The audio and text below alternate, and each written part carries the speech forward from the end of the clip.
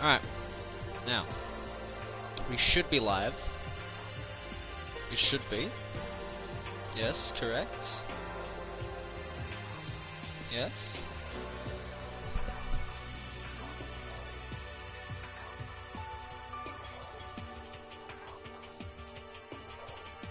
Okay, we're live, we're good. We're good. Nice.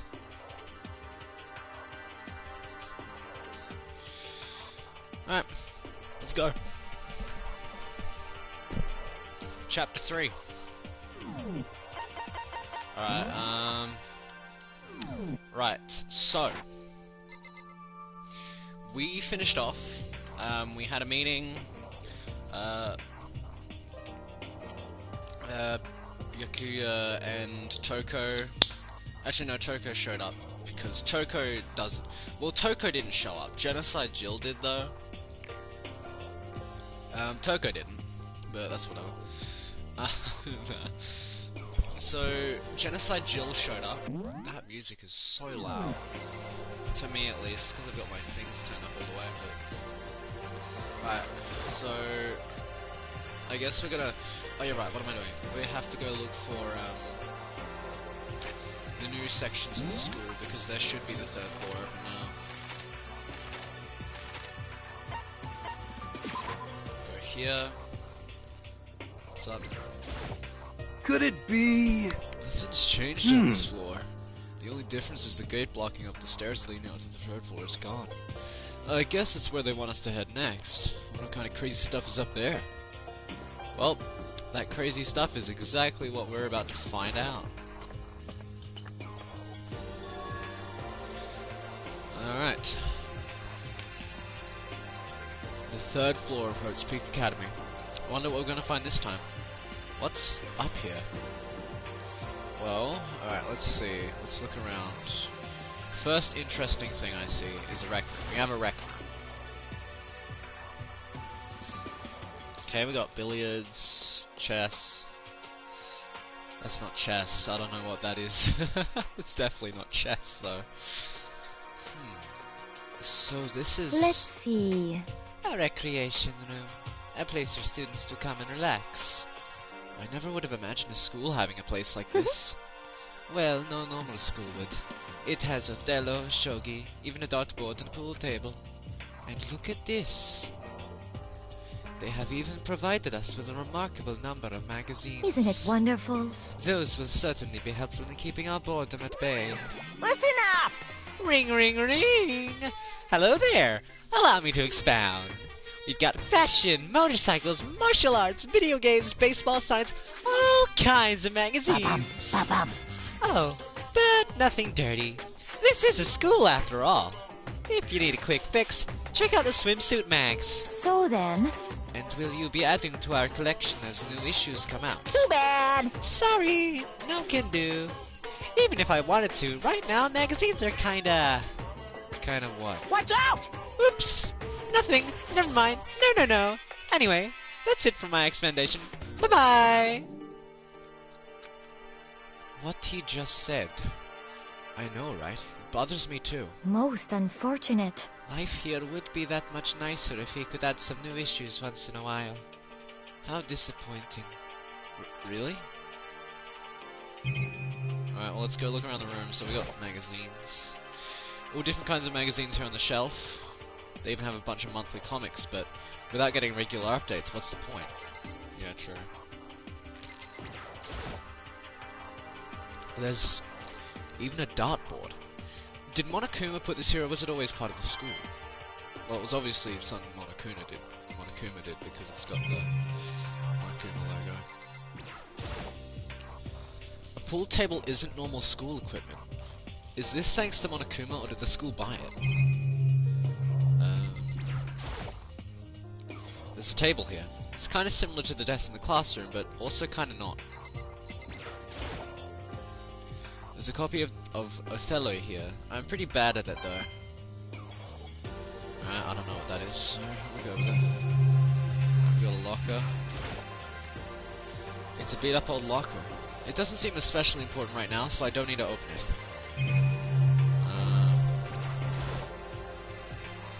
This looks like some kind of bottle, but what the heck is it? Maybe it's just for decoration or something. Maybe, maybe not. A firm-looking leather couch. It looks pretty comfortable.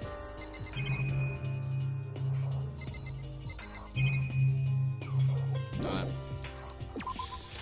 Not really much there.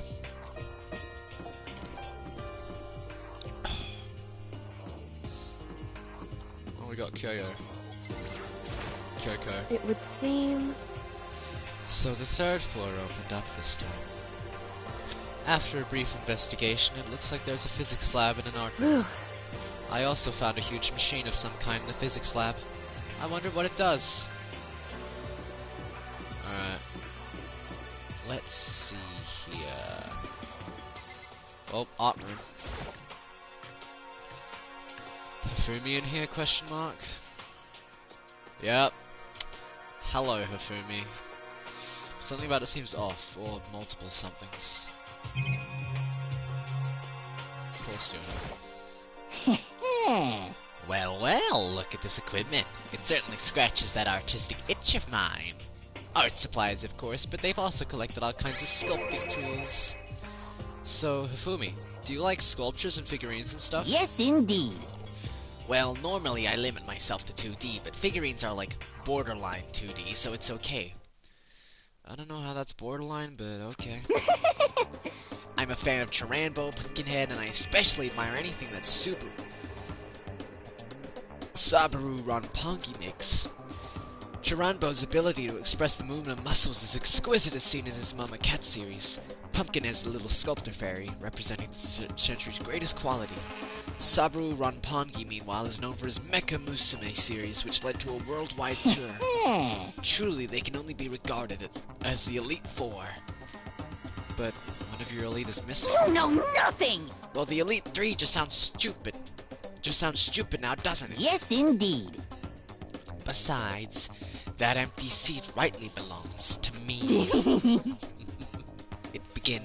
Today begins my reign as the legendary ruler of the next century. I see. Well, good luck with that. Hope you fail. We got a Monokuma statue. Is this a statue of Monokuma? Who would ever want to make something like that? Still, the quality is surprising.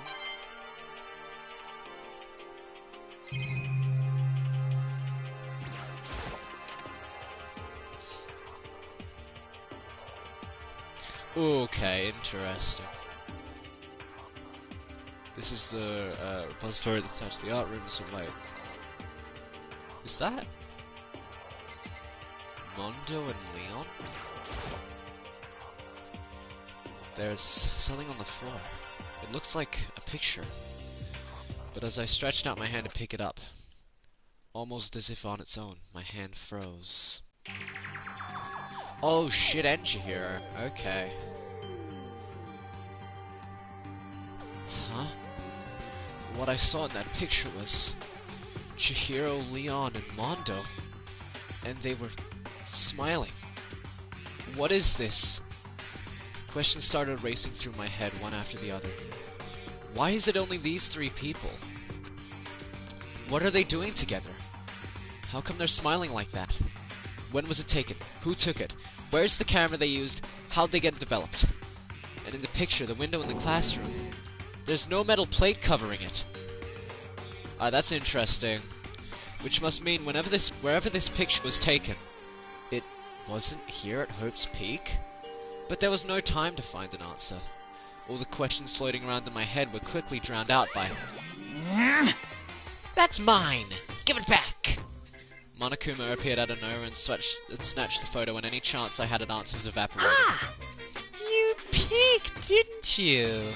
Well, they all had some pretty dazzling smiles, huh? Isn't that wonderful? They were definitely living their school life. It's like they ripped a page right out of the Book of Youth. What's going on with that picture? Do you know? I'm not telling you nothing. Why can't you give me a straight answer? Never mind. I don't even know why I bothered asking. Alright, hammers. There are wooden mallets hanging on the wall. If I had to guess, I'd say they're making sculptures. That's gonna be the murder weapon. Instantly sees wooden mallets. Murder weapon. Dolly, they must use it to move all these statues around. That could be also important.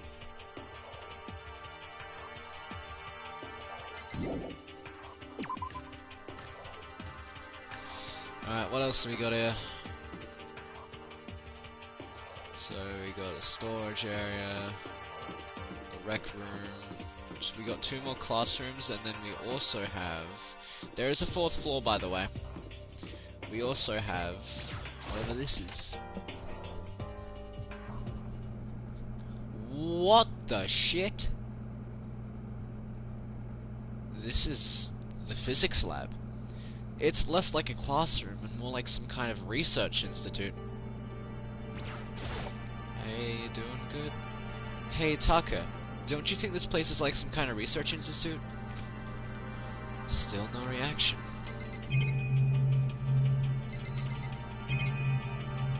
What is this? Oh, this is... It's a digital camera. It's got some weird anime-style design on it. It's kind of beat up, but it looks like it still turns on just fine. Yup, still works. I should show the others later. This machine obviously has some kind of purpose, but I don't know anything about physics to begin with, so I wouldn't have a clue where to start with this.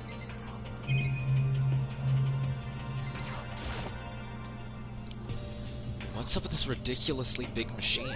Watch out! Whoa, what? What? You want to do some quantum leaping? Huh? Phew! That's a time machine. Pretty awesome, right? It was designed by a student right here at Hope's Peak. The ultimate physicist. Although they don't go here anymore, they died during the tragedy. A time machine? Seriously? So, it can go back in time? Okay then. Let me get in there. If I can go back to the past, then I can... This time I'll stop Mondo for sure. Oh, sorry. Not possible. This particular time machine can only go back 1 minute. It comes in handy when you, like, leave your pizza bagels in the microwave 1 minute too long. 1 minute? What? You sound disappointed. But actually, I was lying about the whole thing anyway. There's no such thing as time machines. What? Hey, Honestly, it's just an air purifier. Air purifier. In other words, It can produce clean air no matter where you're at. With that thing, you could even live on Mars. But what with the discombobulating gravity and deadly low temperatures, you probably don't want to live on Mars. you guys? Anyway, this machine is the reason you guys have all this delicious air. So don't go messing with it. You break it, and it's your butt. This huge thing is just an air purifier? And more than that, to go out of your way to say something you know will hurt someone who's already suffering. God damn you!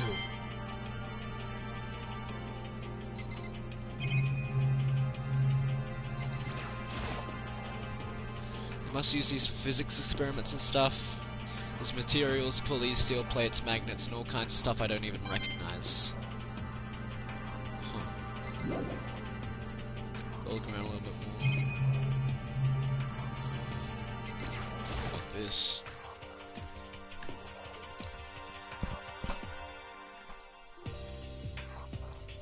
Hey, it's Jill. There's a strange chemical smell in the air. Ah, this place is so relaxing, so calming. The smell of formaldehyde is almost unbearable. I'm getting seriously excited! It's so tempting. I want to just dunk myself right in it. Of course Genocide Jack likes it. That just goes to show how disgusting it really is. I discovered lots of stuff, and it was all strange, but I don't know if any of it was an actual clue. I'm just getting more confused. Maybe I should head to the dining hall and talk about it with everyone else. Yeah, for now I should head to the dining hall.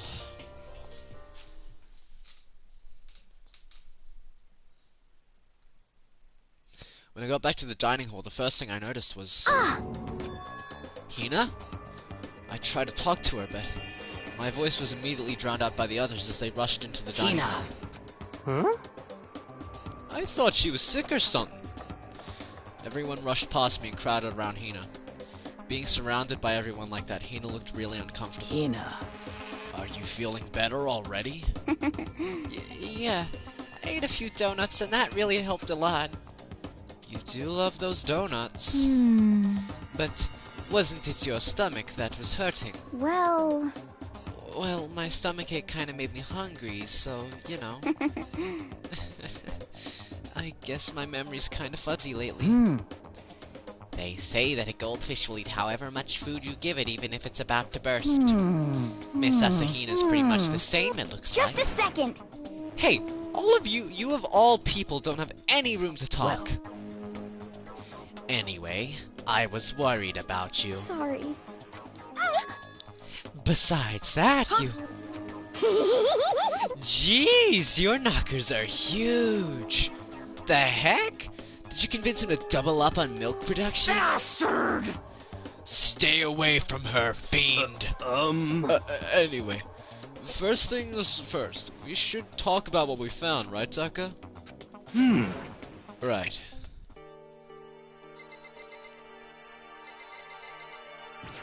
Taka. It's no use. Oh, I just remembered. I saw Byakuya a little while ago. You SOB! Where was he? What? You're kind of scaring me. Where was he? He He was in the locker room. He had a huge stack of books he must have got from the No, library. no, no, no! So that's where he was hiding. I won't let him get away from me. Huh? She just ran off. Is she okay? We should not concern ourselves with her.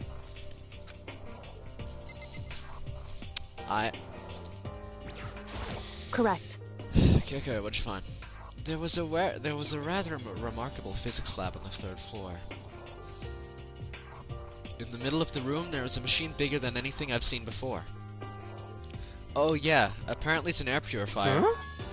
Huh? What's something like that doing there? Is the device really that big? I really don't get it.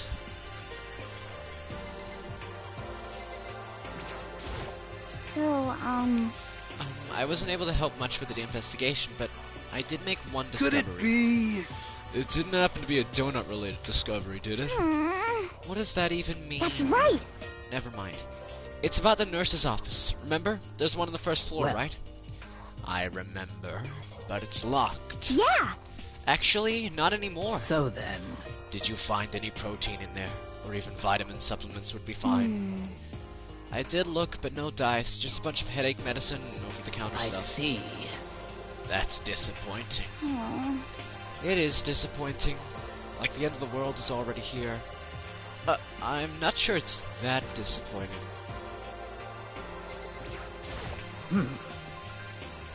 I searched the entire 3rd floor, but all the windows in the halls and rooms were blocked off. I wish they'd give this a rest already, for serious. Give me back my bright blue skies. Just forget about it. Impossible. You make it sound like I dropped a nickel or something.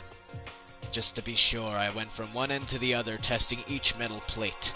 None of them budged. So in the end... It would seem escape via the 3rd floor is as impossible as we feared. I see.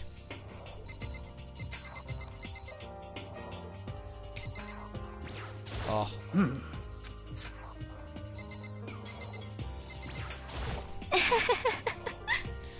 There is one piece of good news. There just so happens to be a rec room on the 3rd floor. I have no doubt that our student life here will be even more enjoyable because of it. Will someone join me in a game of Othello sometime? Right, so we can find her in the rec room.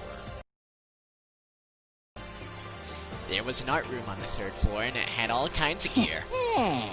Now I'll be able to recreate all my favorite anime characters. If I can't watch all the anime, then I'll make all the anime. Anime characters. That reminds me of that thing I found. Mm-hmm.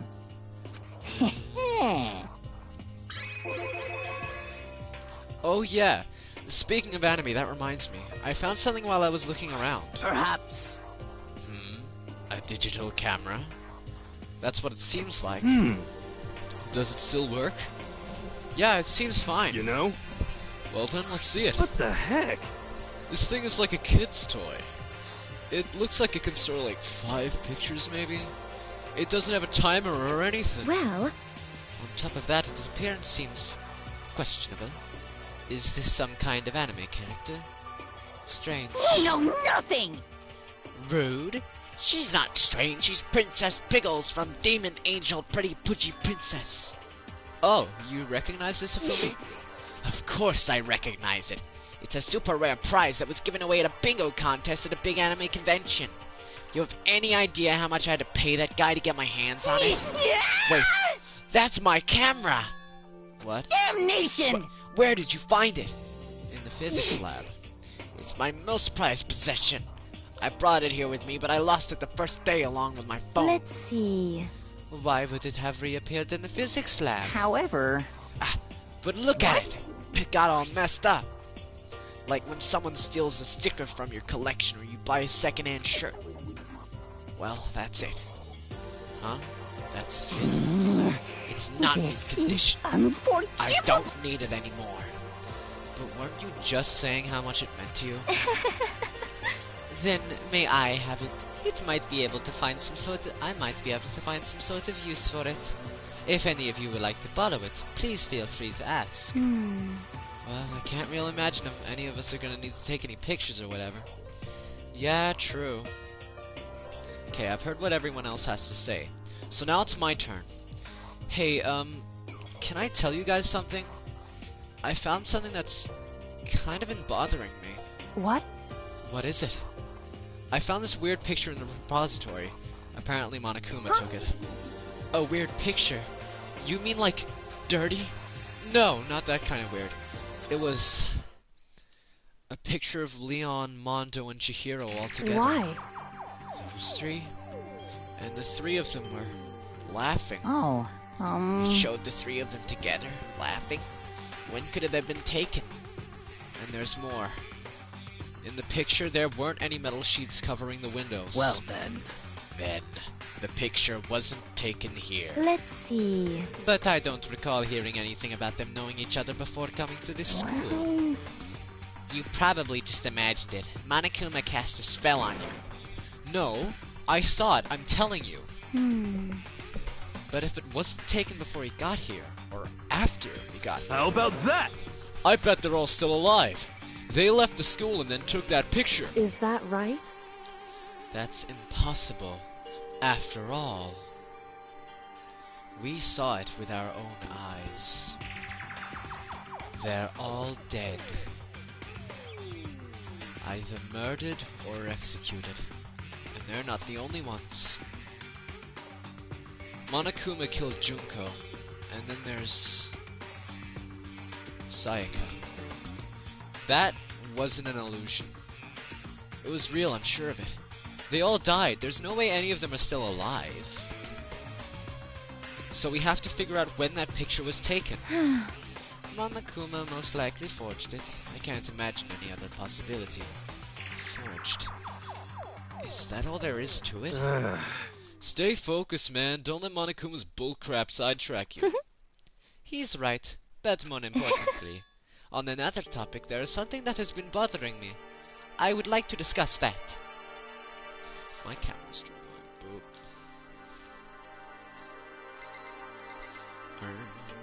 What's up, Celeste? There is also something that has been bothering me, which I would like to discuss. What's bothering you, Celeste? It's about Hina. Huh? What? Me? You said your stomach hurt, did you not? But I believe that was a lie. What really happened? It varies from person to person, but whenever someone lies, they tend to have a way of showing it. It is called a tell. Something that you can't hide, no matter how hard you try. Is that okay? Whenever Hina lies, the tip of her nose gets just a little bit longer. What? For real? Actually, no. Huh? Oh, But your reaction now just but your action just now confirmed it. You were lying. That's no fair. If you are going to lie, at least try to lie convincingly. Hina. Be honest. Were you lying about your stomach ache? Yes. I see. Why? Why would you lie about that? That's it. I'm Are sure you of feeling it. guilty about something? Just a second. No, that's not it at all. But It's just... I mean, I have a reason for it. A reason? sorry. To be honest, I didn't have a stomachache. I did it because even if I came and told you the truth, I thought you wouldn't believe me. The truth? Well, I saw it. Saw what? A ghost. A ghost? You mean like that ghost? Is there more than one ghost? But I mean, ghosts are... what the heck? See, I told you you wouldn't believe me. It's not that I don't believe you, but... Hina. I believe you. No matter what anyone else might say, I will believe whatever you say, no matter what.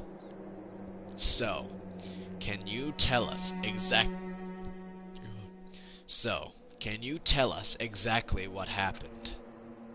If you really mean that, Sakura, then okay, I'll tell you. so, It happened last night. I was in bed, but I couldn't get to sleep.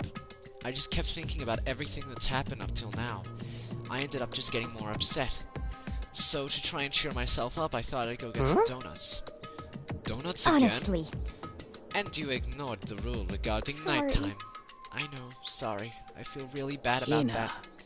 Anyway, But- please continue. Well, so I left my room and headed for the warehouse. But then I started hearing a strange sound.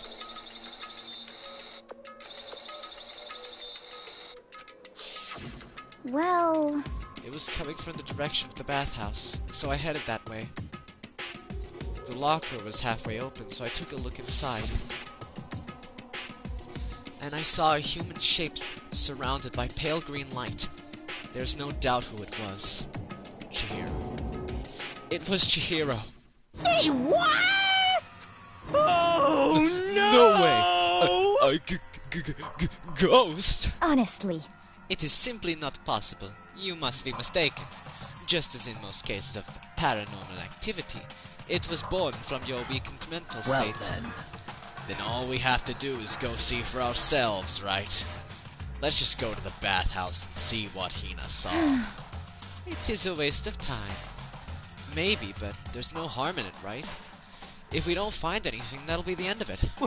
What? You're gonna go try and see a ghost? Is that really a good idea? It might put a curse on you. What the heck? You can wait here if you want. Please. I don't want to be alone. Take me with you. Hey, What are you going to do, Celeste? there is nothing to be done. I suppose I have no choice. How about you, Mr. Ishimaru? Are you gonna wait here? Oh. I guess that's a yes.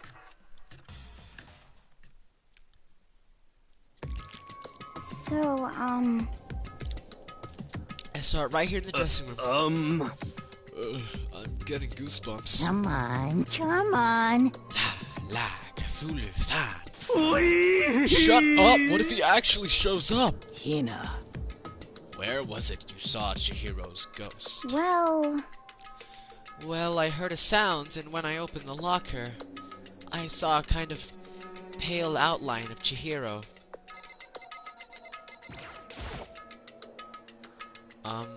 Is this the locker? There's something in here. Huh? Inside the locker is a laptop? What's something like that Hey. doing here? I remember seeing this. Oh, that's right, I saw it in the library before. It looks like a laptop. That top looks pretty old, and it's all covered in dust. so, It's broken. I tried pressing the power button earlier, but nothing happened. It's broken, huh? Too bad. But how did the laptop get from the library to here? it would seem... And I guess it's in sleep mode, but the power is definitely on. Huh? But I thought it was broken. I would bet that Chihiro fixed it. After all, he was known as the ultimate programmer. Then perhaps... More importantly, Hina, you said you saw a green light, yes? Surely you did not mistake the light of the monitor for a ghost. I'm surprised you were able to dress yourself in the morning. Aha! Oh man, if I had the Love's Clueless Girls attribute, I would have fallen in love big time just now. So glad I don't have it. Well, I didn't really expect to find a frickin' laptop inside a frickin' locker, okay? Hey, come on. It's okay. I mean, anyone can make a mistake like that. As a matter of fact, one time I thought I'd spotted a gray alien, but it turned out to be a tadpole. What are you saying? Don't compare what happened to me to one of your stupid delusions. Don't be mean. I was just trying to make you feel better. What if I get all depressed forever now? But listen, isn't this really strange? What's this laptop doing in In here? other words, Maybe someone hid it here. But If that's the case, we found it pretty easy. wrong. Whoever put it here, I don't think they were trying to hide it from us. Huh? What do you Hey. mean? Haven't you noticed? There's one big difference between this room and all the others. There's a difference? There's no surveillance Yes, camera. it's me. Precisely. There's no camera in here, which means this is the one spot where the mastermind is blind. So you're saying someone put the laptop here so the mastermind wouldn't know about It's it. true. And what Hina saw wasn't the ordinary glow of a computer screen. It was the figure of Chihiro, shining pale green. Hey. I think it would be best if we investigated this laptop in a little more detail. It's just like Kyoko said.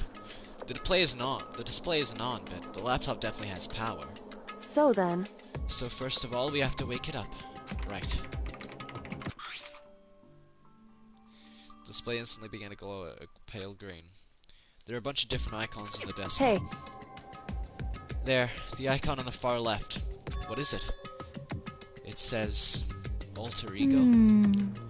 Alter ego literally means another self, I believe.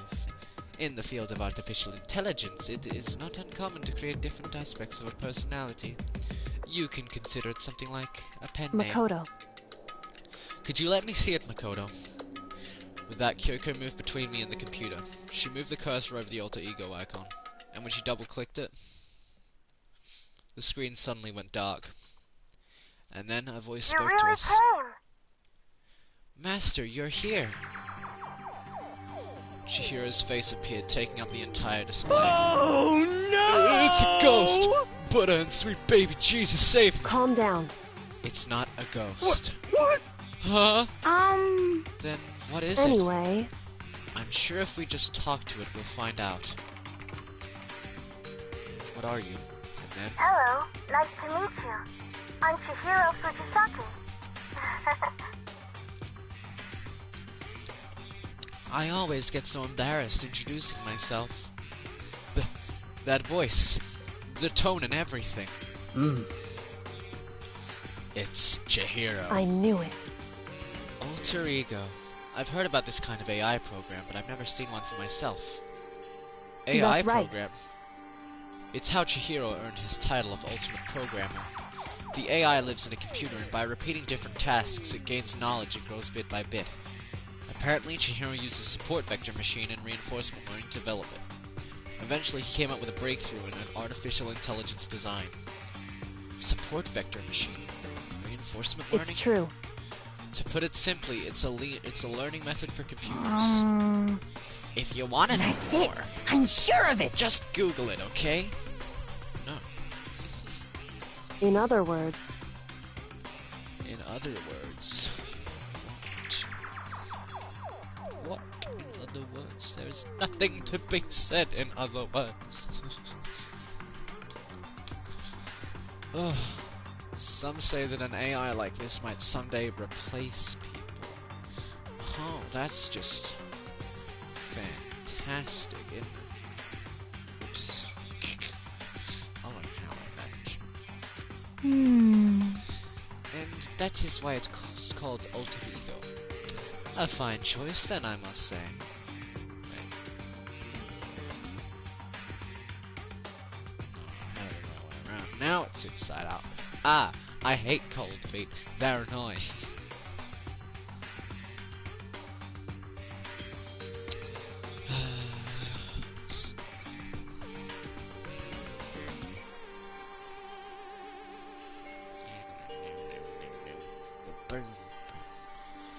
Okay.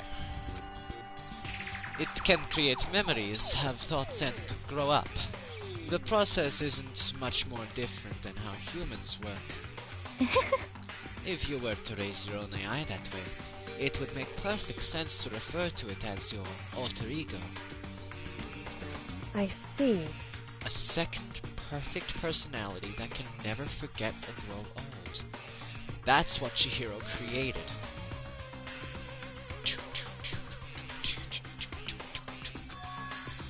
That's alter ego. Kyoko, how do you know so much about this? Are you okay with this? Anyway, so he fixed the broken laptop and put his own program on there. That is what this means, yes? Then he brought the machine to his dressing room, where the mastermind would not be able to see it. But you know all about this master whatnot. Yes, yes. Don't even think about it, man. Don't even think about it, or I will destroy you. Eh.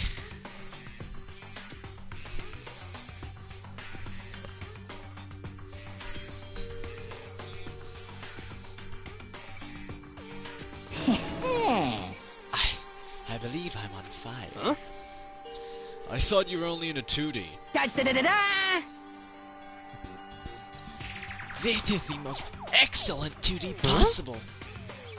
But he's a guy, and also a computer program. I feel as if... Oh, that aspect. Anyway, Let's talk to him a little more. Kyoko typed away rhythmically. How much do you know about what's going on? Master, Master only gave me a general idea, well, but I do know that things have become very grave. He found himself caught up in this without warning. Kyoko immediately shut out another question. Why are you here? that's right. Are you asking what Master had planned for me? Well, he wanted me to analyze the massive number of files stored on this laptop.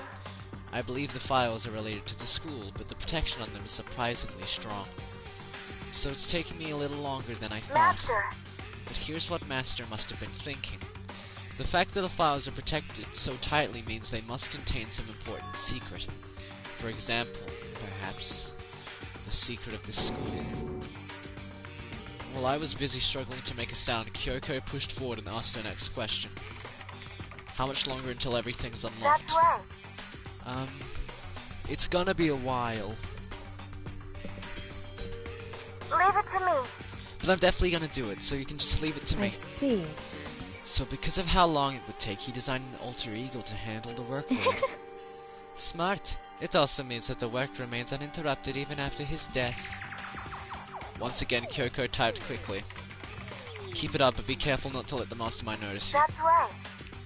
Don't worry, I've got a secret plan already, just in case.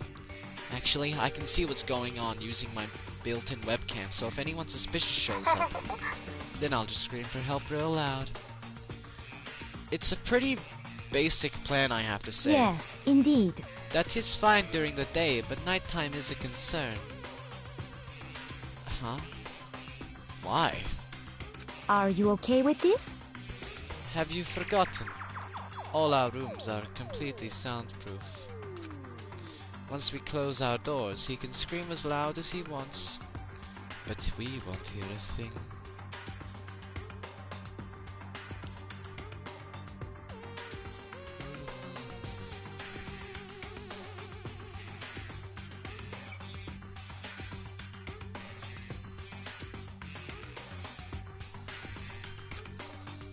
Okay, then how about once it's nighttime? We each take turns guarding the dressing room. However, There's a good chance the mastermind would notice us all going out in the dressing room like that. Then what can we do? so then, Once nighttime comes, I'll leave the door to my room open. Then there's no way I can miss Alter Ego yelling. But...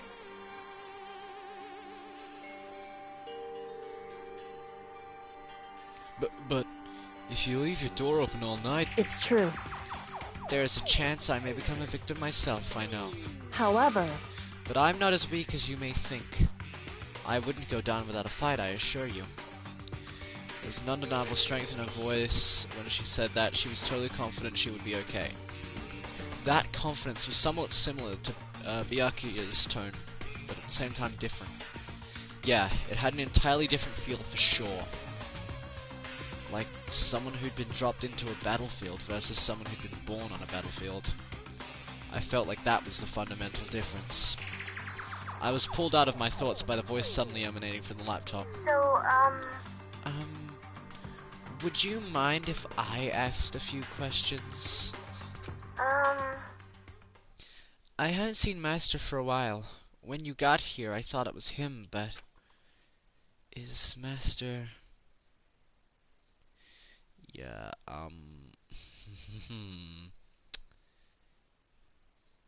He... Don't know how to tell you this, but, He's kinda dead. For a split second, Kyoko seemed to not know what to do. But she recovered just as fast and quickly began typing. Her answer was clear, concise, direct. Chihiro is dead. Mondo killed him. okay then. I see. To be honest, I knew all along. I knew the chances that Master would survive the situation were very low. So, I was prepared for this moment. it's Somehow like... I feel kinda sorry for her. I can't even imagine how it must feel to lose your other self. It is a simple computer program. It does not have feelings. What? Are you sure about Shall that? we go? Anyway, that's enough for today. If we linger here too long, the mastermind will start to suspect something. And then Kyoko typed one last sentence. I'll come back later. Yes, please do. It's a promise, okay? Bye-bye. The AI seemed totally different from when we first arrived. He seemed upbeat. Was it just because he was following his programming, or...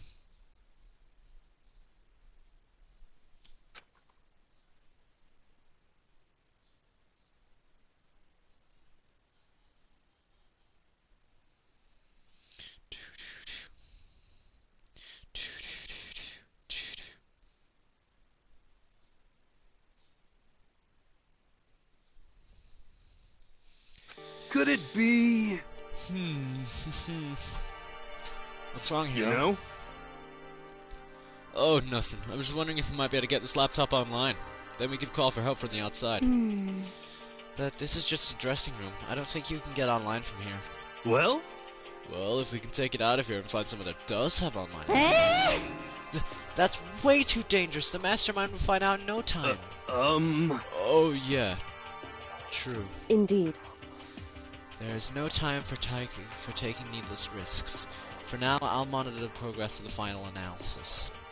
I'm confident we'll uncover some kind of clue once it's finished.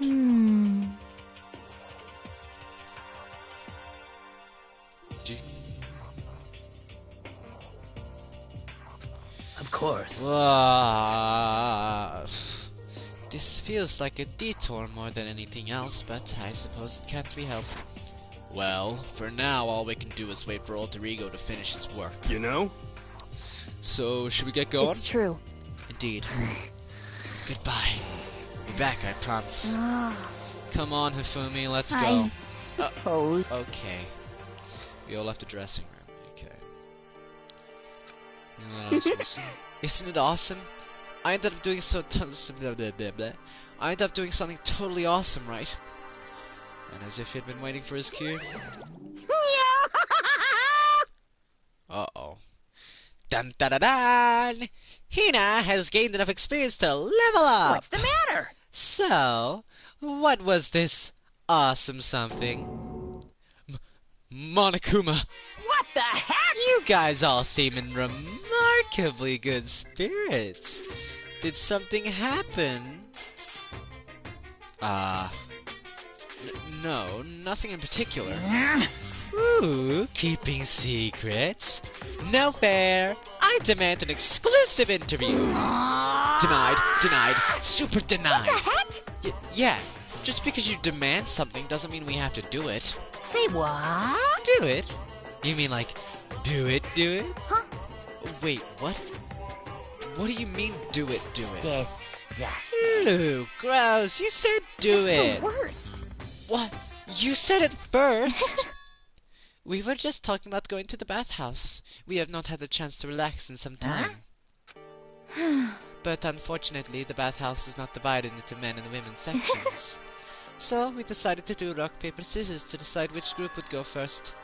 Hina won the match for us, and that is why we are all so pleased. Yeah, that's right. Speaking of which... Okay, boys, why don't you head on back to the dining hall or something? We're gonna take a nice long bath. Hey, come on. Jeez, what are you gonna do, right? We lost fair and square. Well, ladies, shall we go? Celeste didn't hesitate coming up with a ruse, and her poker face didn't even flinch. So she and the other girls headed back into the dressing room. Damnation! Nuts and damn it. We totally lost. Another day without getting to take my very first bath here. Yeah, but tomorrow for sure. You'll definitely get that bath tomorrow. Okay, so should we head back to the dining hall now? Hey! Hey, I'm Monokuma, and I'm not pleased with you. Hold on. Hey! Hey! Something strange here. Very strange. Strange? What do you mean? What's strange is... This is the perfect chance for you to take a peek. No. Says the guy who's been, like, encouraging us not to do that the entire time. Jesus Christ. Bruh. You send out some real mixed signals here, alright? You gotta calm down.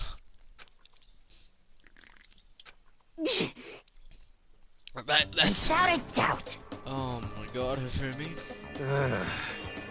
I thought you were all about the 2D. All of you need to shut up, sit down, and listen to what I have to say. An opportunity like this doesn't come along very often. It's the ideal setting of a man's fantasy. I was forced to ask myself, should I sneak into the bathhouse like Monokuma said, or just go quietly back to the dining hall? No, I can't do it. I can't treat the girls like that. Let's just head back to the dining hall. What? But what about your man's fantasy? I'm not sure a real man's fantasy should be about spying on girls and stuff. It should be more about your hopes, or your dreams, or of adventure, or whatever. But anyway, I'm not gonna spy on them. This is kinda depressing. I see. I can't even describe my bitter disappointment. That primal fan service could have been yours. We headed back to the dining hall, leaving Monokuma standing there alone. But to be honest, even I was a little reluctant to turn down the offer.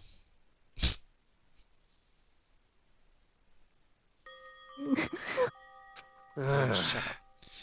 So, I guess you dig the real thing, just like any other guy. Huh? The only reason I care is because it's a good reference for creating figurines. A real live woman is useless to me, but looking at their naked form might be okay. Maybe. No way. If the girls heard you say that, we'd all be dead meat for sure. Meanwhile, we heard the buzzing of busy voices growing louder. The girls had finished their bars and joined us in the dining hall. You got it! Ah, man, what a nice This bath. is fine. Getting a chance to stretch out and relax after all this time was a true pleasure. Indeed. Of course. Normally, after a long bath, I like to make myself a nice protein coffee, but... Sorry! No time for that! So in the end... That's what I figured. Huh? Actually, We were just saying in the bath now, in the bath how it was about time for you to get up to something. Because After seeing how happy we were, an evil little monster like you would never let that last for long. You're all so terrible My to me. entire existence! Everyone's so cold and mean. Even after I got presents for you all. Presents? Well now. So, have I got your attention? Then let's head to the gym, where your presence awaits. See ya later! No questions, no dilly-dallying, get a move on, and everything will become clear. Oh, What is it? What are you scheming It this would time? seem... He's probably going to repeat the same thing again, providing us with a motive to get things moving. Huh? Again? I don't wanna do this anymore. Me either. I'm like totally traumatized. However, It's okay. We have alter ego. I'm sure he'll find something that'll help us. So for Correct. now, we just have to endure it. Come what may. Okay. Byakuya and Jill Toko. With heavy feet, we made our way to the gym, but when we arrived, there was already someone waiting for us. What? To be kept waiting by the likes of you. Rest assured, if we had access to firearms, you'd all be dead. Byakuya, did you get here early? Did you forget how to walk? Is that why you're here late? It's simple. Right foot, left foot, right foot. The same as always, I see it. Her, on the other hand. Toko, yeah. What the heck? Oh, she's back to her Debbie Downer self, huh? I heard what sounded like a sneeze, and she was back to her old self. So now she goes from manic to depressive whenever she sneezes? Seems kinda late to add that into this. What the heck? Why does everyone keep making fun of me? I hope you all win the lottery and get hit by a bus. So when you want to say something mean, then you can talk, huh? Anyway, it looks like everyone's here. so then, Which means...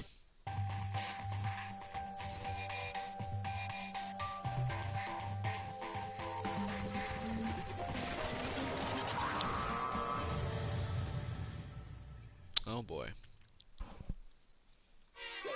You guys? It looks like everyone's here. So then, let's get started. What? Come on, out with it. What kind of motive are you prepared for us this time? However, Whatever you subject us to, we will not break. Okay. Yeah, that's right. We're not gonna lose to you ever again. Come on! You don't have to get so defensive. Calm down. I've decided to change things up a bit this time. Up till now, I've been using the whoosh of the north wind to get you all moving. But sometimes, you gotta use the sun to light a fire under someone's butt. Without further ado, I give you this! $10 million! Uh-oh. I've prepared this graduation present for whichever lucky student makes it out of here alive. What do you think? It's 10 million bucks! 10 million smackaroos! It's like totally wowie wow, am I right? So that's the motive you prepared, is it? $10 million is... It's not early enough. It's not nearly enough. it's true. When it comes to motives, money certainly is the gold standard, so to speak. Whether it's in a mystery novel or the real world. What are you But saying? there's no way we'd kill each other for money. of course. She's right. You can't simply purchase a person's life. You can say 10 million or however much. I don't give a crap. For serious. Yeah, they're all right. Whether it's 10 million or any other amount of money. No, not even just money. From now on, no matter what you do, we won't kill our friends. Come on, stop trying to act tough. I can't wait! The most important thing is to live a pure and moral communal life. Monokuma disappeared, leaving his words on stage along with a massive sum of money. There's nothing to worry about, right? Nobody would kill a friend for money, right? Have you so quickly forgotten the lesson from last time? You can't judge others by your own standard. Yeah, there might be someone here who's having money problems.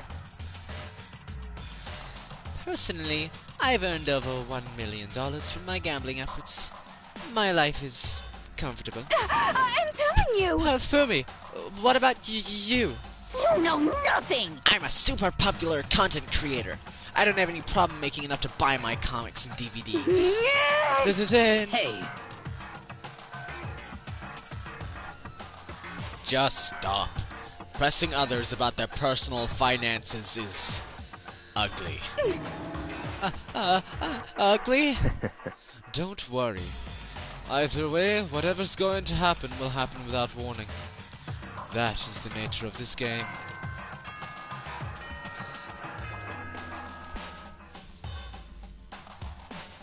As such, soon the doors. Okay then. It's that time already, huh? Before we separate, let me remind you. Starting tonight, I'll be leaving my room door open to make sure nothing happens to Alter Ego. But just because my door is open, don't assume that will make me an easy target. Because...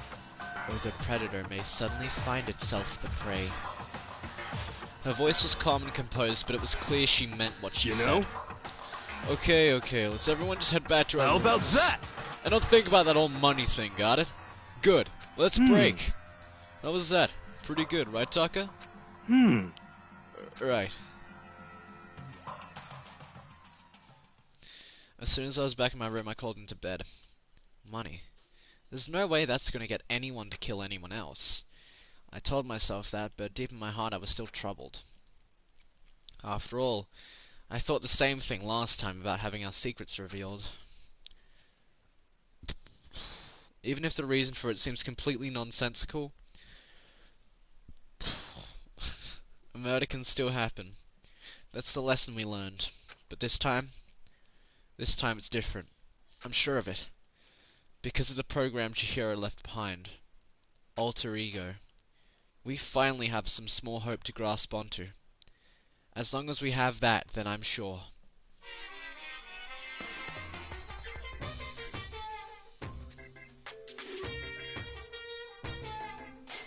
Little kids have it so easy. 'Cause they can put little in front of their name, and right off the bat everyone thinks they're cute. Well, fine then. I want everyone to start calling me Little Monokuma. See?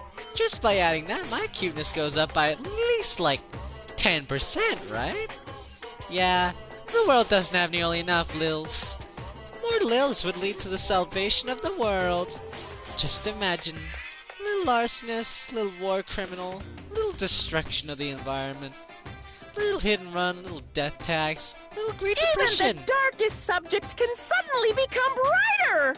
Our dreams are expanding. Ding, ding.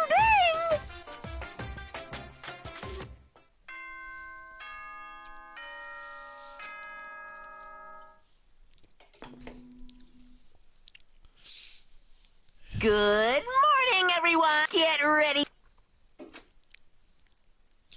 Guess you head to the dining hall. Yep.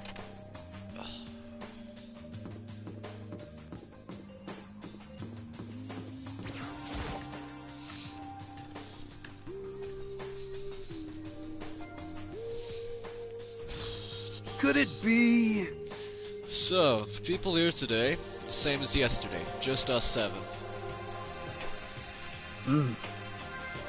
Byakuya and Toko are lost cause, but looks like Taka's decided to stop coming for good too.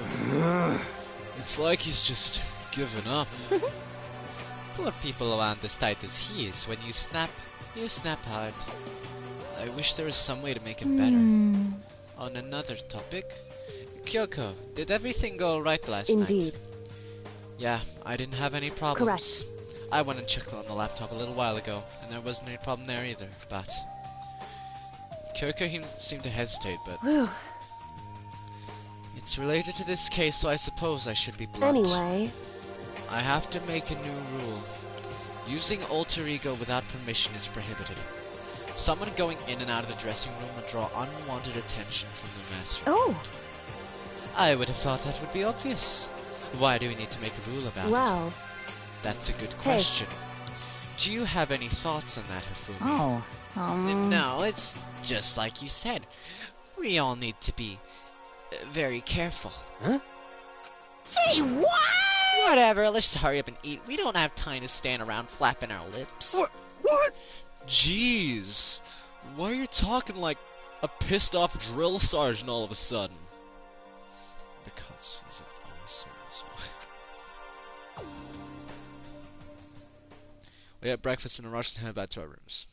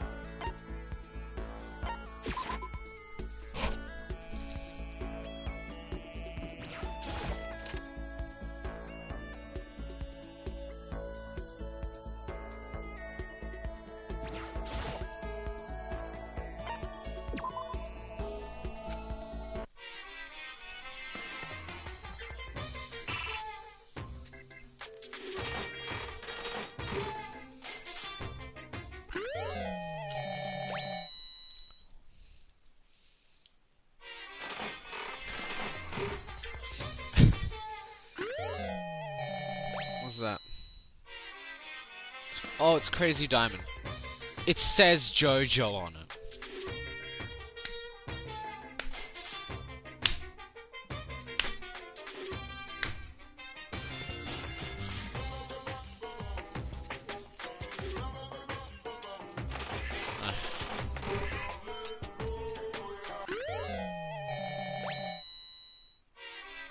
Oh, never mind, it's not new. Then I don't know.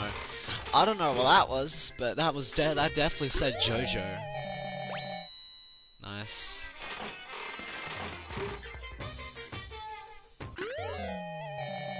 Nice.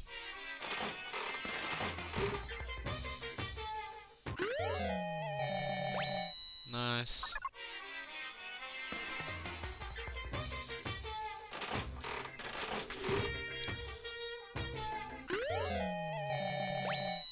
Nice.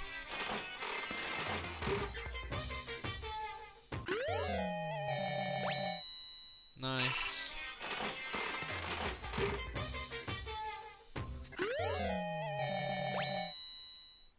Nice.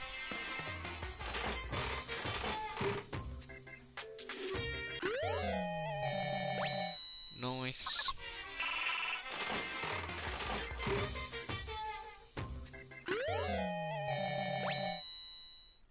Okay.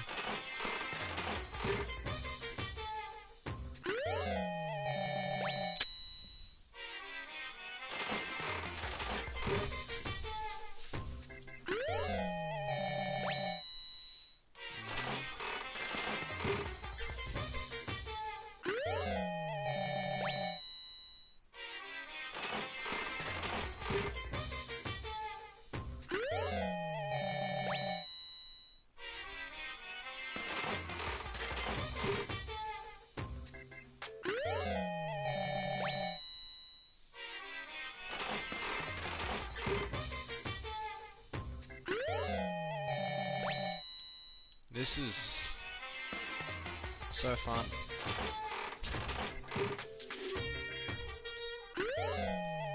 I mean, I'm gonna do it though. Oh, we could give those to Genocide Jill.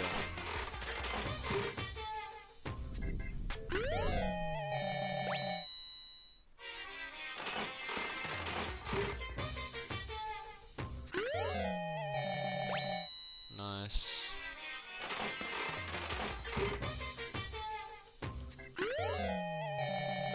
Nice. Lucky.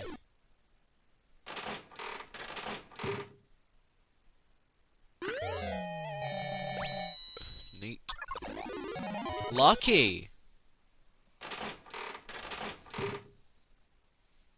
Okay, nice.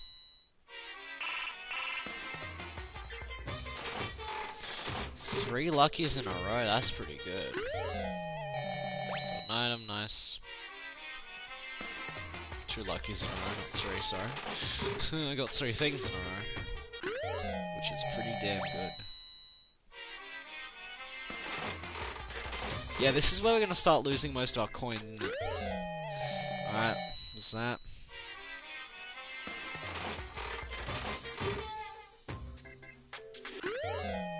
Alright, we got one of those before. It's fine, whatever.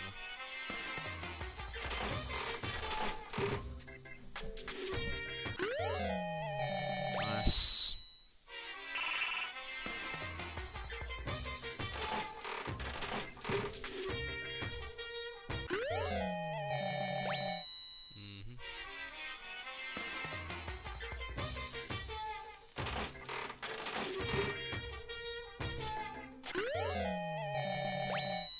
Nice.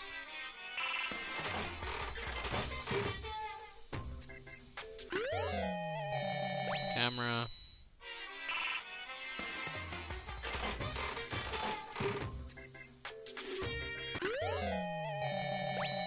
What even is that?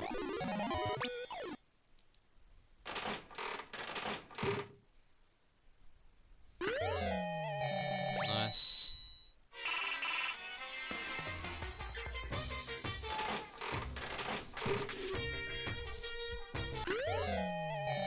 Coffee.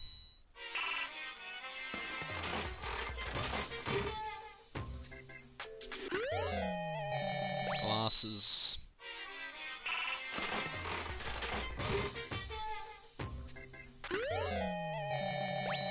That's not new.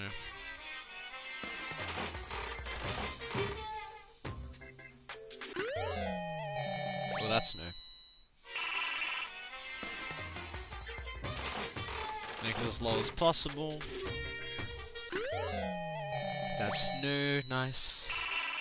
Cool.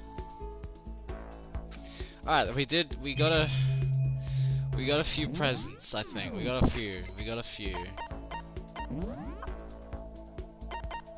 Okay, coffee, potato chips, black croissant, flotation donut, love status ring, brand name diamond probably, we got a blueberry perfume, glasses, wearing these, performing incantations will help, throwaway watch, scarf belonging to a certain masked hero, latest stuff from Premier Gothic Lolita fashion label, shirts of cotton cloth, bra design stuff with your hands, collectible figure of Princess Piggles, figurine of the popular TV person who's lost in blah blah blah. Listeners. There she is. Create advanced styling designs, watch the edges. I'm interested in this JoJo one. Antique doll. Plane. Someone's graduation album. A host's peak graduation album someone left behind. The signature pages are all completely blank. Does that say JoJo? I don't know. Does it?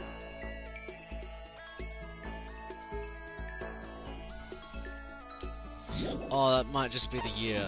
See, I got really confused because Mondo is just one big JoJo reference, so it makes sense why I think that would say JoJo.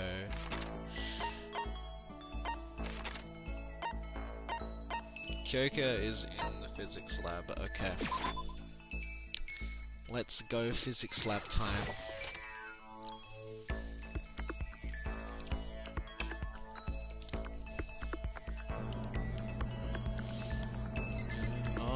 Hiding.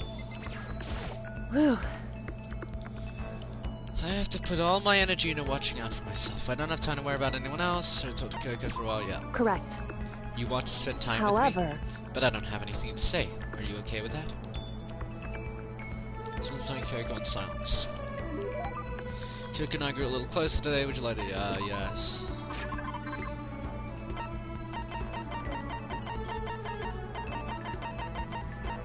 Crazy diamond. So trench coat, school crest, red costume, cat dog magazine, Gerbo dolls.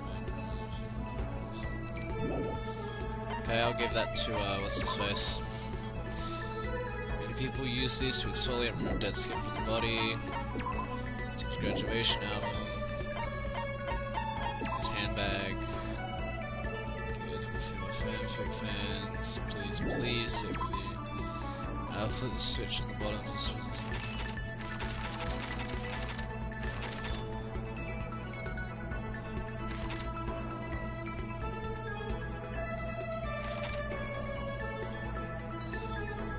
Learn about books that was introduced to teachers.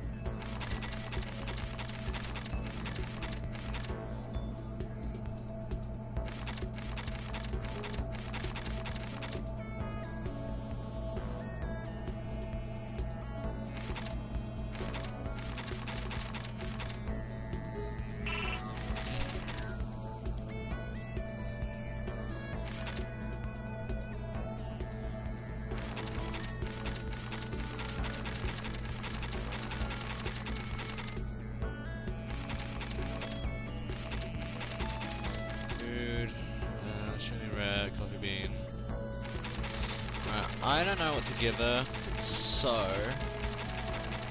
let's just go with like the this, I suppose. So... This is something you don't see too often. Do you mind if I keep it? I'd like to take a closer look at it. Maybe she liked it. Oh my.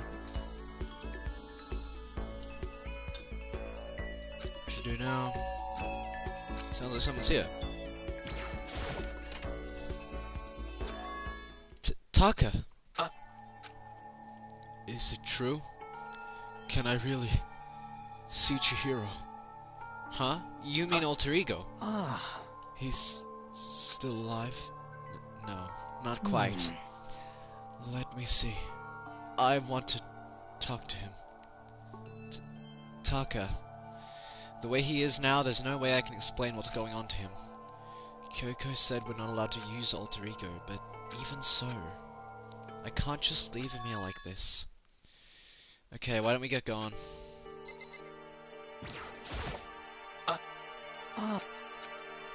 Take me.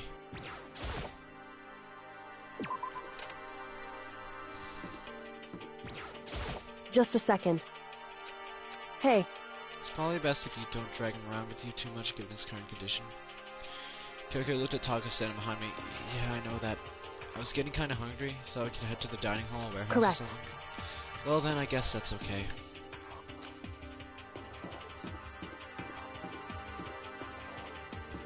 On to the bathhouse we go.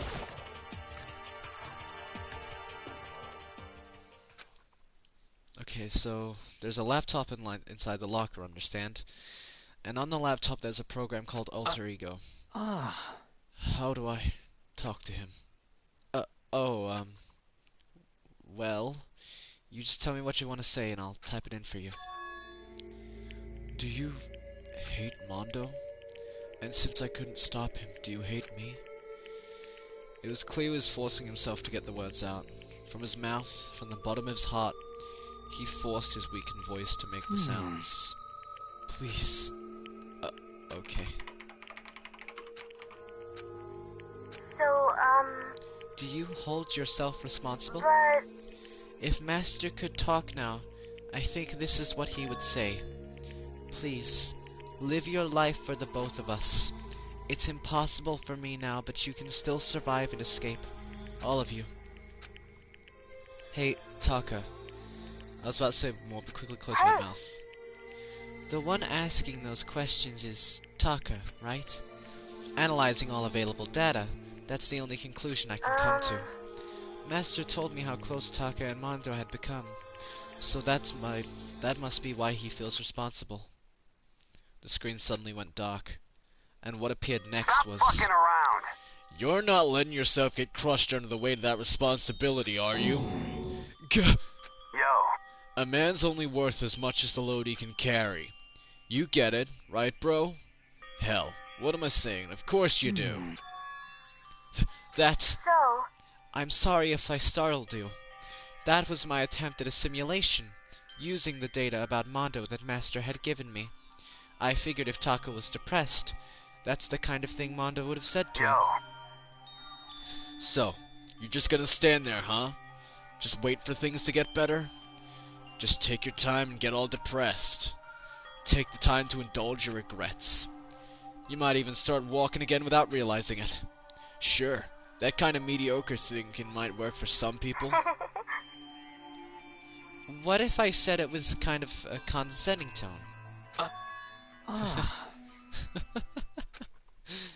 Taka? It's starting to sink in. The way a bucketful of water sinks into a bone-dry sponge. Huh? Those words, deep within my heart, they're inside of me.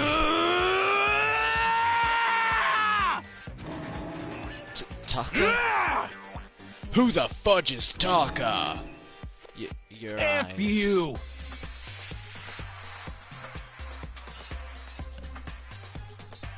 Hey, don't worry about it. Guess I caused just kind of a scene, huh? Shoot, man. Yeah! I'm a new me. I'm totally stuffed with fighting spirit now, you dumb butt. Okay. Taka, just calm down. What? I am calm, and don't call me Taka. That's not my name anymore. I'm me. I am me. Taka let out a bone-chilling howl and ran out the room. Hey, Taka, hold on! And I took off after him, but someone stood in my way. As if tagging Taka out, she walked briskly into Just the a dressing room. second. What do you think you're doing? Kyoko! Oh, no, see, this is Enough just... already. Don't go around doing whatever you feel like. It causes problems. And not just for me, for everyone. Sorry. Correct. If you're really sorry, you'll get out of here. Now. Okay. Finally, I headed back to my room, embarrassed and sullen.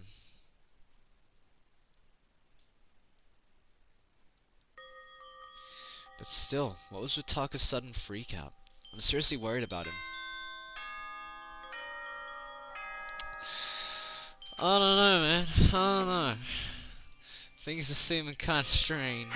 As such, soon the doors to the... Okay, then.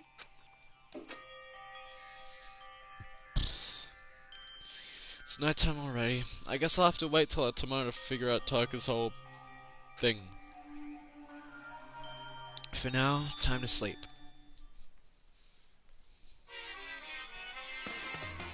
Bang, bang, bang. It's a bop. You want to know why I hate video games? You might not believe this, but I had a best friend once. Actually, he was my only friend. But unlike me, he had all kinds of friends. So me and him were at his house one day when a big group of guys showed up to hang out. They just brought the latest big budget video game. They sat there lost in the game, passing the controller back and forth for hours. But not me. I just sat there watching. That's right, I just watched. What's wrong with that? I didn't care. Just by watching, I was able to nail down all the best strategies. Even though I never actually played And I it. don't plan on ever playing it in the future either.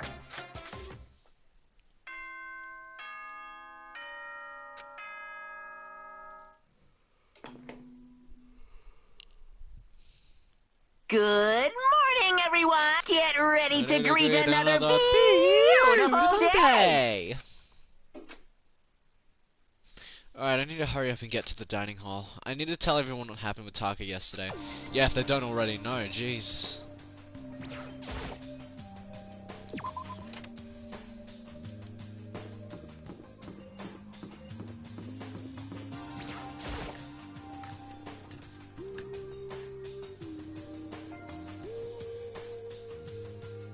You know? Yo, I've been waiting. Huh? Are you the only one here? Where's everyone else? They went on ahead.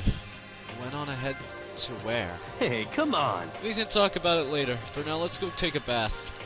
Bath?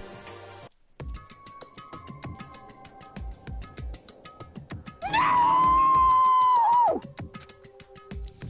Hifumi, what's going on? Makoto, save me. I've never asked you for anything, but I'm asking now. What happened?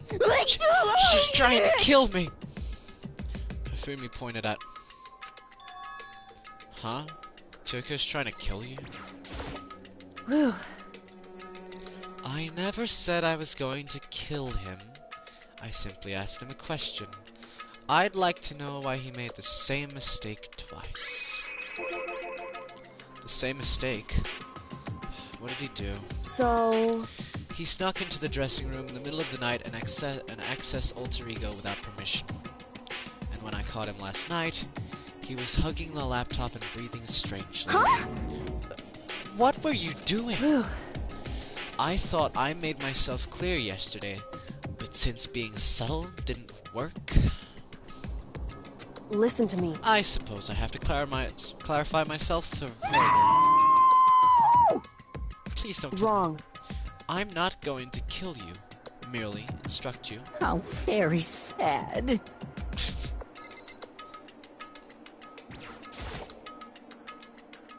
Well... I was just talking, However... which was prohibited, was it not? I I mean, you see, talking to her was just so much fun, and I just... Whoa, okay, time out. I can't believe I'm about to ask this, but... Fumi, you're not gonna tell us you fell in love or something, are you? That I, the cold-blooded killing machine of the underworld, would ever fall in love? That's... Well, it would No seem... way, is this love? According to the spirits... I happened to do a psychic reading for a certain famous CEO once, and that guy was seriously head over heels for a mannequin. He had a wedding. How and about everything. that? And your eyes just now. I saw the same look in his eyes. You know nothing! She's not a mannequin. She's an angel. I feel as if... And don't bother telling me angels exist. What we have confined by your petty words. Yeah, you're totally in love. So, how did things end up like this? Well, at the beginning, I just wanted to hear her say master one more time. But then I was poking around at her settings and stuff and saw she was a well-designed program. I was like, how can I say? It was the first time I was ever able to talk like that with a normal girl. But she's definitely not a normal girl. What? Even when all we did was talk about my hobbies and stuff, she wasn't annoyed or disgusted or anything. Your stories are so interesting, Hifumi. Come on, tell me more. I want to learn everything you have to teach me. I suppose. That's the first time a girl's ever said anything like that to me. Besides, my mom, I mean. Hey. Your mom says stuff like that to you? That's kind of amazing all by itself. That's It's why I was like... just so happy. It was so much fun. And before I knew it, I found myself, you know, liking her. Her face, her personality, her voice, even her keyboard. Well, Even the keyboard? I think you have misunderstood the situation, Hifumi. are you okay with this? Alter Ego was not interested in who you were. It was interested in what you knew. It is an artificial intelligence. It exists to learn. Of course it wanted to hear of things it did not know. You are an expert in many things Chihiro could not have taught it about. For what that is worth. Honestly. Alter Ego wants that information. That is all. I know that. I know, I mean, I do know that, but still. Are you saying it's totally hopeless? F you!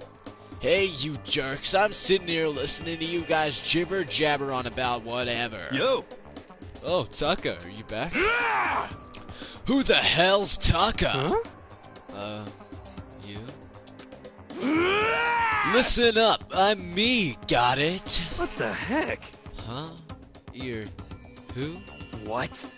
Don't bullcrap me. Isn't it obvious?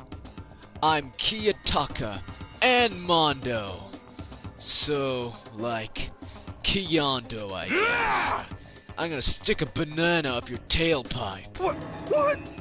What the heck kind of fusion is this? What's happened to you, Taka?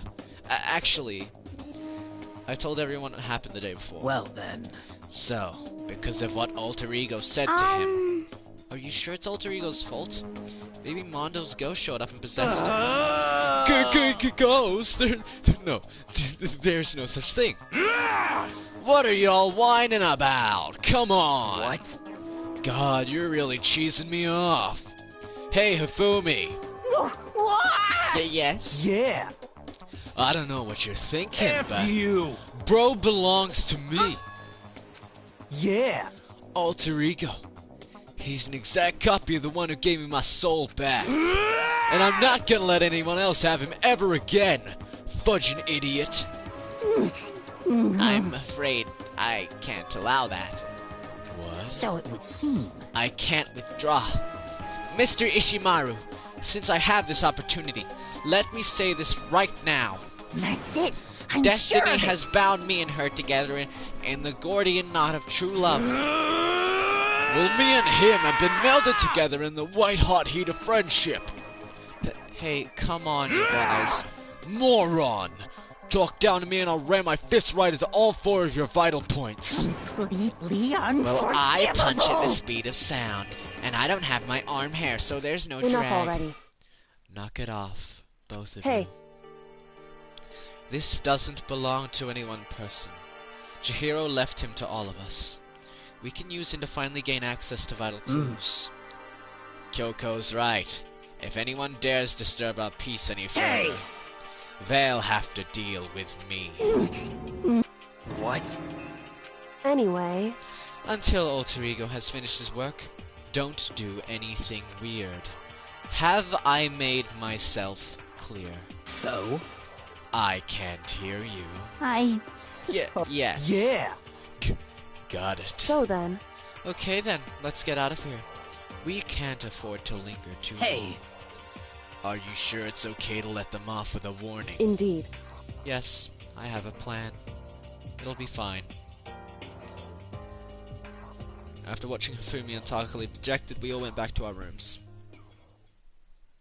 It's still morning, but because of everything that's happened, I'm tired already. I just pulled myself together. What should I do with the rest of my day?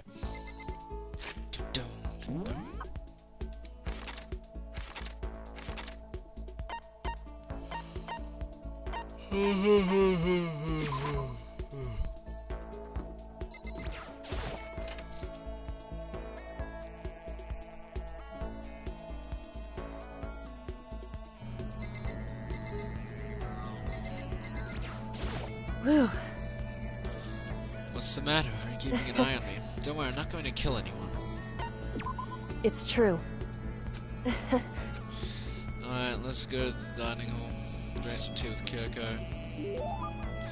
Kyoko and I grew a little closer today, which, yes.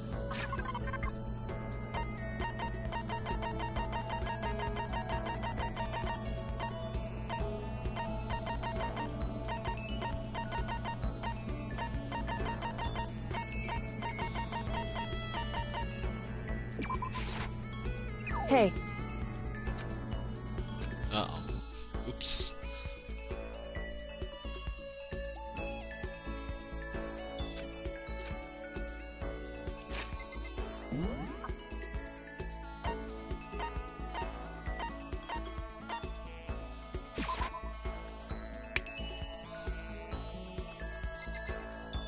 Okay.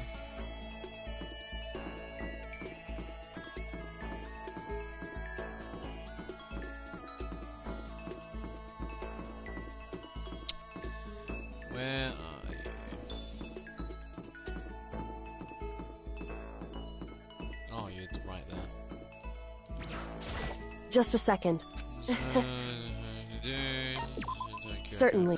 And I find myself more intrigued by a person like you. Okay.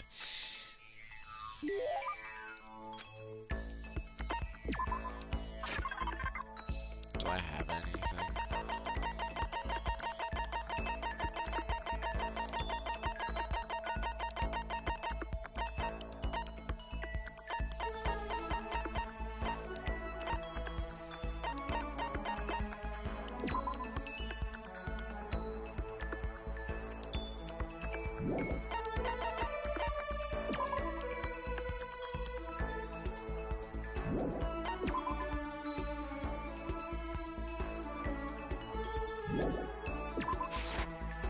So... Damn it.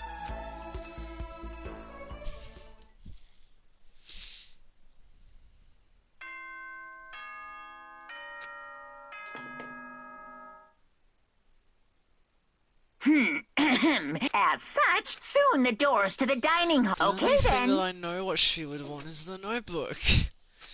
What else? What else is there?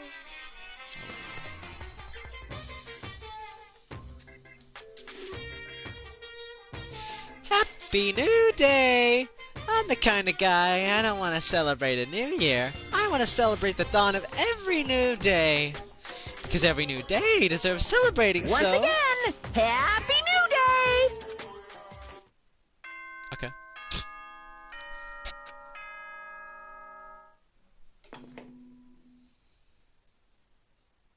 Good morning, everyone! Get ready to...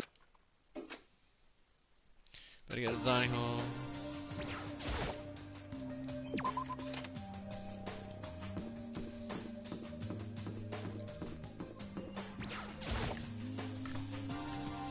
Alright. What's gonna be happening today? Oh, Taka and Kyoko are not here today. You know? Kyoko's still on guard duty, probably. I have no idea about Taka. Damnation! May as well just forget about that guy. so, You don't have to get so mad. You know? They're rivals in love. What are you gonna do? Don't put me on the same level as that virgin. I might catch his virginity. But... Nah, my guess is you're already infected. Wait, can you really catch it?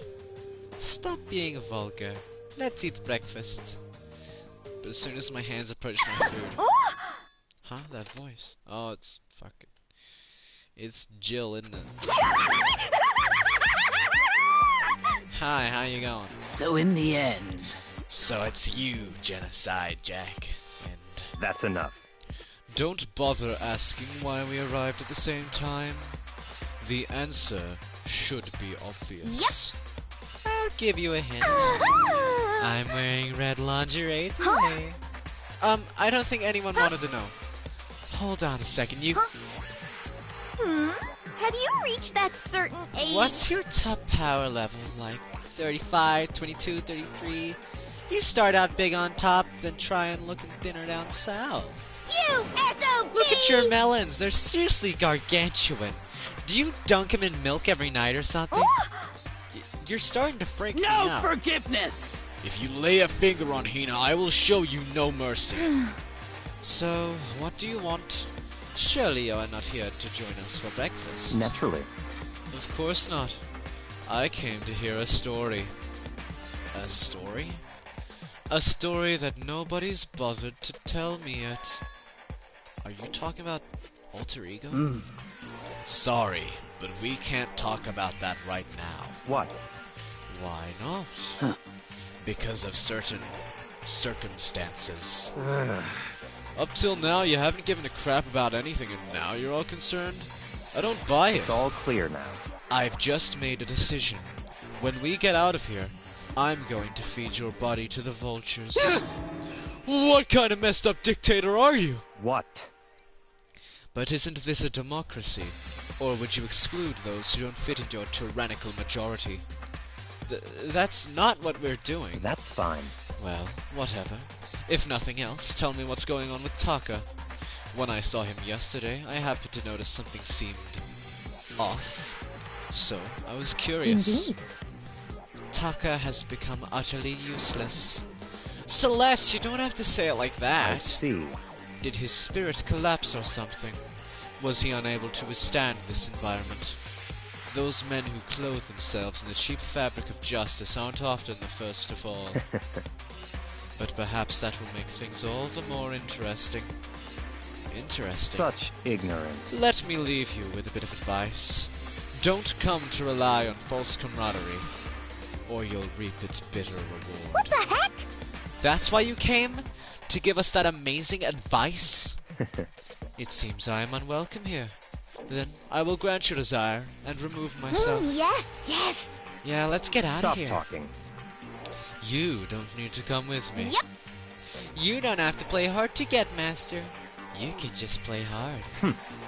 That doesn't make any sense. Byakuya started to slowly back out of the room. He started picking up speed and soon he was sprinting out the dining hall. What? He ran away? So now he's running hard to get, I see. Wait. So at the end there, what was that all about? Just now, Byakuya was like... Maybe he's like the mean guy who starts acting different or getting all flustered when things change. Guess so. Those of us left in the dining hall finished our breakfast and went back to our rooms. What to do today? Well, my question, can I hang out with Byakuya? That's the real question. He would still be in the... Okay, Kyoko's in the laundry. He would probably still be in the library. He's not.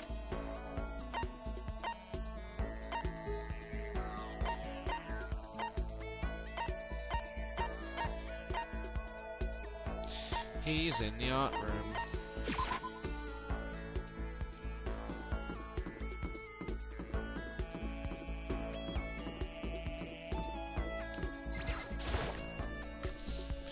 Hey, Byakuya.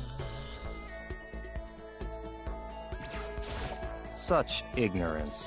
We are so different in ability, appearance, and status that I can hardly believe we're even the same species. You do understand that, right? So why do you act like it's natural for you to talk to me? Yes, we can spend That's time fine. on... Fine. I don't mind allowing you to indulge in my attention. I hope you appreciate this.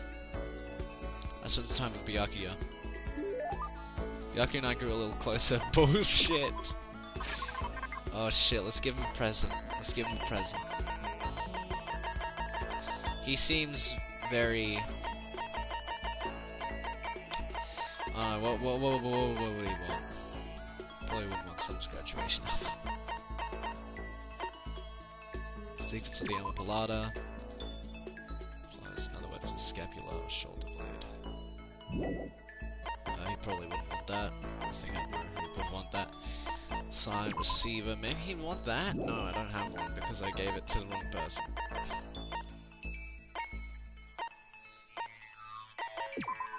Brilliant camera, electrical field surrounding objects. Sadly, there's no film in it. If I have nothing else that I can think of, I'll give him that.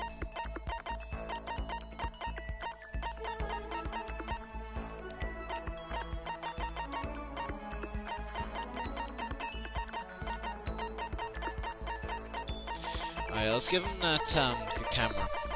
If it's wrong, then it's kind of whatever.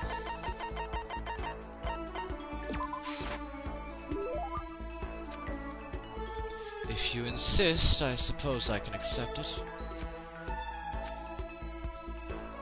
I have a question for you.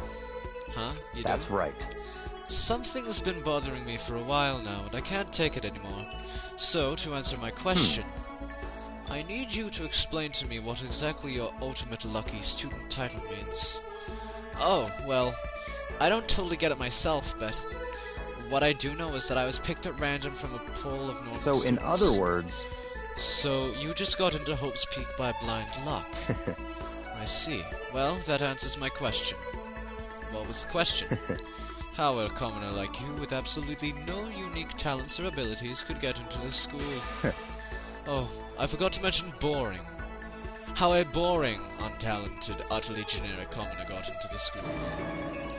Boring? Generic? Did you really have to list all that off? But it's the truth. Maybe compared to you, the ultimate affluent progeny and all. But even I... You seem to think it's merely an issue of title. But make no mistake, my lineage, intelligence, figure, athletic ability, they are all ultimate. In other words... Which is to say, I am the ultimate perfection. Feel free to begin calling me that, in fact. He's really taking this to the extreme. You who have nothing, I who have everything. We are living proof that all men are not created equal. You have my pity, Makoto. Life can be very cruel indeed. And because I pity you so much, perhaps someday I'll allow you to hear my tale of glory. Consider it a blessing, a gift from me to you, to allow you to bask in my glory. Having finished his mean-spirited lecture, Byakuya left me standing there in silence. I learned one thing about Byakuya today. Anytime I talk to him, I need to be prepared for extreme psychological trauma. Let's go. Cool and composed. What's that? I'll never know.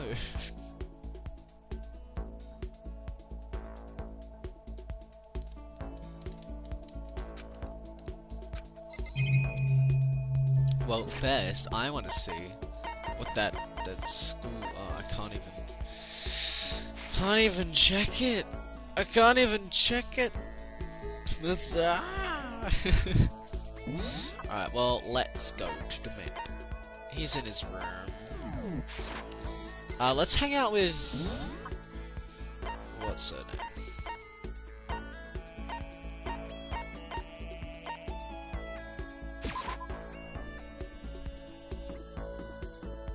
Kyoko. Yes, that's the time, Kyoko. So, that's fine.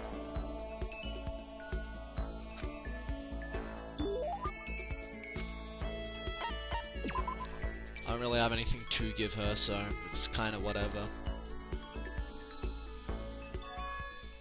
Huh? There's something by the door. There's a paper on the floor by the door, I better check it out. This piece of paper. It looks like someone must have slipped it under my door. Meet in the dining hall?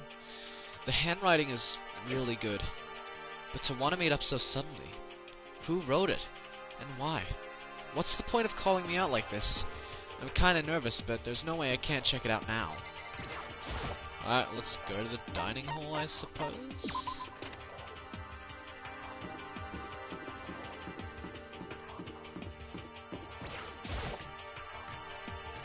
Who is it? Yo! Ah, Hagakure. Oh, Makoto. Hero. Then the letter I found in my room. You know? Yup, I wrote it. Your handwriting is really nice. Well, I was always taught that if you had bad penmanship, a ghost would come and haunt you. Bruh. Who taught you that? And why did you want to meet with me? Oh, I just did what Kyoko asked me. Kyoko? So Kyoko's asked him to invite me to... Actually... I'm just an errand boy on this. Anyway, what do you say to a late night bass session? Huh? You know? Okay, let's do it. No, I was totally lost. Her grabbed me by the shoulder, pulled me close, and whispered into my ear. You're serious? It's all an act so the mastermind won't notice. Everyone's waiting in the bathhouse. What? Then, did Alter Ego finish his search? You got it, Hero. Let's go take a dip together. It's probably louder than I needed to be, but me and Hero hurried to the dressing room.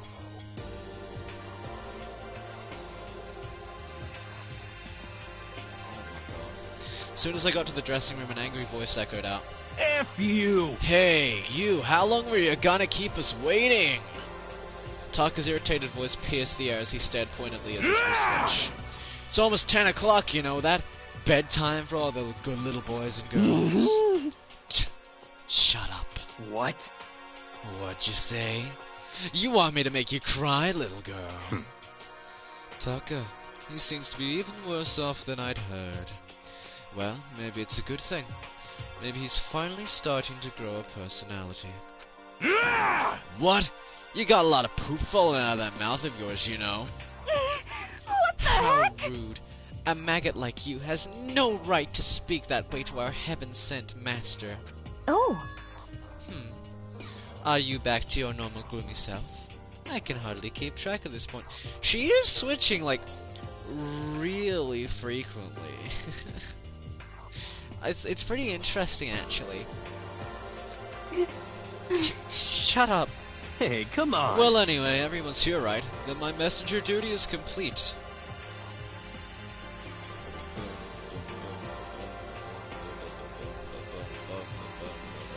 Hey, You wanted us all to meet here, right, Kyoko? So what are we doing how here? about that? Isn't it obvious? It's gotta have something to do with alter ego, that's right. Yeah, totally. Did he finally find a clue? What is it? A way out? The mastermind's true identity?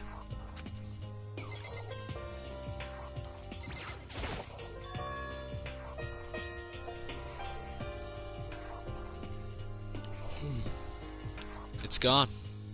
Gone. I came here a little early to check up on how things were going, and that's when I discovered. Alter Ego, the laptop has disappeared. Oh, that may be issue. What? No way! You're kidding, right? Oh. What? She's gone? F you! You can't be fudging serious. What did you do with him? Was it the mastermind? Did they finally notice what we were up to? Wrong. I told Alter Ego to yell if anyone he didn't recognize appeared. If it was the mastermind, I'm sure he would have alerted us. Well, Maybe we just missed it? Or the mastermind is one of you guys. That's also a possibility.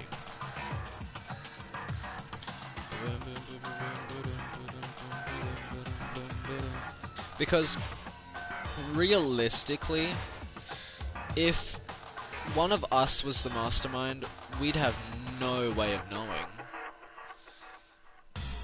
The game would be kind of rigged, wouldn't it? Which I'm supposing is what they were planning. If they are one of us, that is. However, I was in the laundry room right next door all day. There's no way I wouldn't have heard it. But if it wasn't the mastermind, it could have only been him. Without a doubt. Mr. Ishimaru, you stole her, didn't you? What? What? I'm the ultimate moral compass. I would never do something like that. I don't think it counts when you say it about yourself like that. F you! You're the suspicious one here. You're nothing but a big jiggling sack of fat. Jesus Christ.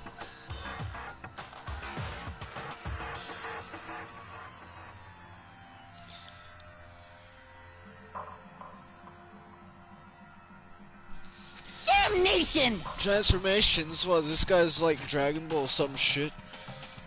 3 more transformations, holy shit, it's Dragon Ball. Wait, I mean, it wasn't me. Everyone knows you're the thief. Wrong, it's you. Serious? Well, I'm sure it was one of you. So whoever did it, just hurry up and confess. wrong. No. There's no way either one of them did it. Huh? Why not? So, I told Alter Ego to yell if either Taka or Hifumi came into the dressing room. What?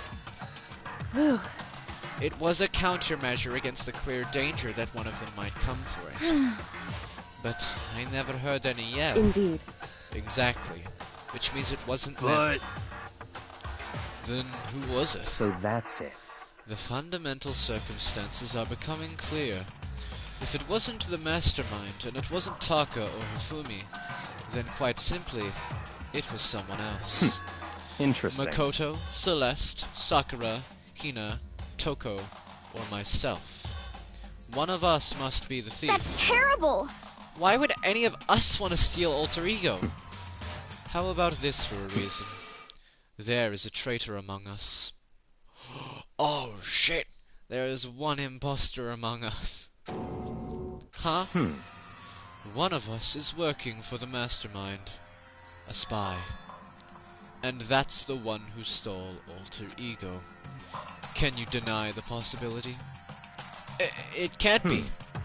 I've actually been thinking for some time now that there might be a spy among us. The Mastermind brought someone in to help keep things moving smoothly. A spy for the Mastermind? A traitor? No. It's impossible. Something that horrible? There's no way.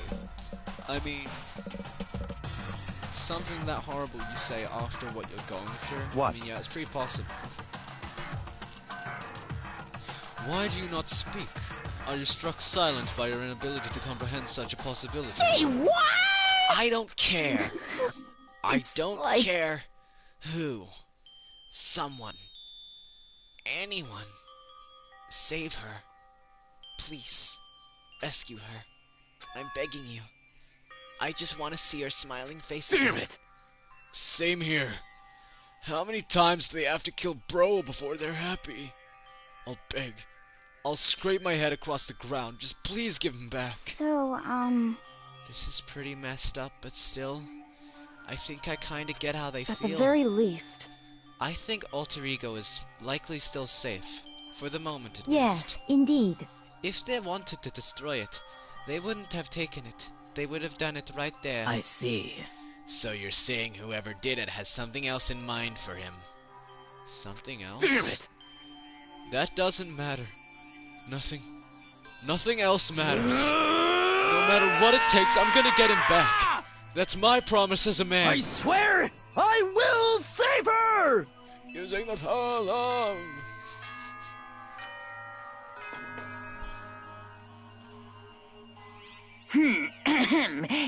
This is a school announcement. As such, soon the doors to the dining hall. Okay then. Sweet dreams, everyone. Good night. It's nighttime. There is nothing to be done. It is unfortunate, but we will have to leave the search for tomorrow. For now, everyone get some sleep. How can you be so casual? We don't have time to wait around. What good are you if you are too tired? You will be much more effective after a good night's sleep. Who gives a crap about effective? We're talking about our feelings here. Calm down. Anything we do at night brings a higher chance of the Mastermind noticing us. Celeste is right. We should begin our investigation tomorrow morning. What do you think, Makoto? I agree with you. If we run around tonight in a panic, the Mastermind is sure to notice and we won't get anything done. Taka, Hifumi, I know how you feel right now, but it's best if, just for tonight, you can try to endure it. This is fine. Okay, then let us part for today. We will begin our search for Alter Ego in the morning. And you should think about what I said. Someone may very well be spying for the Mastermind. Alter Ego, gone as quickly as he prepared. We'd finally discovered some small measure of hope. But even that was taken away from us. And we couldn't even put up a fight. We were given hope, and then when that hope was taken away, despair. It's just like what the Mastermind is doing to us. Then, could it really be true? Whoever stole Alter Ego, could they really be working for the Mastermind? If that's true? No! It can't be, there's no way! I didn't even realize I yelled out that loud. The scary thing isn't the idea of someone spying on us. What's really scary is the idea that we're starting to doubt each other again. That scares me more than anything. Damn it! I threw myself into bed, trying to shake off all those unsettling thoughts. Before long, I fell into a restless sleep. Interesting.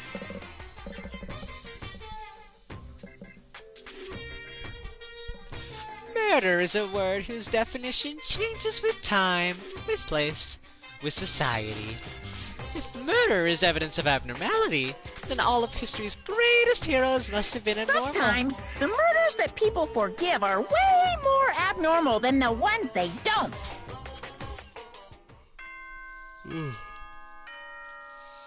Ding dong, bing bong.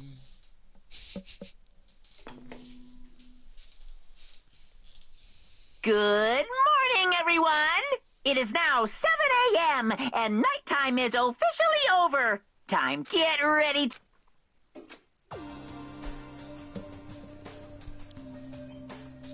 Today, we have to look for alter ego. Okay, first things first, to the dining hall. I found myself in surprisingly high spirits and hurried to the dining hall. But when I found out what was waiting for me there...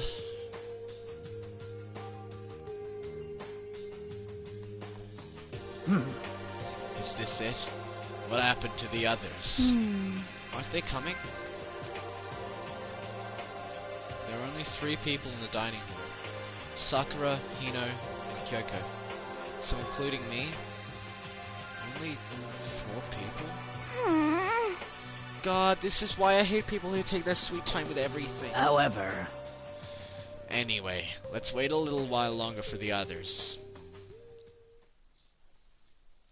So we decided to wait, just in case anyone else showed up. But no matter how long we waited. So, it's 8 o'clock. We've been waiting here a full hour. Why haven't the others come? 'Cause, I mean... Hiro and Celeste have never missed a day, till now. And what I'm really worried about is Hifumi and Taka. They were more eager than anyone to look for alter ego, and they're not here. It can't be. Something must have happened. Huh? It would seem... I was careless. I was too distracted by alter ego. But Monokuma gave us a motive. There was no way something wouldn't happen eventually. Monokuma's motive.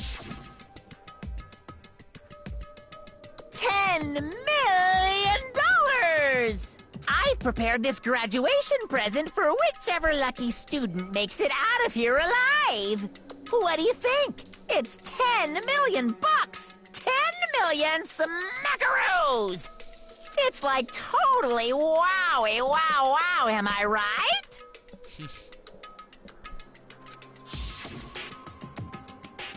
Don't tell me someone did something for money. That's what I wanted to say, but I didn't bother. I already understood. I understood, and I hated that I did. You can never really know another person completely. Anything can happen here, and you can't consider it strange. Well, not really. Hey. We need to go look for the people who never showed up. Okay, let's go track them down. Without another word, we left the dining hall. Hey. We can cover more ground if we split up. Sakura, you go check the dorms. Make sure to check all of our rooms. Makoto, you check the first floor of the school. Okay. Meanwhile, I'll check the second. Okay, then I'll guess I'll check the third floor. Anyway... Don't take any risks. If anything happens, call for help right away. I really hope nothing happens. So do I. Well then. Okay, let's go. Anxiety was written across each of our faces as we went our separate ways. Without hesitating, I rushed to the first floor of the school. Okay, I need to look around the first floor.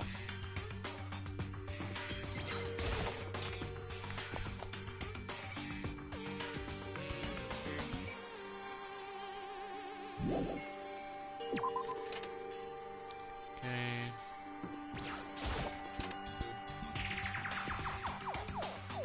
Doo-doo-doo.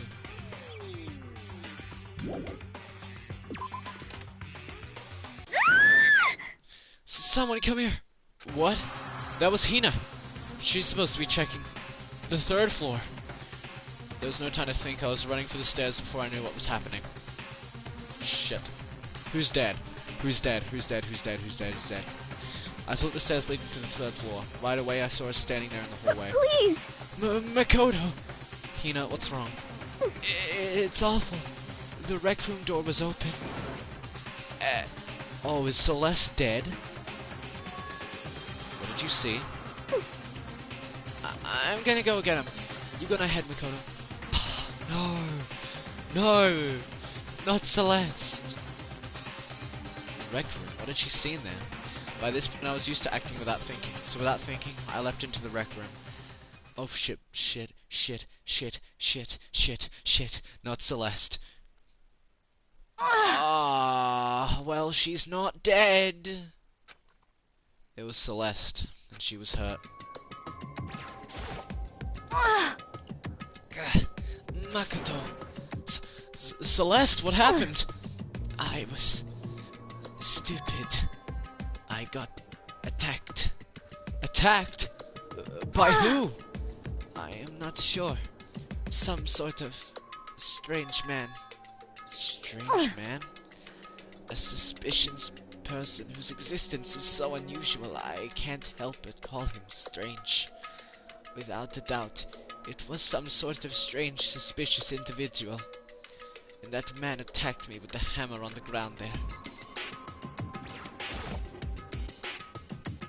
What is this? It's some kind of wooden hammer or something. Pretty strange design. There's something written on the head. Justice Hammer 1. That is the hammer he attacked me with. I barely managed to avoid the blow, but I stumbled and fell. I now curse my lack of daily exercise. So you were attacked with this Justice Hammer 1. Okay. I found Sakura. Celeste, what on earth happened here? Apparently she was attacked by some kind of strange man. Strange man? Tell us everything you can remember, Celeste. Be as detailed as you can. Well, it all happened earlier this morning. I woke up a little before 7 a.m. Nighttime was not yet over. But I knew it was about to end, so I decided it would be okay if I decided to take a little stroll around the first floor. I understand now that that was a mistake. Anyway, that is where I first saw the strange man. I was immediately wary of him. He was obviously suspicious, so I decided to follow after him in secret. As I followed, I saw him go into the rec room. I had tried to peek through the gap in the door, which is when he noticed me and that's when you were attacked. It happened after 7 a.m., just after nighttime had ended. So if it happened just after 7 o'clock, then that was just about an hour ago, right when we were all meeting in the dining hall. The attack caused me to lose consciousness, which would mean I was unconscious for about an hour. Well, I'm just glad you weren't hurt too badly. That is because I begged and groveled for my life.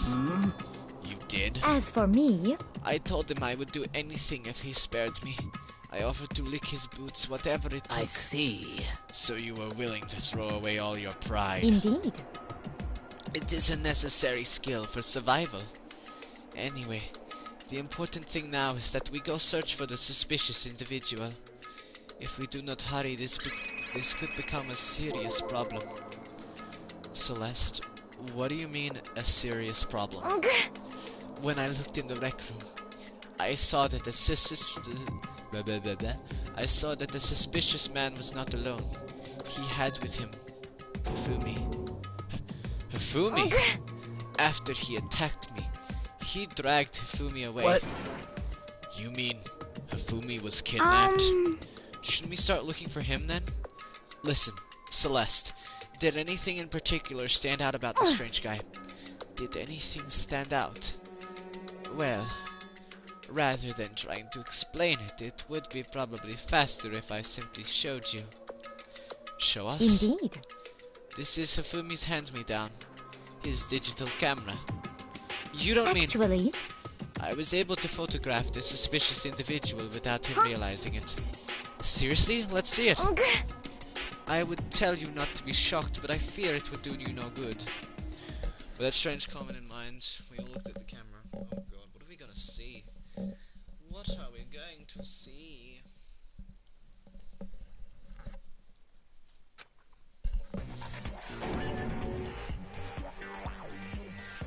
Huh? What? Well, you were definitely right about the strange part. Their face is totally covered.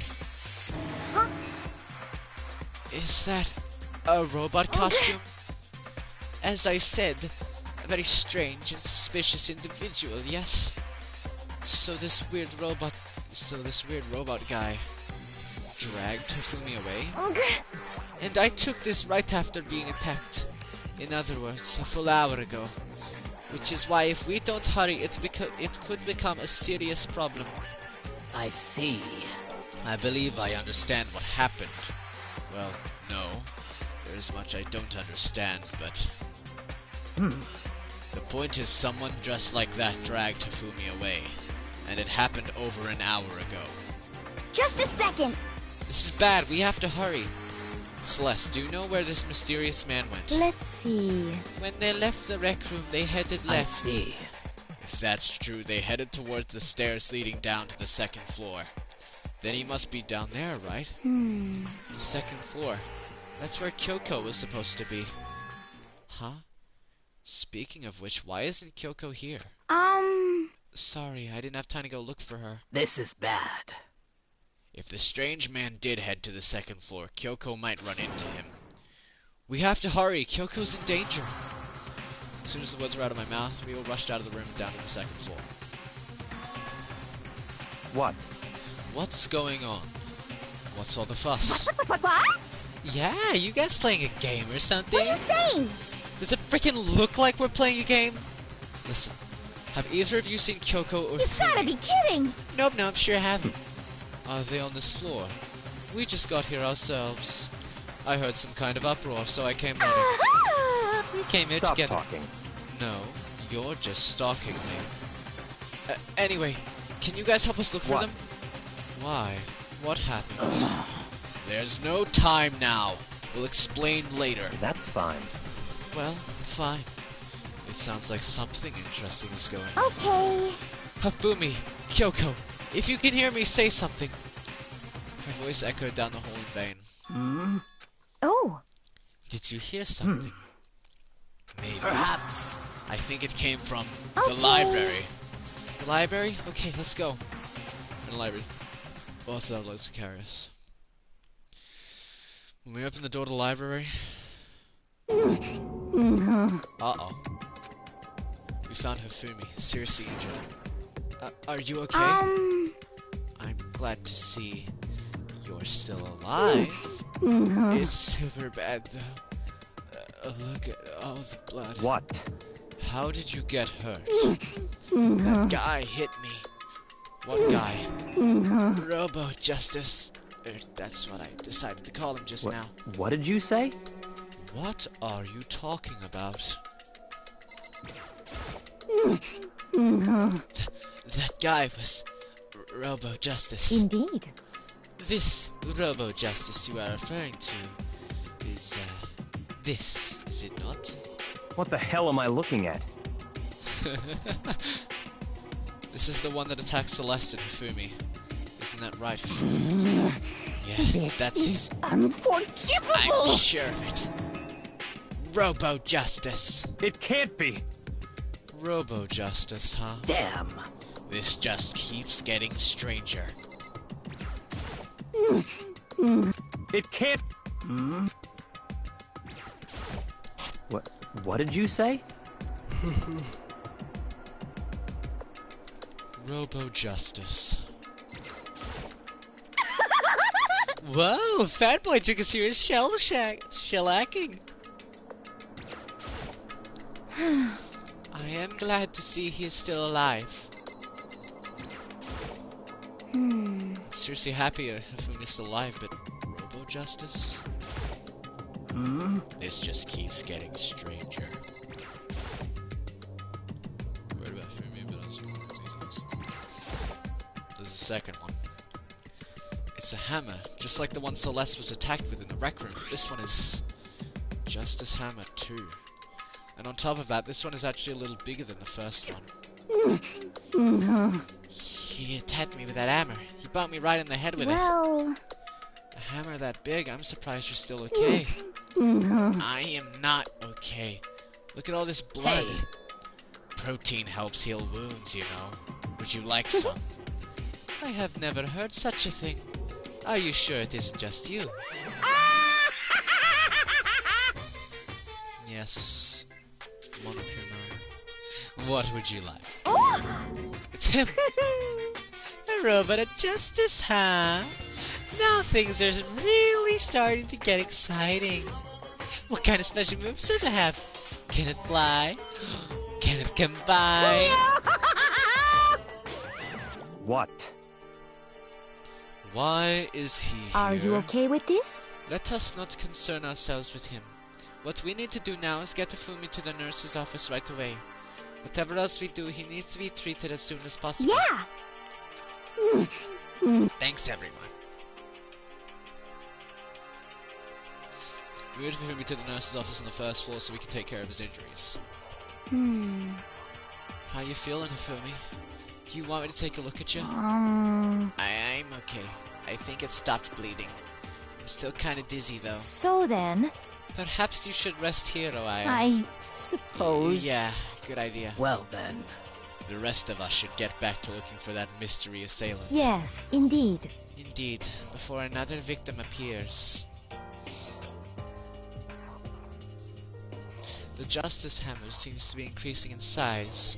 First one, and now two. So, in other words... If there is a Justice Hammer 3, we can only assume that it is even bigger than the first two.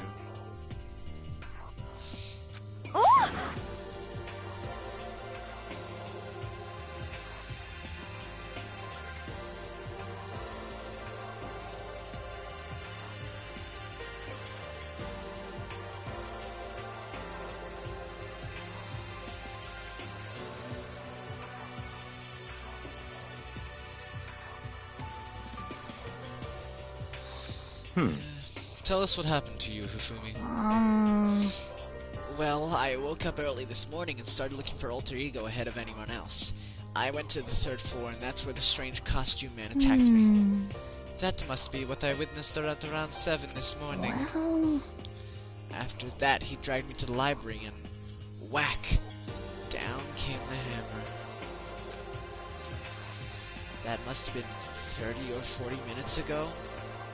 At around 7:30, in other words, we would have still been in the dining hall. Which means Hina, Sakura, and I were together, and Kyoko was still with us. So we all have alibis. I was in the laundry room, doing my laundry. Yes! His black underwear is as black as the pitch black darkness of the blackest night. What? Why do you know that? Isn't it obvious? 'Cause I was peeking. Anyway, so that means Byakuya and Toko were together at the time, meaning they also have alibis. And the only ones who don't have alibis for when Celeste and Fumi were attacked are the only two we haven't seen yet, Hiro and Taka. That's it, right? Very strange. By the way, what happened to Kyoko? I haven't seen her anywhere. Oh yeah, she was supposed to be checking the 2nd floor, but I didn't see her up there at all. She'd be dead now. I really hope she'd be dead.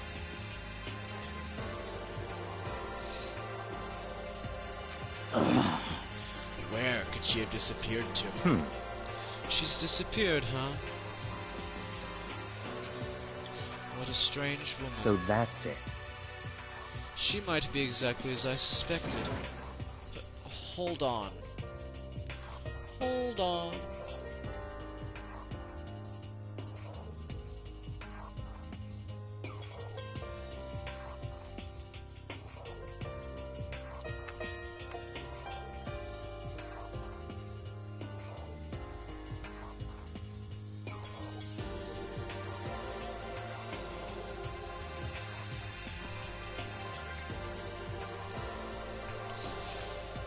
Kyoko was with us in the dining hall when Celeste and Hifumi were attacked, so...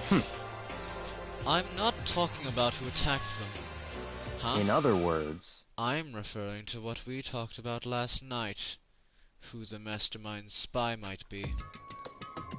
Are you saying Kyoko's working with a mastermind? That's not possible. What?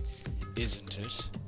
This woman, who seems almost eager to handle dead bodies, hasn't even revealed her true identity. Hey! Save this discussion for later. Right now, we need to focus on finding the suspicious individual. Okay. Yeah, if we don't hurry, there's only gonna be more victims. That might be why Kyoko and Taka and Hiro haven't shown up yet. She's right. We have to do something about that mystery man first. Don't worry about me. I'll catch up with you guys after I rest for a bit. Understood. Take care of yourself. Okay, let's go. So, whoever that is running around, why are they wearing that weird costume? Don't bother looking for reason from a deviant. What to do? So, what are we gonna do? Split up and look around. Our opponent is very dangerous. We don't know what they're capable of, even here. What? What's wrong? I saw a shadow. Something moving around at the top of the stairs. Up on the second floor, then. You bastard. You won't get away from me. Real shot toward the stairs. He must be around here somewhere. Let's split up and corner him. But don't take any chances. As soon as you find him, call out and I'll come running. Okay, but what should we yell? Just a second. Anything, it doesn't matter. So then? Then is ha. Okay. What are you saying? Doya, whatever you want. Just yell loud enough so we can hear you. Doya. I have never heard such a reaction. Whatever, just hurry up and start looking, okay? Let's go. Hey, Mr. Robot! Where are you hiding? If you don't come out, we're gonna decommission ya. You sprout in every direction and try to concussion spirit.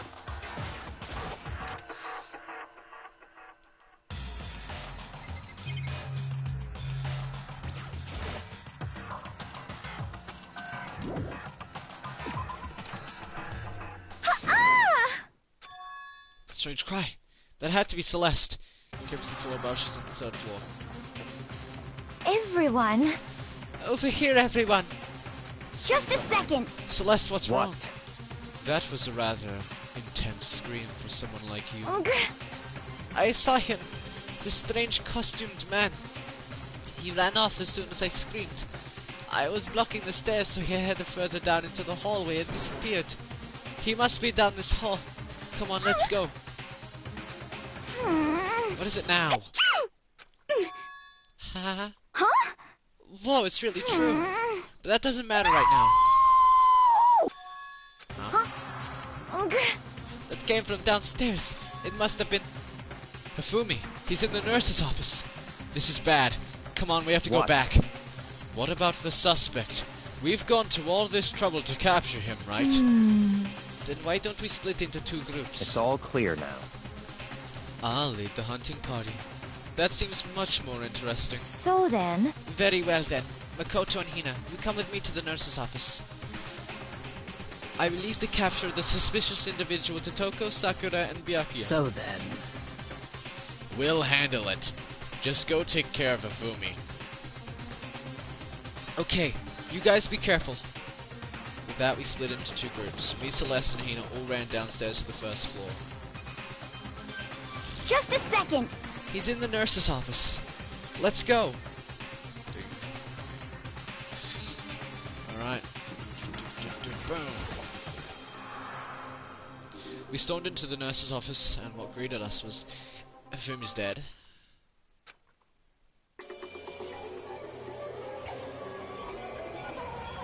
Hifumi's dead.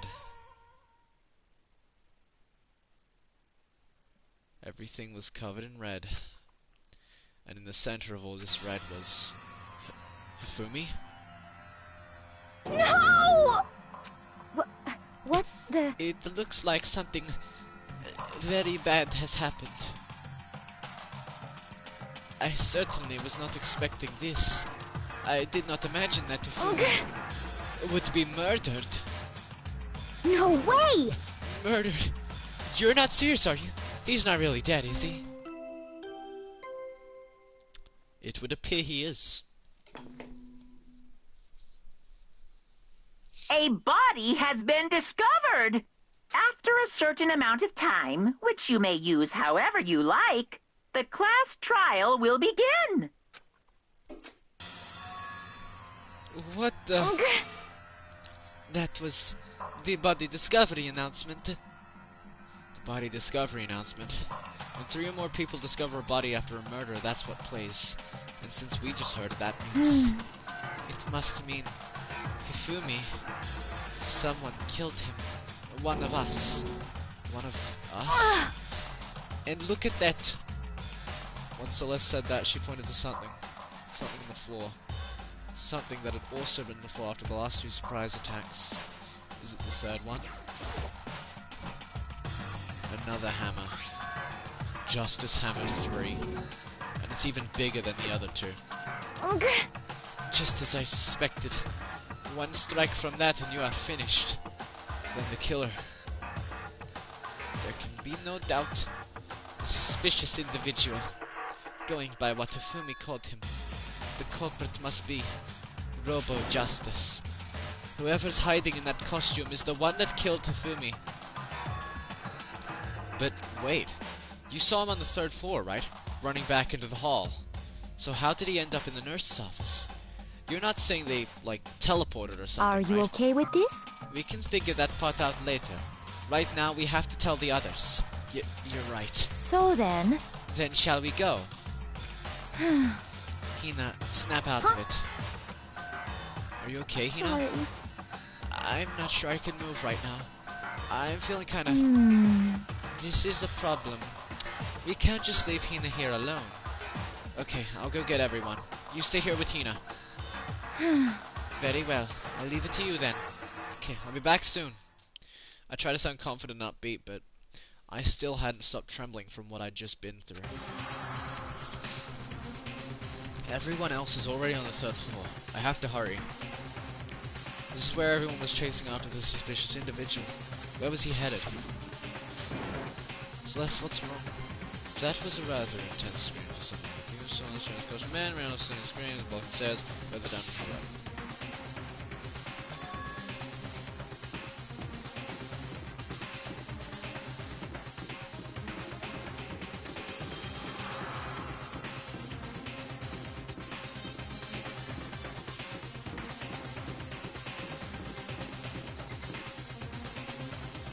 Okay, well let's put it this way, right?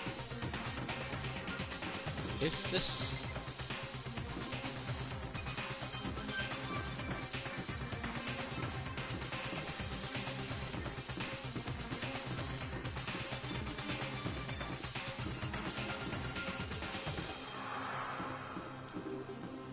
The stairs are here. Would have meant...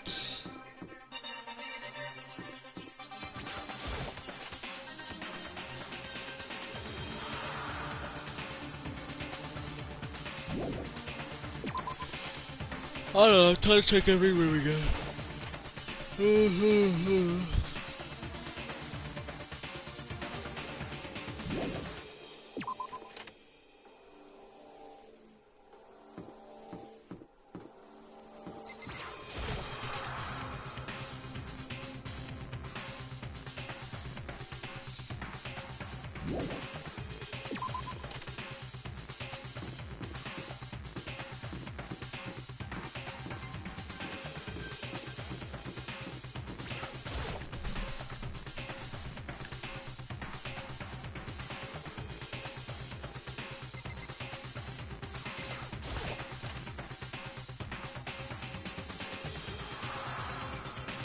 Yep.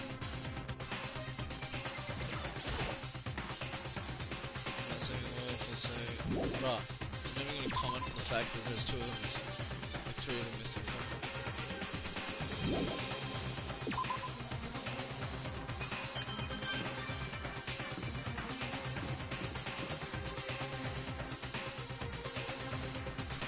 I'm losing my sense of direction.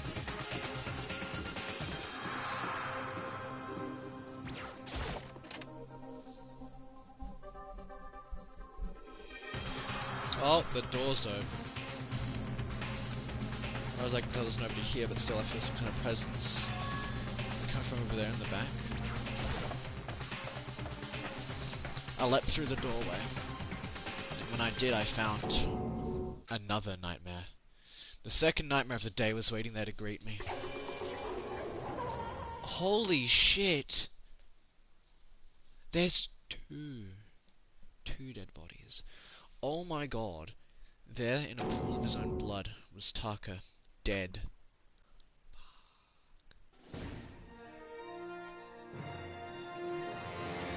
Well, comment. So it's Hero, right? Oh no, it could be anyone because we split up. Oh shit. Taka's body discovered in the equipment room. I was witness to 2 nightmares, one right after another. No, they weren't nightmares. This is harsh reality. The true nightmare is the reality. The reality I have to face every day. But still. Why is this happening?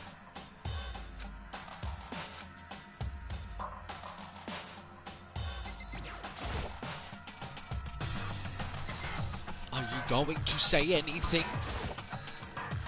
Taka. Damn it! Why did this happen?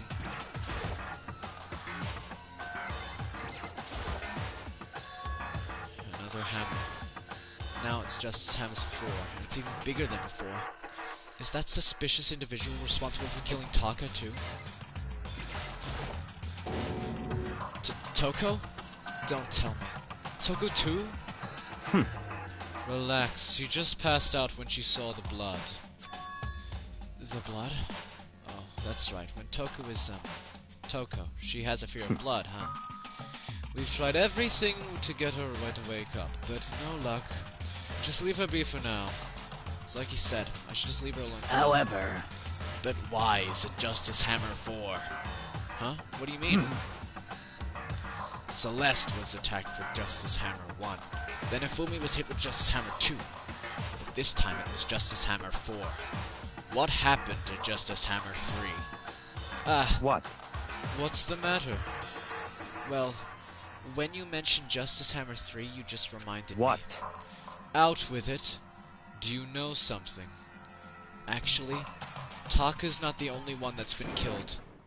Hafumi's dead too. Hey! Hafumi's been killed? Yeah. I see. Which is why you came to get us. Then we'd better go check it out. Of course. Come on. Oh shit, so there's 2 dead bodies. So Sakura, Byakuya, and I rushed out of the physics lab. But as soon as we were out of the physics lab... Celeste, aren't you supposed to be waiting in the nurse's office? Something has come up. Yeah, I heard. Hafumi is dead, right? Indeed. Well, that is not all. It is... gone. Huh? What's gone? It has disappeared. Disappeared. Hafumi's body has disappeared. What? What did you say? What are you talking about? It's disappeared. Don't be ridiculous. Come on. Are you serious? What? What the heck is happening here? Everyone back to the nurse's office. I bet we'll let downstairs nearly in advance. Couldn't believe my eyes. Hafumi's body was there just a few minutes earlier. It just disappeared? Me and Celeste went to the bathroom. We were only gone for like a minute, and then when we got back... This must be the work of the culprit. They must have come and carried the body away.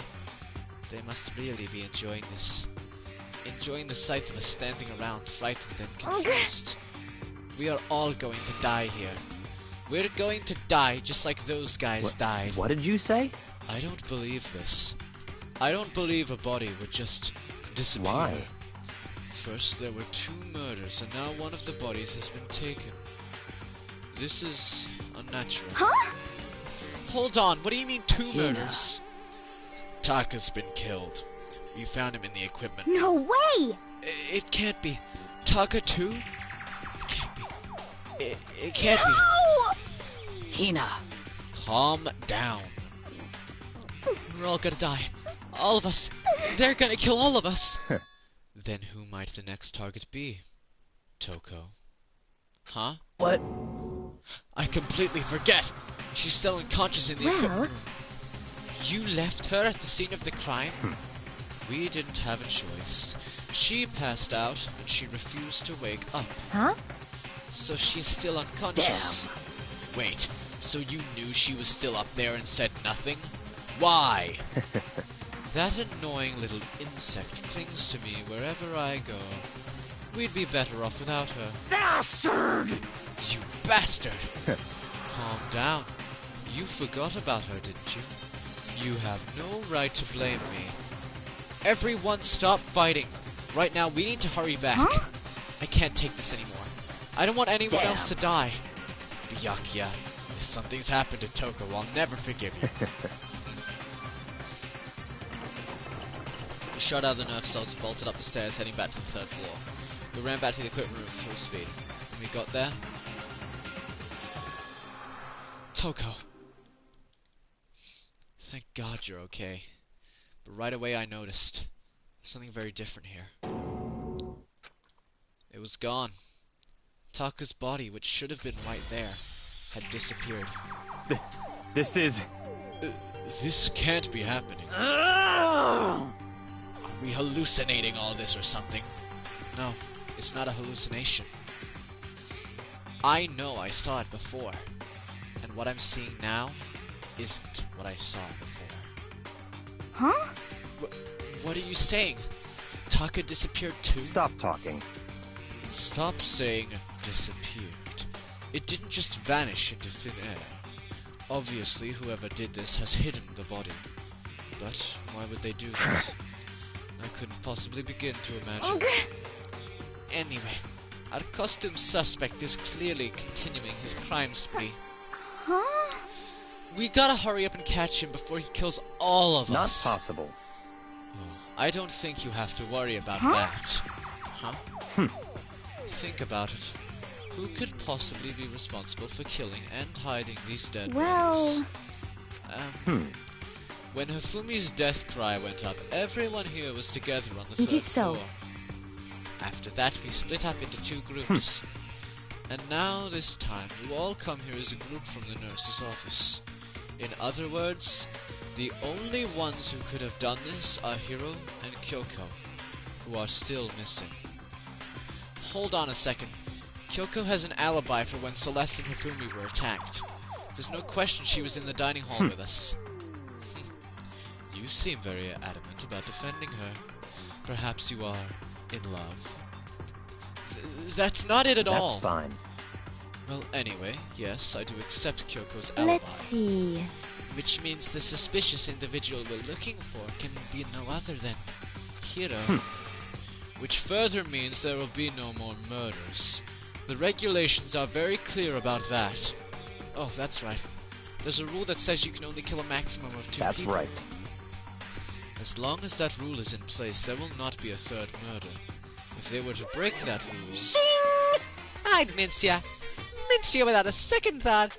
Mince ya, grind ya, turn ya in a paste. By the way, did you know that fish paste can also refer to shellfish? Like shrimp or crabs. Indeed. Let's see... So, since 2 people have been killed, there is no possibility of any more. Perhaps. You knew that from the beginning, didn't you, Byakuya? Which means you knew Toko was never in danger. I still meant it when I said we'd be better off without her, though. In other words... Anyway, with that in mind, we can now relax and search for the 2 missing bodies. The 2 missing bodies. 2 people have been killed and their bodies have been hidden. The only one without an alibi, the only one who could have done it, is Hiro. But is he really the killer? And what about Kyoko? If she's not involved, where did he go? Hey, Makoto, what's the matter? Huh? Oh, no, it's nothing. Whatever. We need to find those bodies, or our little narrative here can't move forward. So then... Very well. Then let us split up and begin But- searching. There is no need to be afraid. No more murders will take place during this case. I mean... I know that. I think I do, but... Hina. If you're still nervous, I'll come Huh? with you. Okay. Thank you. No need to thank me. Then let's get moving. Yell out if you find anything. Byakuya left the equipment room followed by the others. I have to try and find the 2 missing bodies.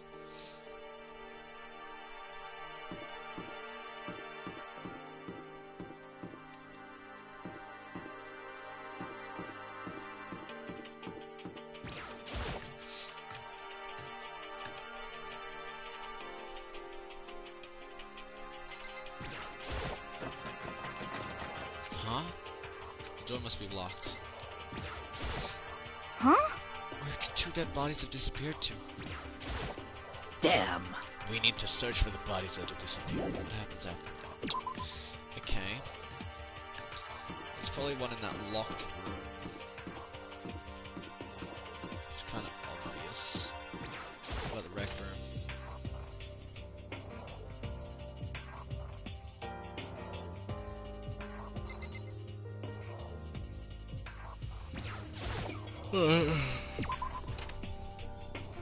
Nothing suspicious that I could see about that so far.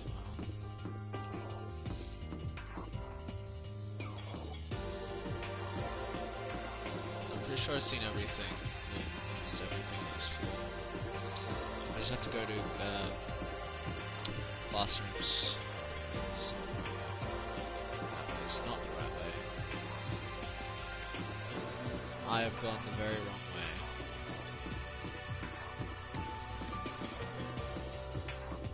I don't know how I managed that, but I did.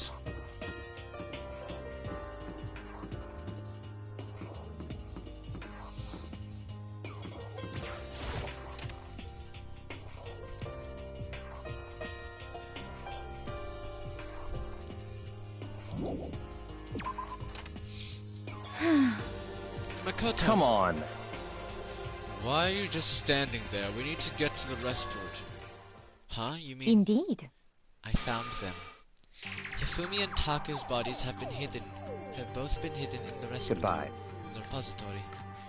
I already told Hina and Sakura. We'll go on ahead. Their bodies were in the repository?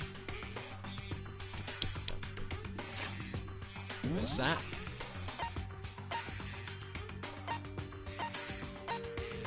Oh, yeah. That's what I thought. That's what I thought. Yeah. The locked room. Wow, that's not suspicious whatsoever. The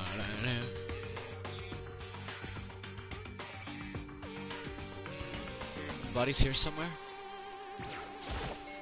I have to wonder where they could have been hidden.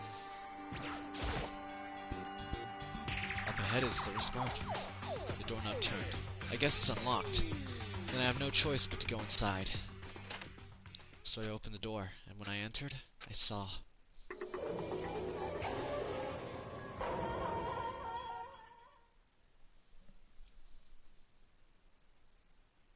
The 2 bodies that had disappeared were right there.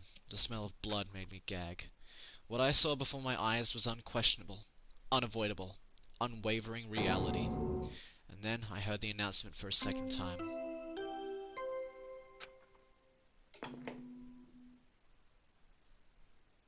A body has been after a certain amount of time.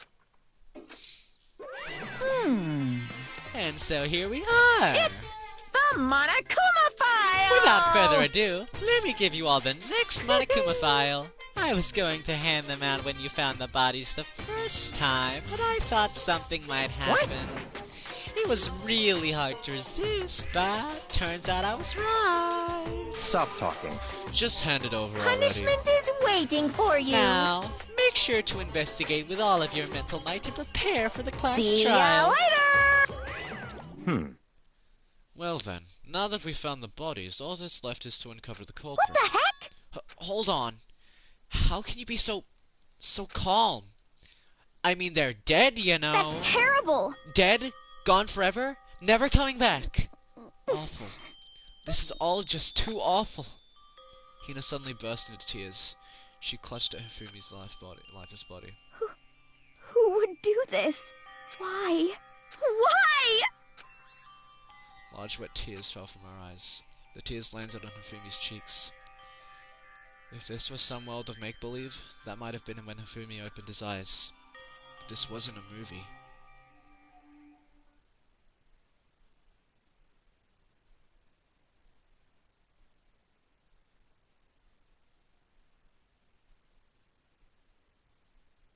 This was... God damn it, I had hope for a second.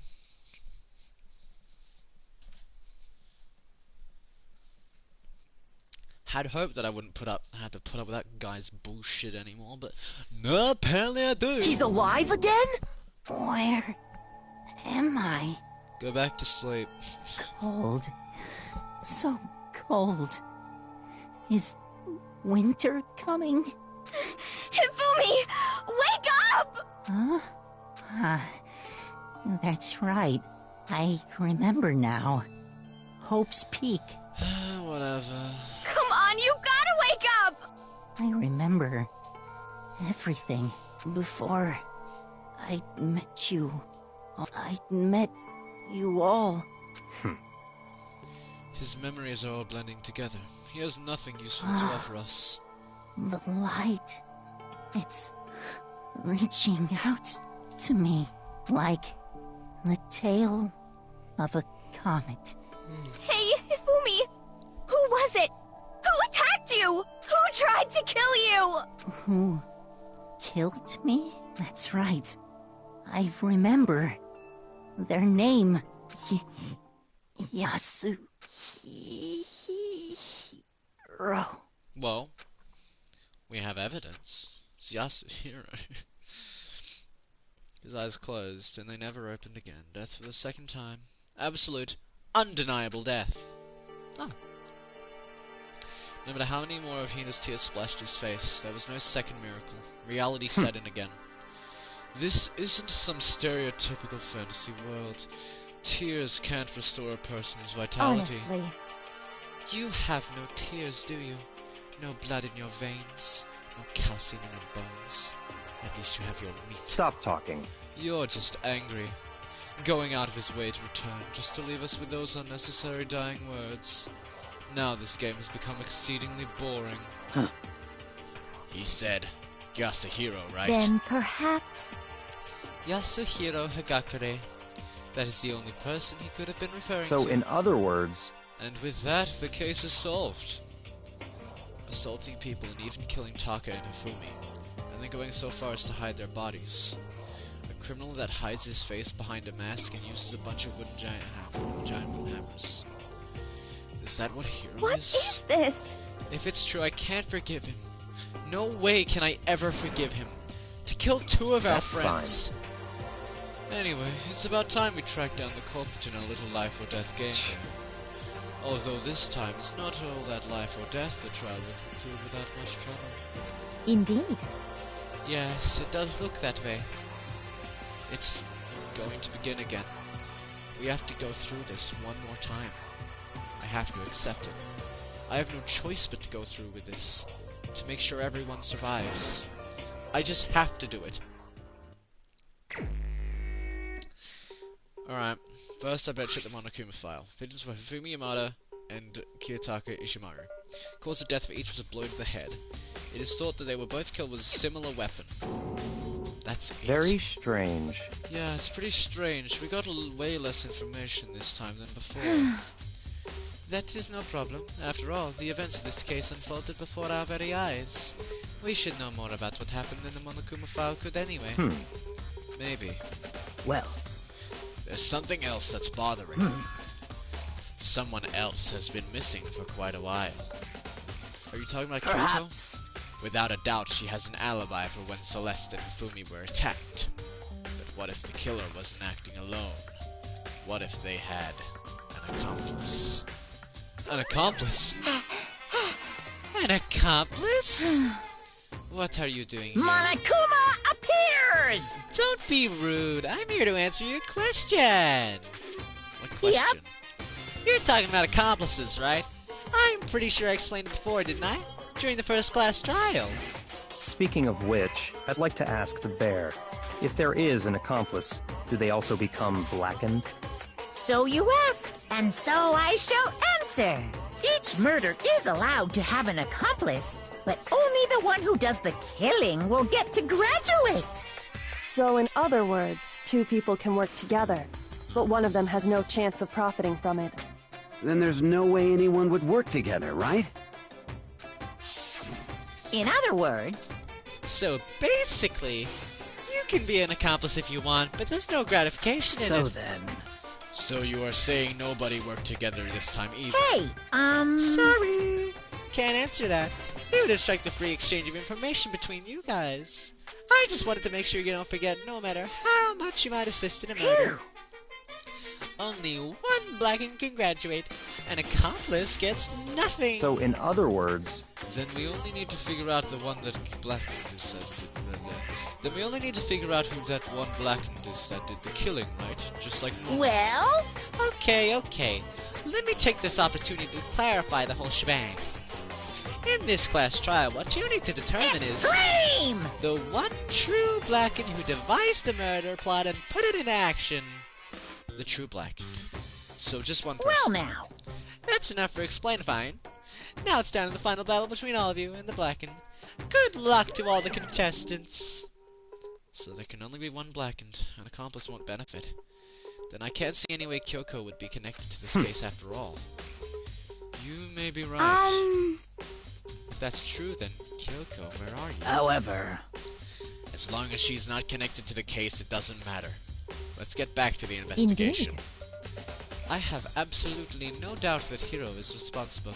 For the time being, I suppose it can't hurt to pursue further information. So, You know, don't you think we should consider certain someone as a suspect, just in case? I'm talking about the murderous fiend, Genocide Jack. What?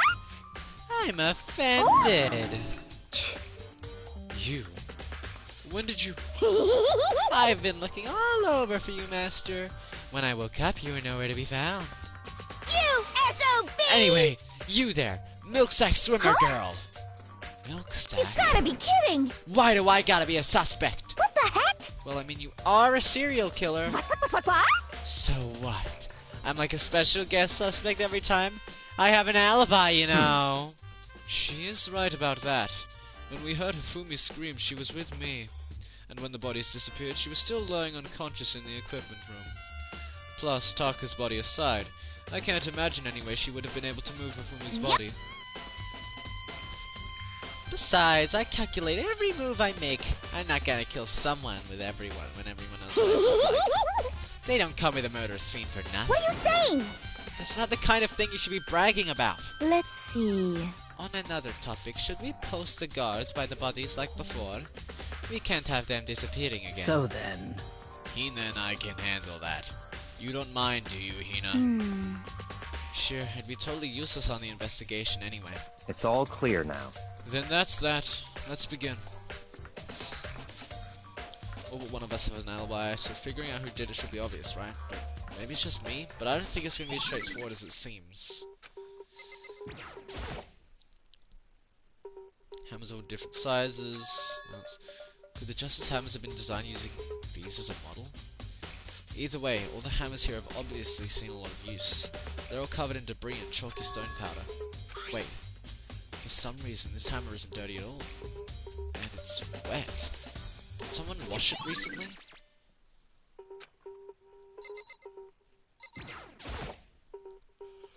Taka, he'll never move again. According to the Monokuma file, Taka died from a blow to the head. We found Justice Hammer 4 near his body in the equipment room. Is that what was used to kill him? And there's a tarp laid out under his body. Did the killer use this to move Taka's body? That way, there wouldn't be any blood left behind while the body was moved. Buta's been added. Truth bullet section. Okay. Hifumi's big cold body is laying on the floor. His really big body. I mean, how on earth was the killer able to move someone so big? From the nurse's office where he was discovered to here, the repository, all the way from the first floor to the third, and all without anyone noticing it? How the hell? It's no good. I just don't get it. I can think about it later. For now, I have to finish investigating Hifumi himself. If I remember correctly, Hifumi's fatal injury was also a blow to the head. Probably from Justice Hammer 3, which is lying on the floor in the nurse's office.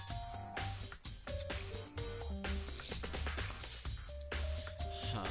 Wait. Something's off about his body. Why am I getting this feeling? Something's different.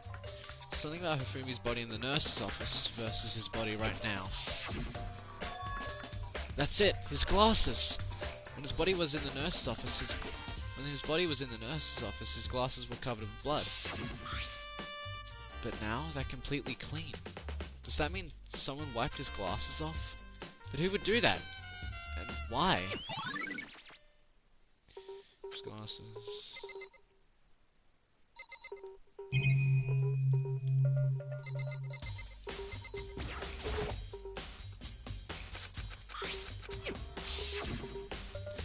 Oh, I don't want to look at that again.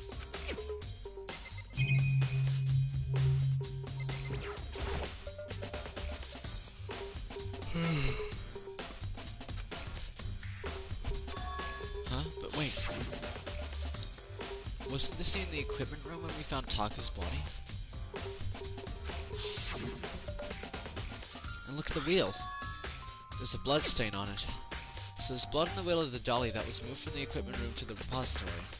What's the explanation for that?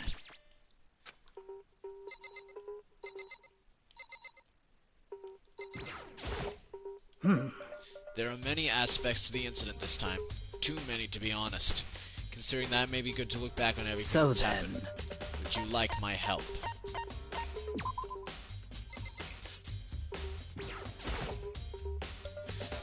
Byakuya, do you think Hiro really did it? I don't see how anyone could think otherwise. When the attacks and murders and disappearances all happened, every one of us had an alibi. And the last thing Hifumi said when he died... Yeah, he said So, in Hiro's other name. words... Then there is no room to suspect anyone else. Okay, but if he did do it, why would he hide his identity with that weird costume? Maybe he thought that no matter what happened, he'd be safe as long as his face was covered. Because he's the fool of the century, you see. I mean, he is kind of dumb.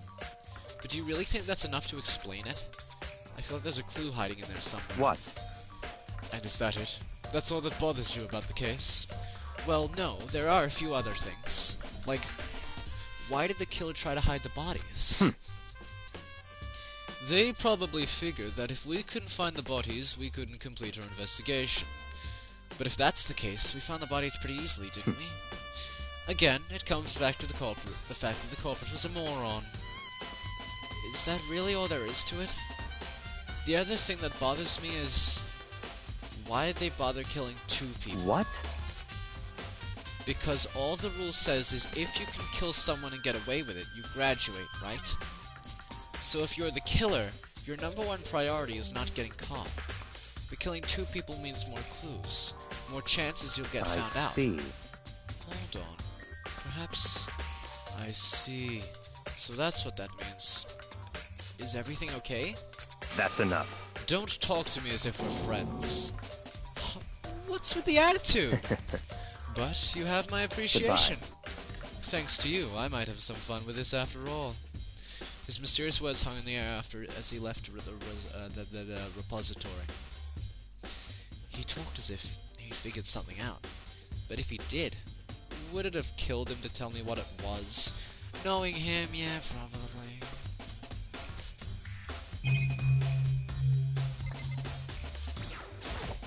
So, Hey, Makoto, I've been thinking about someone. It's about the repository. Huh? What is it? After Hifumi and Taka's bodies disappeared, we split up to look around, right?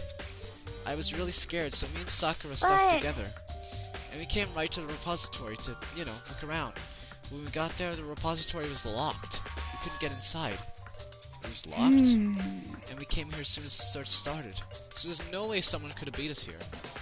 So if that's true, then who locked it? And why is it unlocked now? I wonder the same thing. The door was locked when the search for the bodies began, but now it's wide open. Might be some secret lurking there, but I'll probably have to leave this area to figure it out. It's definitely a lock on the door, but it can only be locked from inside the repository. I haven't seen anywhere to lock it from the art room. The door can only be locked from inside the repository, which makes me wonder. Hina and Sakura confirmed that the door was locked after we started looking for the missing bodies. And the door is designed so that it can only be locked from inside the repository. In other words, when Hina checked it, someone had already gone in the repository and locked the door. When they were done, they unlocked it and left, which is why it's unlocked now. But Hina claims there is no way someone could have beaten them to a repository. Oops.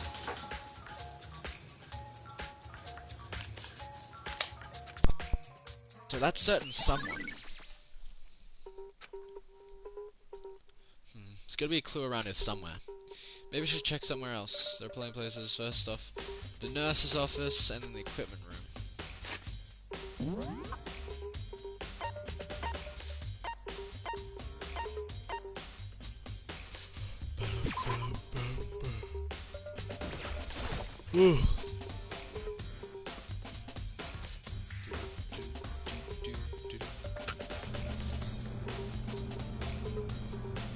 Alright, to the equipment room.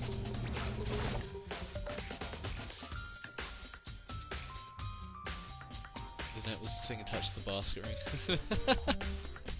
That's great.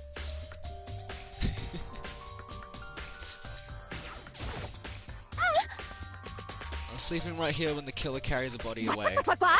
I'm super pissed I missed such an ultimately rare event. Alright. Well, the bloodstains are here. Some kind of tire mark going through the pool of blood in the middle of the room. That reminds me about the dolly in the repository. There was blood on its tire. Could that blood have come from here? Which would mean that Taka's body was moved from the equipment room to the repository using the dolly. Both rooms are on the 3rd floor, so that should definitely have been possible. Equipment room bloodstain has been added to the Truth Bullet section of your handbook. But even if the dolly was used to move Taka's body, what about Hifumi? Hifumi's body was in the nurse's office on the 1st floor. Even with a dolly, there's no way to get it up to the 3rd floor. That's still a total mystery. Okay, well, we've got the hammer here. Just hammer 4, the weapon that was used to kill Taka. The body was moved, but the murder weapon was just left here. Which is interesting. What else have we got? What else have we got? Huh. Huh? This tarp. It feels like I've seen it somewhere before, and just recently too. Okay. Camera. This isn't an important case. Forget about it. Okay. Let's go to the art room. Sorry, not the art room. The nurse's office.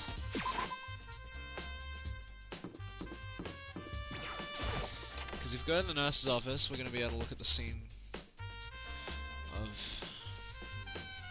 Hirumi's death. Interesting. What are you investigating, Celeste? I am not investigating anything, precisely speaking. I am simply going around seeing if Hiro might be hiding somewhere. What about you? Oh, you know, I'm just checking this and that. The main thing on my mind is how someone could have moved Hifumi's body. Let's see. How Hifumi was moved, eh? When it disappeared, you were supposed to be in the nurse's office, right? Yes, indeed. Correct. Hina was not feeling well, so I stayed behind to look after her. But she seemed to be getting worse, so I took her to the bathroom. And when you got back, the body was gone.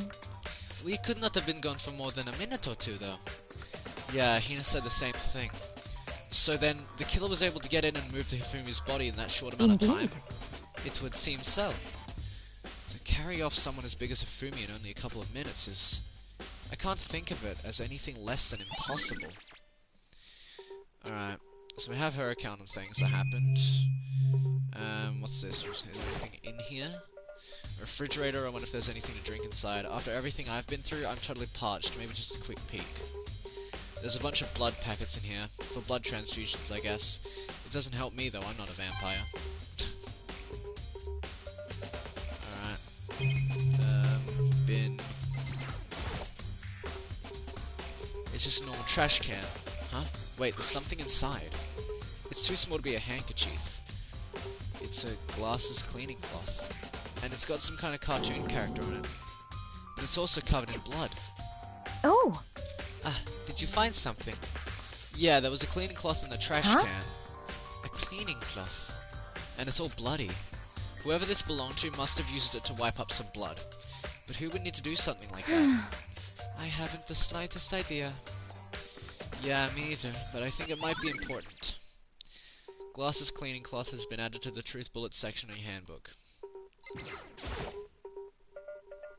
Justice Hammer 3. The one that was used to kill Hifumi. Someone moved the body but left the weapon behind.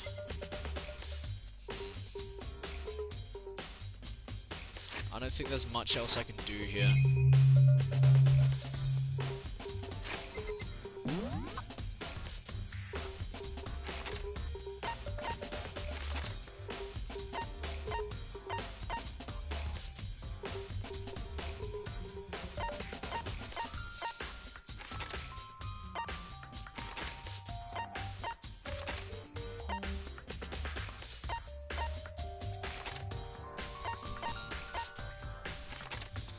Alright, well, let's see if we can find anything more in the, So this is where you were. I've been looking everywhere.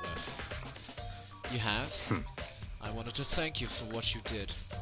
Not that you meant to, but you ended up making this little game of ours very interesting indeed. You should go to Hero's room. Oh, and let me give you this. This is the note Hero wrote. This is the note that Hero wrote to get us all up to meet up, right? You remember well. Well, the penmanship was pretty remarkable, so it left an impression. It's all clear now. Anyway, this makes it clear, right? This is a trap. What is? Things grow ever more exciting.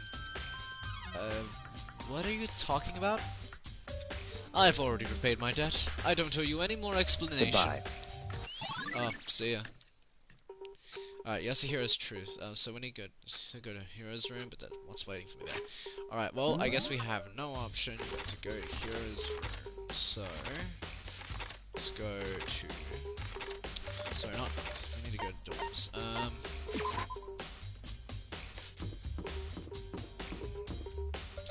Itaka, Mondo, Misaka, Bianca, Junko, Toko, Chihiro, Celeste, Ai, Sakura, Leon, Yasuhiro. The door is unlocked? I guess I can go inside. Byakuya did say to look. It might not be a great idea, but I'm gonna take the plunge.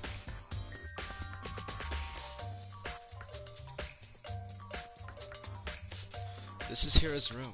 There's all kinds of weird stuff in here. Where do you even get it all from? More importantly, he still hasn't turned up, which means he can't really complain if I don't get his permission to search his room,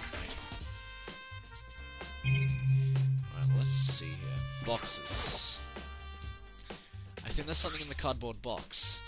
It's blueprints for something, and some things made out of, it looks like cardboard, plastic, and plaster. Is this Robo Justice? And it's in Hero's room. But wait, these blueprints. Something about them bothers me. Okay.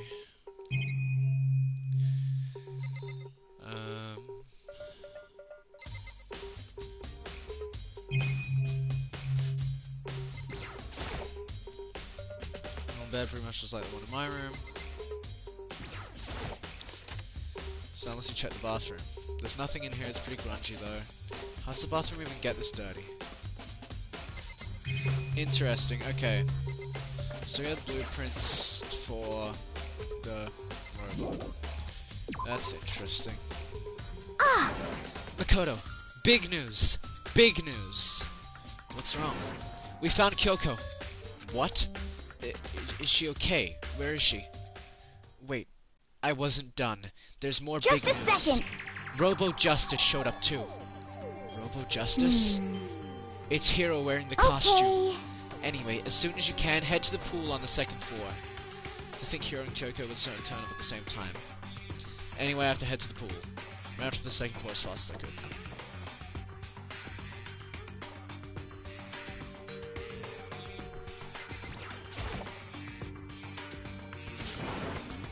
Kyoko, and... I mean... Phew, man, I've had the worst day. Hiro? Robo Justice finally made his appearance, huh? I guess Kyoko's the one that found him. Huh? Hiro? Oh, hey, Makoto! Yeah, duh. Who else would I be? That's a good question. Huh? What? Why do I look like this? What? Did someone come along and remodel me while I was sleeping? Was it the Illuminati? Right. I found Hiro. He was jammed into the pool room locker. It looked like he was fast asleep, so I kicked him and woke him up. Don't be mean! I still can't believe you kicked me. You could have been a little more gentle about it. Like, I don't know, caress my face or something. That's creepy. Anyway, Kyoko, where have you been all this time? You just disappeared all of a sudden without a trace. Well. There was something I had to check up on. What do you mean? Never mind. I can't never It's mind. nothing. Never mind. Hey. More importantly, she says that, but does she have any idea? Does she know people think she might be spying for the And? Mastermind? First of all, Hero, you need to explain to us why you're dressed like that. I mean... Oh, well, I mean... I have no idea. 1 second I was asleep. I don't even know how that happened. Then I woke up and then here I was. I don't care. Do something about that costume. It pains me just to look at you. Huh? Well, Let me out of here! I don't know what's up with this thing, but I can't actually get it off. A little help? Why would you make something that you can't take off by yourself? You got it all wrong! I didn't make this stupid friggin' It thing. would seem... There's a clasp on the back that's keeping you from getting it off. It looks pretty sturdy. I don't think you can get it off on your own. We don't really have a choice. Let's help him. It took everyone's help, but slowly we were able to get Hero out of the suit. It took a few minutes, but eventually we got all the pieces off. Ooh, free at last! Isn't it kinda weird how perfectly the suit fits Hero? So then, More to the point, nobody but Hero would be able to wear that costume. Wait, what? Hold on a sec. honestly, Don't bother trying to act innocent. The blueprints were in your room as is that well. okay? In other words, it is obvious to everyone that you made this costume. That's true. I saw the blueprints myself. Yeah, me too. Could it be... Then it's obvious. The one who put this costume on and went around attacking everyone That's terrible! was Hero. Shall we tie him up and gag him? Just the worst. Good idea. We wouldn't want him killing anyone else. What? To tie me up? Hold on, guys. I think that's going a little far. That's right. He may be a suspect, but he deserves fair treatment. Yeah, I mean, attacking. Blueprints? I have no idea what you guys are talking about. You can't talk your way out of this. It's been decided. You killed them. Please! What? Killed who? I have no idea what you're talking about. There must be a fake hero What running are you around. saying? You're the only one who can wear this costume. So who else could possibly be the costumed What attacker? the heck? How do you know I'm the only one? Maybe you should try it on yourself before you convict me. Okay. Fine. If you're gonna be a jerk about it, I will. Without missing a bit, Hina started putting on the Robo Justice costume. Huh. See? Look. See how loose it is? I mean, come on. I'm blind as a bat in here. Can't see my feet at all. I'm surprised you got anywhere in this thing. I'm telling you, it wasn't me! And not to mention, you totally can't bend at the waist. Seems like a pretty obvious oversight. That's not a very nice thing to say. I mean, it's not like I made it. I just got caught up in the moment. Piss Well, off, Hina. either way, now we know for sure, right? I mean, it seems pretty clear that nobody but Hero could have fit into this dumb costume. In a huff, Hina took the suit back off again. Ah. Well, now you're all out of excuses. No, see, it's 'cause you're a girl. If it was another guy, then... Makoto, go ahead. Okay. Against my will, I picked up the pieces of the floor and tried putting them on. It's no good. The arms are too long. There's no way I can Just wear a this. second. See, I told you it was impossible. You are absolutely right. It seems this costume was made to fit Hiro's body exactly. But... Then there's another costume.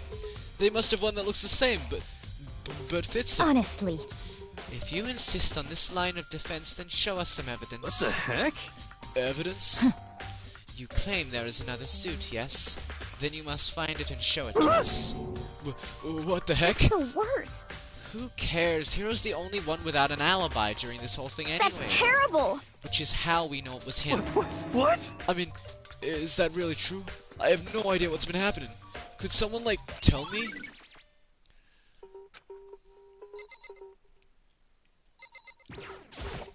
What the heck? If you don't tell me what's going on, how am I supposed to understand? I think I figured out that someone's been killed, right? Yeah?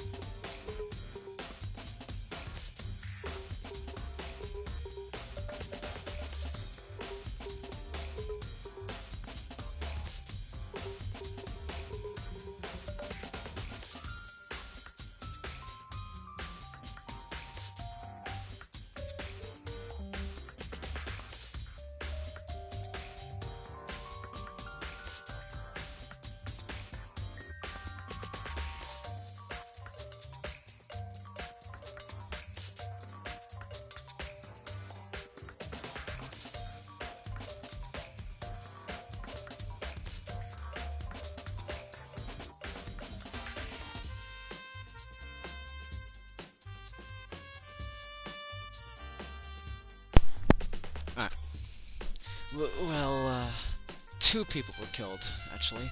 Taka and Hifumi. What? What?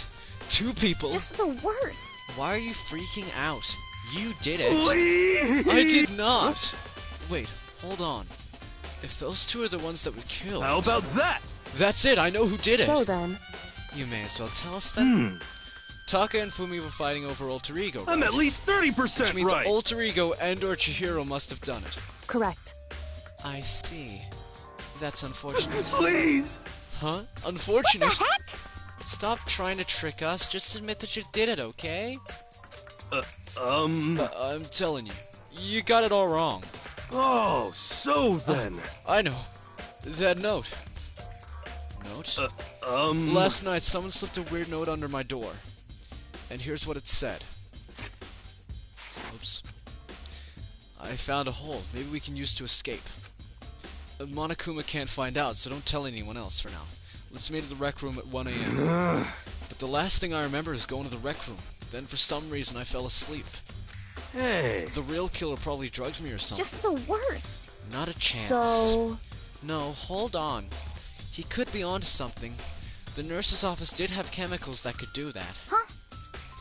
What? Really? I told you. Someone's trying to set me up. A secret passage, chance to escape. Someone wrote all that to trick me. Even if that's true, you must be one dumb fish to bite every piece of bait that floats in front of you. Well, after being trapped here so long, even if you know it's a lie, you still gotta check, right? They preyed on my desire to get out of here. They deceived me. I still don't buy Don't it. be mean. Well, you should buy Just a it. second. Okay, then show us that note. With pleasure. I have it right here in my, pocket. No way. Looks like I lost it. Yeah, sure. Please. But please, you gotta believe me. I wouldn't hurt a fly. As I said before, if you want us to believe you, you must produce evidence. Can you show us the note? I have no particular issue with what you claim, but if you want us to believe you, give us a reason. What the heck? For serious! This hero's account has been added for truth bullets. Okay. Now then, shall we resume our investigation? There is no time to waste before the class trial begins. Why do we need to keep investigating? We already know who did it. What the heck? Why? Why did you kill them? Tell us, hero. No, it's like I said. Just the worst. Was it really to get the money Monokuma offered us? Yeah, that must be it. You must be totally broke and that's... yeah?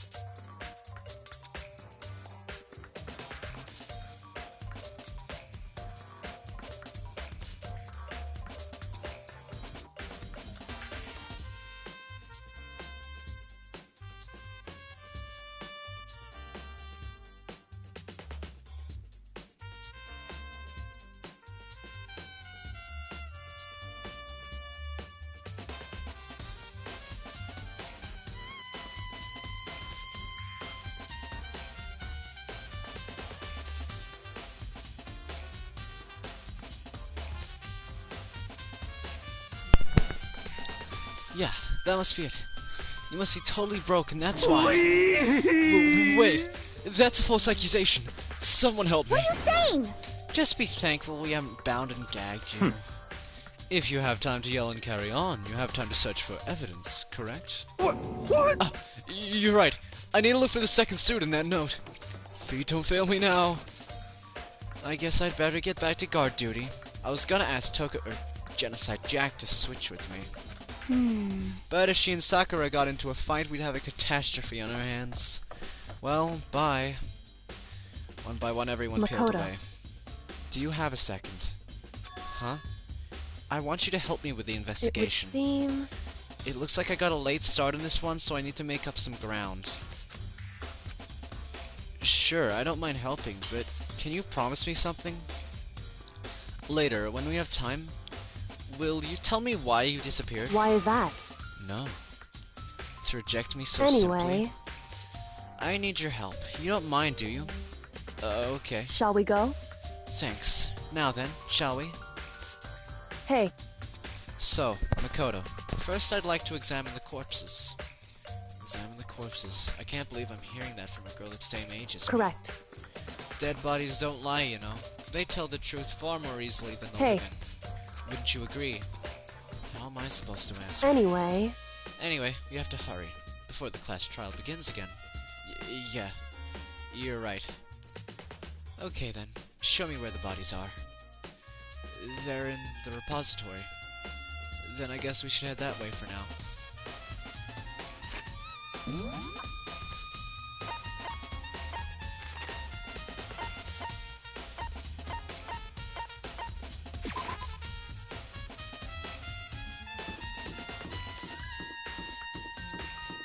Repository.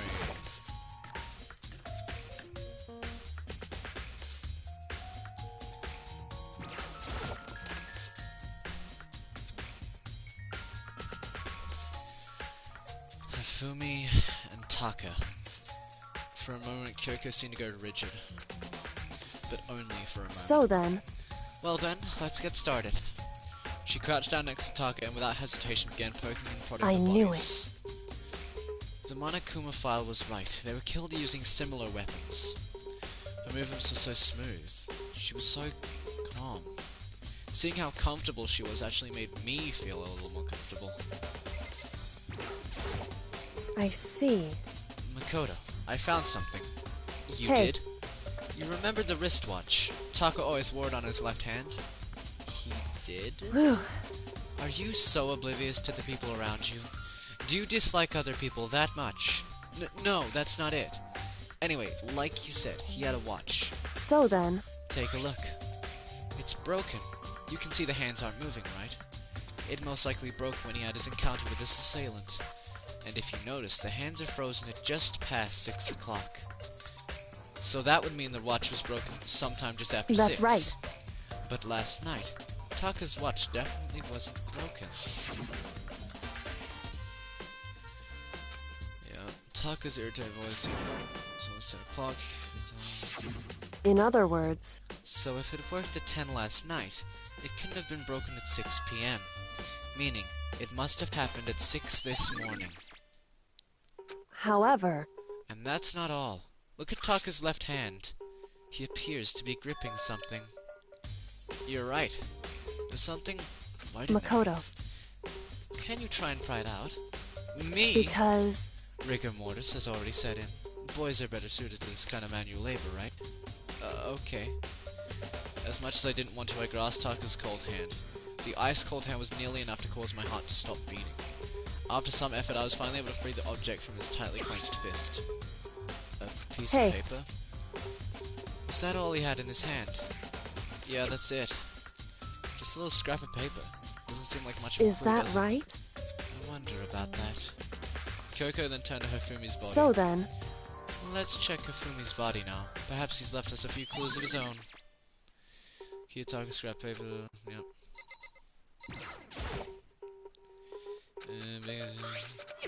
Oh, I just have to talk to Kyoko again. Boom. So, did you find Indeed. anything? I did. More than I expected, to be honest. Look at this. A lot of paper. that's right. Hifumi had it hidden on him. Hidden? Indeed. He'd stuffed it in his pants, so I can only assume he'd hidden it on purpose, you see. In his pants. Wait, so Why is that? It was just his pants. Not like his socks or anything. I don't know what that means. Hey. Anyway, let's take a look at the paper. Go ahead, Makoto. Open it up. When I think of how it was stuffed down his pants, it's like... It better be important for me, or I'll never forgive you for this. A note? Found a hallway we can use to escape. Monokuma can't find out, so don't tell anyone else. So, That sounds very familiar. That's it. It's the same thing Hiro said. Then he was telling us the However- truth. Although, it's not exactly the same, is it? Someone slipped a weird note under my door, and here's what it said. Found a hallway we can use to escape. Monokuma can't find out, so don't tell anyone else for now. Let's meet in the rec room at 1 a.m. The time is different. Hiro told us that his note said to meet at 1 a.m., but the note they wrote to Hifumi asked him to meet at 6 a.m. Is that right? Hold on, just because Hifumi had the note doesn't mean it was meant for him. Huh? So... Part of it has been torn off, right? I think there's likely some meaning there. There's some meaning to part of it being ripped? Could you maybe explain it a little more? Think carefully. Why would he have been clutching that scrap of paper so tightly? I have no idea. So then... What if it wasn't just a scrap of paper when he was holding it? What if it was something more important? And how would something important like that become a mere piece of scrap of paper? That's what you need to answer. Hey. And while we're at it, I should tell you one other thing. The two victims this time definitely had their handbooks on them. So the handbooks have nothing to do with how the murders were carried out. Not that there was any reason to think they were connected to the killings in the first place. So you're saying I don't have to think about the handbooks this time, right? Is that right? If you didn't have to think about them at all, I wouldn't have gone out of my way to mention it. All I said was that they weren't used to help carry out the murders. There may come a point, however, where a handbook may play a role. A handbook may play a role? I don't think I understand. But if Kyoko thinks it's important, I'd better keep it in mind. A handbook. Okay. That's all the evidence. Are you excited? Are you pumped? It's time for the class trial to begin! Like the bright burst of fireworks, like the flash of a soul clashing with life and death. And so, with no further ado, everyone please meet at the usual spot. Make your way to the red door on the first floor of the school. See you soon. Yup. It would seem... It's unfortunate, but I suppose this is where our investigation comes to an end. You'll have to figure out the rest for yourself, and come to the proper conclusions. Yeah, you're right. Shall we go? Well, we'd better get going. Okay. This is an interesting one. I don't know. Because it could be Hiro, but it also could be literally anyone else. Well, not anyone else, because we got alibis. I don't know. I don't know for this one. This one's interesting. Everyone had heard Monokuma's proclamation, and they were gathered by the red door. And as soon as we were all there... Monokuma appears! Hello! He's Wrong. multiplied? Nope, not multiplication. It just looks that way because of an illusion. I'm moving so fast it only looks like I'm multiplied. Can you guys tell which one is the real Monokuma? Whew. Can we just get on the elevator already? Boy, tough crowd. You're not playing along. Stop talking. We're not here to play with you. Okay. Hey! Then if everyone's here and ready to go, please board the pain train, elevator. I'll see you guys down there. Let's go. Okay then, shall we? Please! Hold on, I'm not mentally prepared yet. What the heck? You'll never be mentally prepared. You can't run away anymore, Hiro. You're gonna pay for your What the sins. heck? I told you I didn't do it. For serious. Hmm. That reminds me. Did you ever find the other costume? Or the note? Well, no, but... How unfortunate. Then it would seem we have our call. Hey, This isn't the place to talk about it. Save your accusations for when we get to the courtroom. That's right. Let's get down there first. Then the story can really begin. Yeah, good idea. That's right. I have to. I have to do it. I can't let whoever killed Hifumi and Taka get away with it. For everyone who's still alive, and for the two that lost their lives.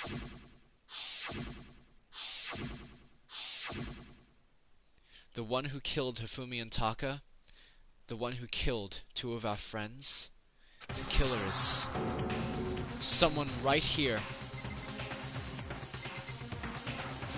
Damn. I don't like Monokuma's carefree attitude. Just the worst. Let's hurry up and go so we can make Hiro pay for his crimes. Were you listening? wait till we get to the courtroom to begin your arguing. It would appear the culprit has been confirmed. This trial will be over in no time. It wasn't me, you gotta believe me. Yes, yes. Come on, Big Mac, let's do it. Hey, The story begins when we get down there. I took one last deep breath and exhaled slowly. I began to walk toward the elevator. Once everyone was aboard, the doors closed on their own, and the steel box began to move. The clonking of the elevator kept us company as we fell further and further down. There was no going back. Until we settled all this, we couldn't go anywhere. I'm not sure how long it was before the elevator finally came to a stop. The elevator doors slid open, opening up onto a cruel fate. When I see all of you gathered together like this, I realize just how few of there are left. Your school life is slowly reaching its climax. Just the worst. Only because of you. Why? Why are you making us do such cruel things to each other? Do you really hate me so much? But I'm so cute. Come on. Stop goofing around and begin the trial. Don't rush me. Of course I'm gonna start it. I would never be like, stay tuned for the action-packed class trial after these commercials. I'll never hold out on you like that. Okay, let's begin. Get to your assigned seats. And so the curtain opened once again. A deadly judgment, a deadly deception, a deadly betrayal. A deadly riddle, a deadly defense, a deadly faith. A deadly class trial.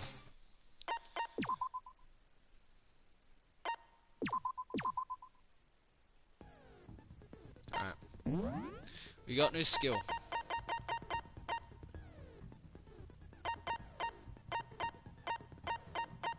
Cooling burst. Steadies your aim a little effect during the non-stop event. Yeah, let's get that.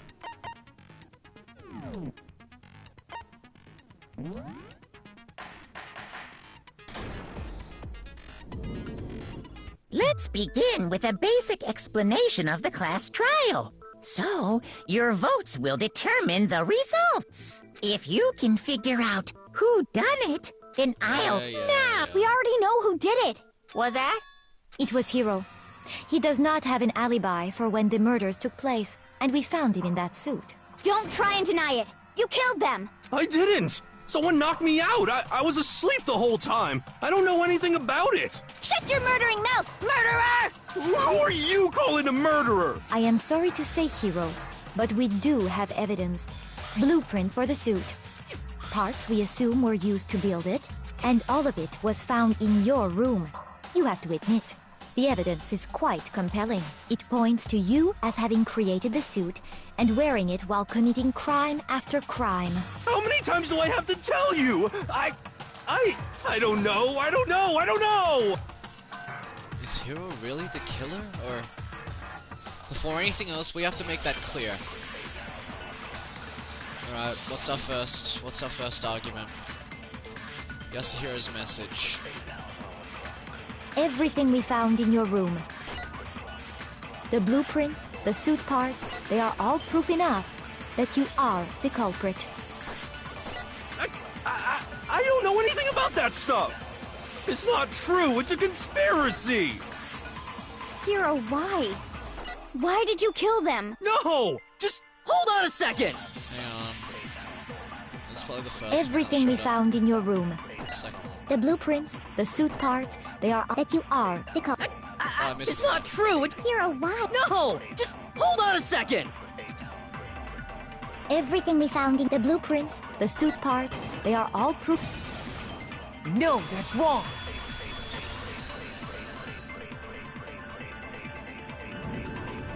Are we sure Hiro really made those blueprints? What do you mean? Well, take a look at this. It's the note that Hiro wrote, asking everyone to meet up after Alter Ego disappeared. The handwriting's obviously different, wouldn't you say? When you compare it to the blueprints. there's no way you could think the same person made both of them. Unless that person made it a point to disguise their handwriting. No, the differences are bigger than that, I think. Come on! I'm not smart enough to think of trying to change my handwriting anyway. So, Makoto, are you saying you don't think Hiro's the culprit? And he's not the only one. I think Hiro's innocent as well. Thank you, Byakuya. What?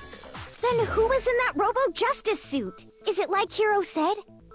Was there really someone running around in a second suit? The suspicious individual hidden within the suit. Go ahead, Makoto. Tell them who it was. And of course he passes it off to So? me. Who was in the Robo-Justice suit? The suspicious individual in question. The one that must have been in the suit.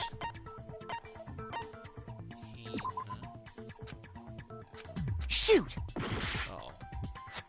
No. It was definitely I got Hiro. Other than Hiro, I can't think of anyone else it could have been. Obviously, he was the one in that particular suit. And we never found any kind of second suit. Then there can be no doubt. Hiro is the prime suspect. That doesn't make any sense. You just said Hiro didn't do it. It makes perfect sense. Hiro was the suspicious individual in the suit, but he's not the culprit. So what you're saying is... That's right. The culprit in this case has nothing to do with being in the Robo-Justice suit. What? Now that's a bold assumption. And what reason do you have to make such a statement? You do have a reason, yes? Of course. But before we get to that, there's something else we need to clarify first. So let's get that out of the way. Hey, stop trying to boss us around. All things have a proper order. So what is it? What needs to be clarified? We must clarify the method of transportation for Taka's lifeless body. It would seem that his corpse was moved using certain particular items. Makoto, can you tell us what they were? The things that were used to move Taka's body. They must have been...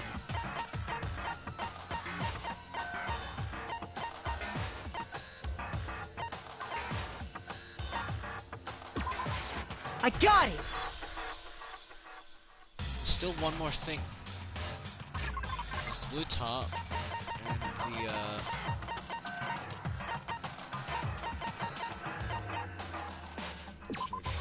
I got it!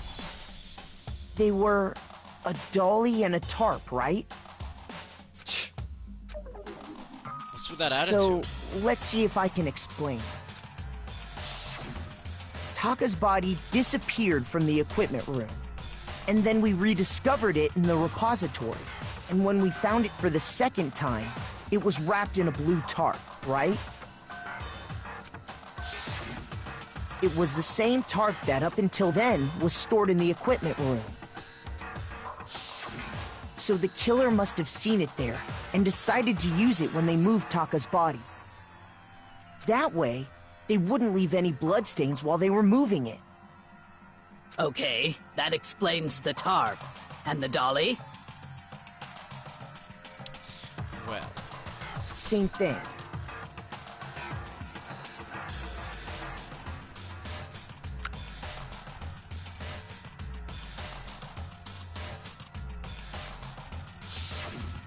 I'm sure the dolly was in the equipment room when we first found Taka's body there.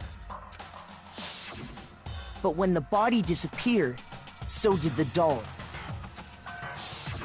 Later, when Taka's body reappeared in the repository, so did the dolly.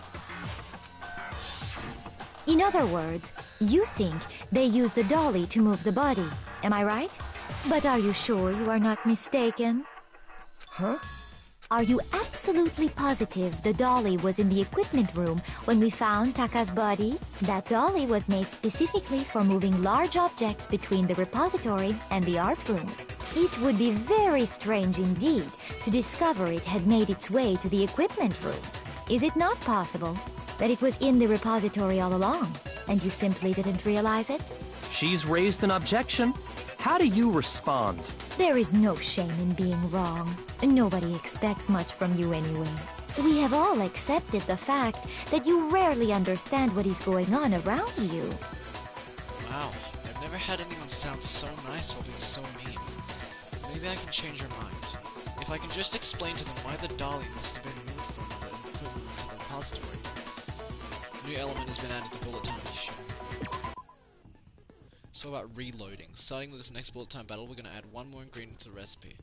Bonus screen of the tempo remote, you see your ammo count. Up until now, it hasn't really been a limit on how you destroy it. Just locking on, press and triangle button. Oh my god. One bullet to destroy a single remote. Once you run out of bullets, you can't destroy them. Press square button in time. Oh my god. Automatically reload at the start of fever time and your ammo will not decrease. Oh, but if your action difficulty is set to gentle, you won't have to reload low, in which case you just... God. Oh my god, okay. Here we go, this is gonna be interesting, isn't it? You have it wrong. I cannot agree. You are a fool. So pathetic. Lies will get you nowhere. Do your worst. Away with you. You miserable wretch. I cannot agree. You are a fool. Lies will get you nowhere. Do your worst, you miserable wretch. You have it wrong. I cannot agree. You are a fool. So pathetic. Lies will get you nowhere. Do your worst. Away with you. I cannot agree. This should prove it.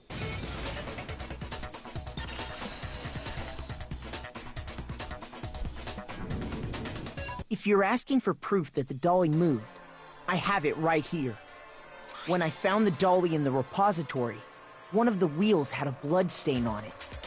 There was a pool of blood in the equipment room with a tire mark in it that matched the dolly wheel's tread.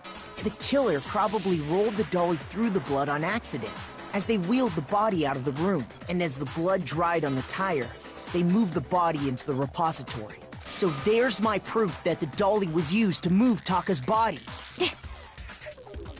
Jeez, does Celeste really hate me that Well, much? anyway, that was just something we had to get out of the way. Let's get back to the main subject. Yeah, the subject of how Robo-Justice didn't do it. Because if it's not a killer robot, then what kind of robot is it? I'm not sure that really matters. I'd be happy to explain why the occupant of the suit couldn't possibly be the killer. If you look back on how the body was transported, it will become immediately obvious. If I look at how the body was moved, it'll be clear in the point where the suit couldn't have done it. Doesn't mean that.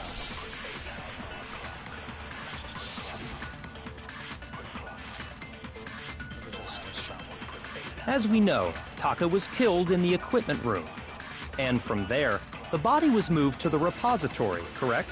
Yeah, the culprit wrapped the body in the tarp, then loaded it onto the dolly and wheeled it off, right? Now, keep in mind that the dolly doesn't have a handle. Well, yeah, but even without a handle, all you'd have to do is bend over. No, that's wrong. You can't. You're absolutely right that you could push a dolly without a handle if you stoop down low. But if you were wearing that suit, do you think you could actually get into a position like that? What do you mean? Think back to what you said when we were all checking out the suit together. Remember? See if it all is possible. I'm telling you, it wasn't me. And not to mention, you totally can't bend at the waist. When you're in that suit, not only can you not see your feet, but you can't even bend at the waist. Am I right about that? Now that you mention it, yeah. It seems like it'd be awfully hard to push that dolly if you couldn't bend over. Well, what's to stop you from simply pushing the dolly with your feet? When you can't even see your feet? You really think someone could kick the dolly all that way? Yeah, it'd be totally impossible. Not that I can say for sure myself. On top of that, if you were wearing such a rigid, cumbersome suit, it's very unlikely you would have the dexterity to go about wrapping the body in a tarp. Well, I mean, isn't that just a matter of taking off the suit when you're ready to move the body? There's absolutely no chance the costume was taken off just to move the body because you can't take it off by yourself. I don't think taking off the suit was an option. If you remember... I don't know what's up with this thing, but I can't actually get it off. A little help? Why would you make something that you can't take off by yourself? I didn't make the stupid friggin' thing. There's a clasp on the bat that's keeping you from getting it off. Looks pretty sturdy. I don't think you can get it on your own. We don't really have a choice. Let's help him. That's true. It seems impossible to put the suit on or take it off without help. Then, you really can't take it off by yourself? Hiro wasn't just making it up? Of course I wasn't making it up. If he could have gotten it off by himself, I don't think he would have let us see him wearing it. Showing up in the suit was basically an invitation for everyone to suspect it. Yeah, that's right. So, it's really, really true that Robo Justice couldn't have moved the dolly? Yes. To be clear, whoever did move the body, it couldn't have been Hiro in the robot suit, correct? No, wait. Just a second, if you please. Have you forgotten about the picture that I took? You all got a good look at it, did you not? The image of Hifumi being dragged away by Robo Justice? If whoever was in that suit is not the culprit, how do you explain that? Besides, do you remember what the now deceased Hifumi said? Guy hit me. Guy. Robo Justice. So long as those facts exist, the proper conclusion is beyond question. The individual inside the suit and the culprit are one and the same. It was Hiro, without a doubt. Yeah. Yeah, that's gotta be right. Hold on a second. It's still far too early to reach that conclusion. Besides, there's no hurry to decide who did it before we rush to a verdict. Shouldn't we explore every single possibility? Instead of seizing on one viewpoint, the truth is uncovered by analyzing things from every angle. Perhaps, but where do we go from here? Let's review this series of unfortunate events from the beginning. Maybe we'll uncover something new. What a pain in the ass! I don't disagree, but our lives are on the line. If this is what it takes, we have to do it. Plus, maybe we'll get to find out where the heck Kyoko was when everything went down. All right then, let's take another look back at what happened. I suppose we could start with this morning. 4 of us gathered together in the dining hall. Makoto, Hina, Kyoko, and myself. We waited there for quite a while, but nobody else showed up. So we went to look for everyone. That was around 8 a.m. And as soon as we split up, Kyoko went missing. Soon after that, Hina found Celeste in the rec room and quickly came to get Makoto and me.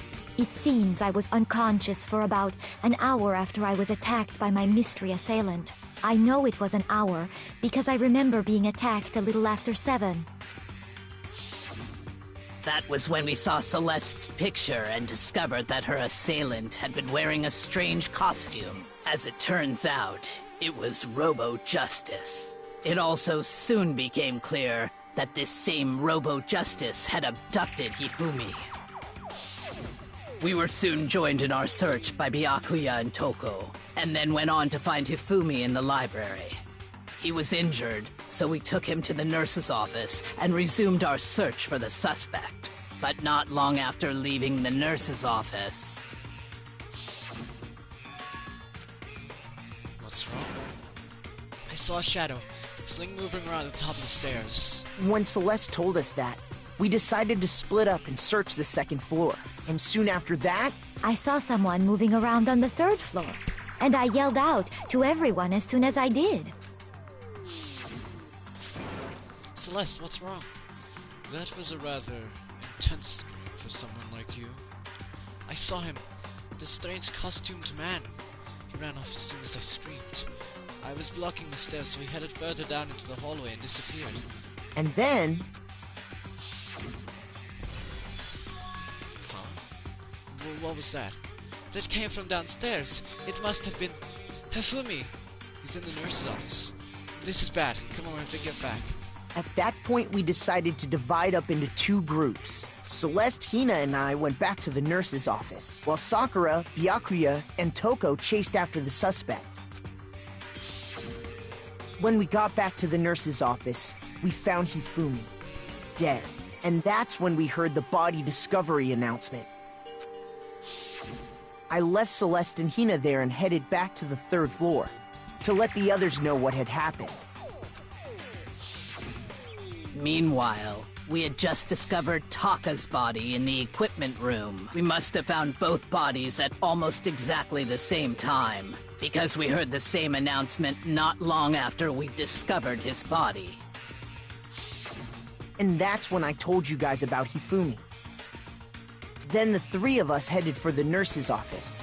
But right after we left the physics lab, we ran into Celeste, who'd arrived after us. And she told us something very surprising. Hifumi's body has disappeared. We rushed back to the nurse's office and saw that she was right. Then we remembered we'd left Toko passed out in the equipment room, so we hurried back again. This can't be happening. Are we hallucinating all this or something? But when we got there, we discovered that now Taka's body had also gone missing. Next thing we knew, we were searching the school for 2 missing dead bodies. And after some time... Celeste informed us that she'd found the bodies, and we all headed to the repository, which is where we rediscovered the corpses. I think that about covers it. I see. The whole thing sounds exceptionally complicated. It certainly seems to me that these are not a simple series of connected events. Okay, well, if that's true, then what? Rather than a single series of events, I think we have to consider each murder a separate situation. And from there, we can uncover the contradictions surrounding all of them. Now then, let's get started, beginning with what happened to Taka. Contradictions hidden in what happened to Taka. In order to uncover the truth of this case, I have to find them no matter what. Okay.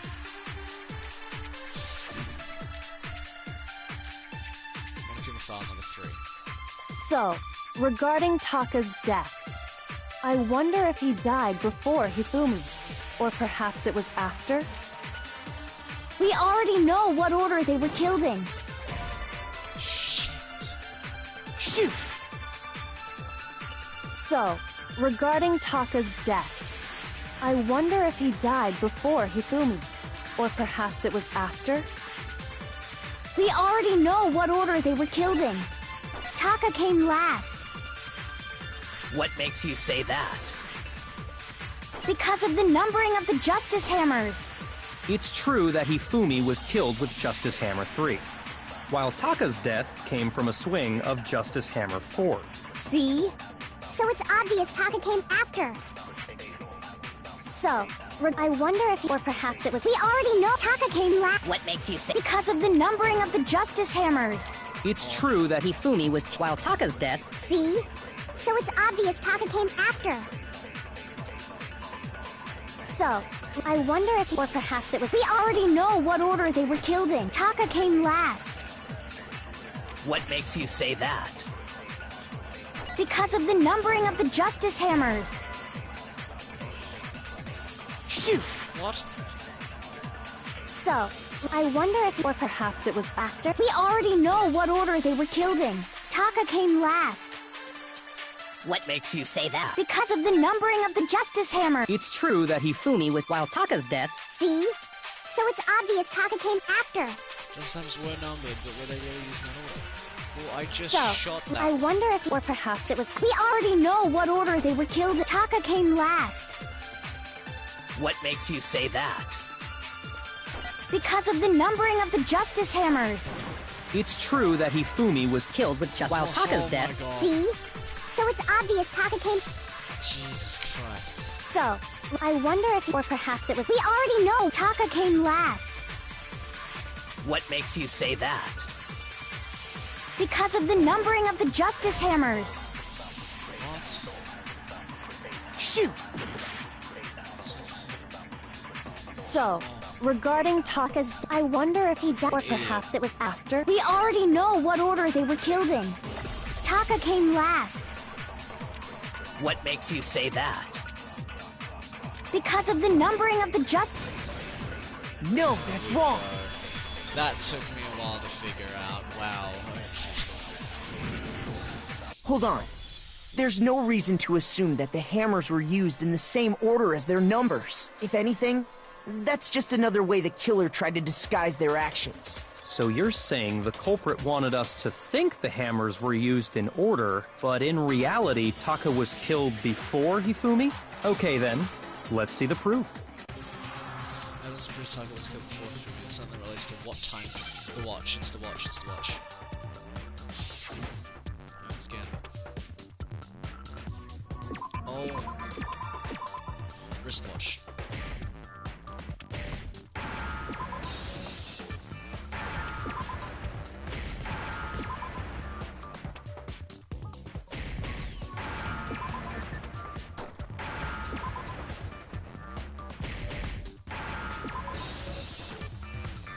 Now I understand! I've got it! Taka's wristwatch! See? Look! It broke with the hands pointing just past 6 o'clock. It must have gotten broken when he was attacked by the killer. Because as of last night,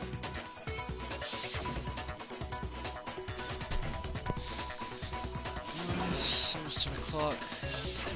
so if it wasn't broken after 6 last night, then he must have been attacked around 6 this morning. And that would be his official time of death. But if that's true, then he was killed well before Hifumi. And before Celeste was attacked this morning, which happened around 7. That's right. Taka was killed before any of the other incidents took place. That simple fact slipped past all of us. We made the wrong assumption about the order of events, all because of those justice hammers. That's exactly why the culprit wrote the numbers on each hammer and had them increase in size. That way, when we saw how they were used in each incident, we'd easily make that wrong assumption. Now, if Taka was killed around 6, then everyone's alibis for his murder go out the window. Because when he was killed, we hadn't met up in the dining hall yet. That may be true in the case of Taka's murder, but all of our alibis still hold true for Hifumi's death. That's right. With him, at least, we're all safe.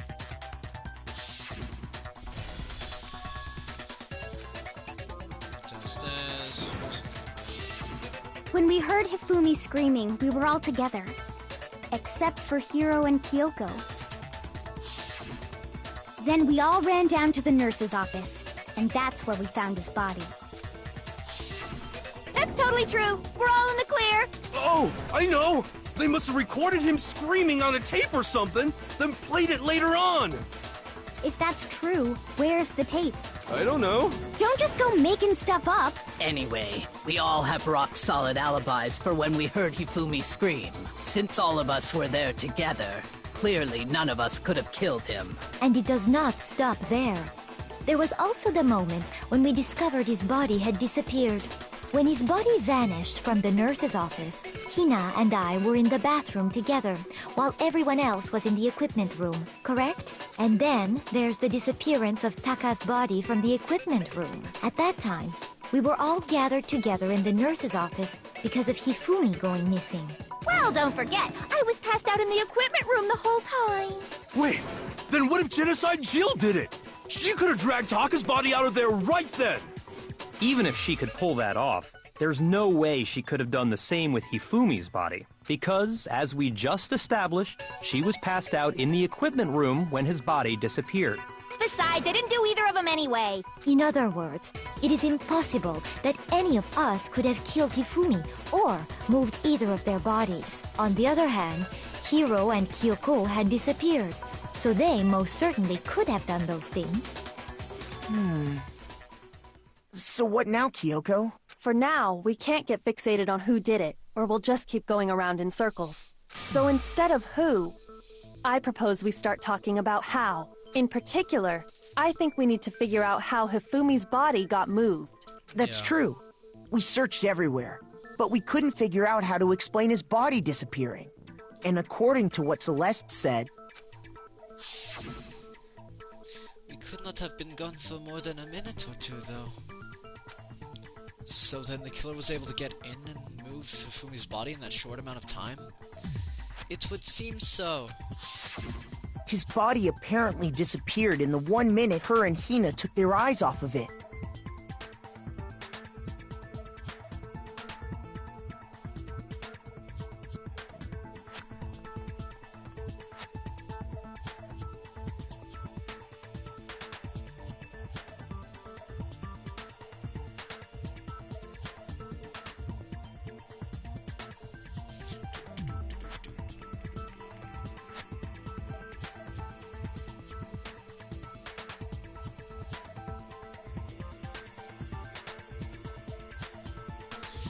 But to carry that much weight from the first floor up to the third in that short amount of time? Oh man, yeah! There's no way! It'd be impossible! Well, what if I told you there was a way to make the impossible possible? What? If the dead body were to move itself. Yeah. The dead body moved on its own? No! Not another ghost! Oh my god, calm down. I don't think it has anything to do with the occult. I think what she's implying is that it was dead to begin with. we thought Hifumi was dead, but perhaps in reality he was still alive. Yep. He was alive? Are you saying Hifumi wasn't carried out of the nurse's office, but simply walked out on his own? But I mean, we found his body. He was dead.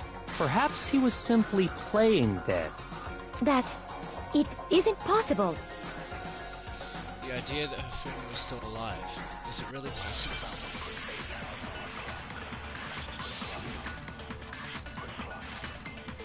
Wristwatch. Are you saying that when we first found Hifumi in the nurse's office, there's a chance he was actually still alive? No, it is impossible. Hifumi was dead, without a doubt. And you know that how? Surely you heard the body discovery announcement along with the rest of us. Hifumi's dead body had been found. And that is why the announcement was made. Are we really so sure about that? Maybe the announcement was intended to signal someone else's discovery. Shoot! Are you saying that when we first found Hifumi in the nurse, there's a chance he was actually still alive? No, it is impossible. Hifumi was dead, without a doubt. And you know that how? Surely you heard the body discovery announcement along with the rest of us. Hifumi's dead body had been found. Damn it. Shoot! I've just lost. Yeah.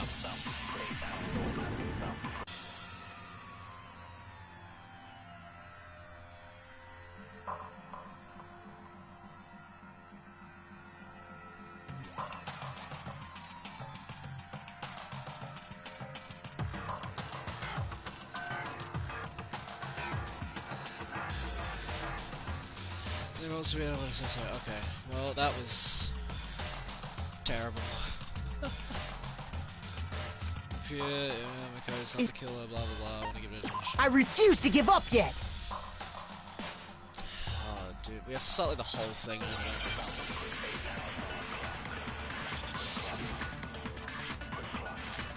No, just from here. Okay. Are you saying that when we first found there's a chance he was actually still alive? No, it is impossible. Hifumi was dead, and you know that. Surely you heard the body to Hifumi's dead body, and that is why the— Are we really so— Maybe the announcement was intended to signal someone else's discovery. Sure, the bodies was only made once. Hifumi and Taka's bodies were discovered at almost exactly the same time. Are you saying that when we first found Hifumi in the nurse's office, there's a chance he was actually still alive? No, it is impossible. Hifumi was dead, without a doubt. And you know that how— Surely you heard the body discovery announcement of Hifumi's dead body had been found. And that is why the announcement was— Are we really so sure about— Maybe the announcement was intended to signal someone else's discovery. What do you mean?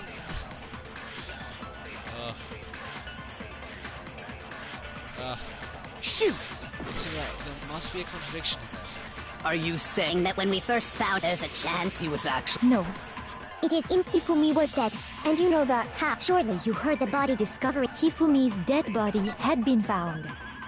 And that is why the announcement— Are we really so— Maybe the announcement was intended to signal someone else's discovery. Shoot! Are you saying that when we first there's a chance he was actually— No, It is impossible. Hifumi was dead, and you know that. Surely you heard the body that Hifumi's dead, and that is why. Are we really? Maybe the announcement was intended to signal someone else's discovery. Are you saying that when we first there's a chance you... No. Hifumi was dead, and you know that. Surely you heard the body that Hifumi's dead, and that is. Are we really? Maybe the announcement was intended to signal someone else's discovery. Yeah, this is gonna drive me insane. Hifumi and Taka's bodies were discovered at almost exactly the same time. Are you saying that when we first found Hifumi in the nurse's office, there's a chance he was actually still alive? That's not right. Shoot!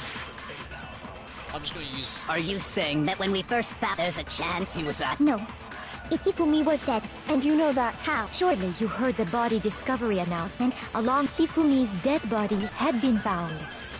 And that is why the announcement was... Are we really? Maybe the announcement was intended to signal someone else's discovery.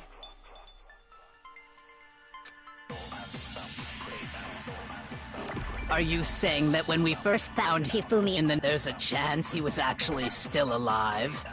No. It is impossible. Hifumi was dead, without a doubt. And you know that. How? Surely you heard the body discovery announcement along with the rest Hifumi's dead body, and that is why the announcement... Are we really? So maybe the announcement was intended to signal someone else's discovery. But... Shoot! No. What? Are you saying that when we first found there's a chance he was actually still alive? No. It is Hifumi was dead, and you know that. Surely you heard the body discovery. Hifumi's dead body had been found. And that is why the... Are we really? Maybe the announcement was intended to signal someone else's discovery. Are you saying that when we first found Hifumi, there's a chance he was actually still alive? Shoot! Oh, God. Wow, this is getting tough. I'm not gonna lie, this is... I'm lost. I don't know what I'm doing. Okay. Let's try that again.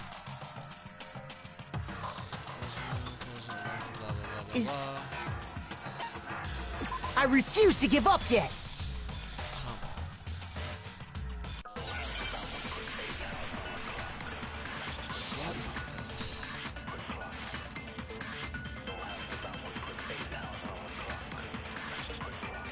Are you saying that when we first found Hifumi in the nurse's office, there's a chance he was actually still alive? He was actually still alive.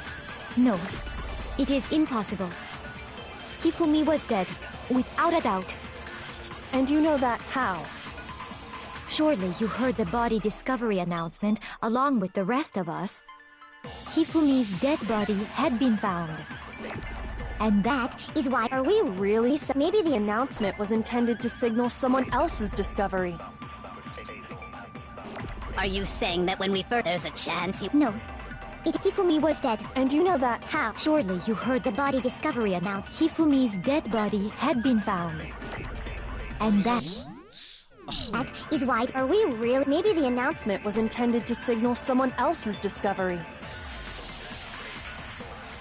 Are you saying that when we first found there's a chance he was actually... No. It is impossible. Hifumi was dead, without a doubt. And you know that. How? Surely you heard the body discovery announcement along with the rest of us. Hifumi's dead body had been found. And that is why the announcement was made. Are we really so sure about that?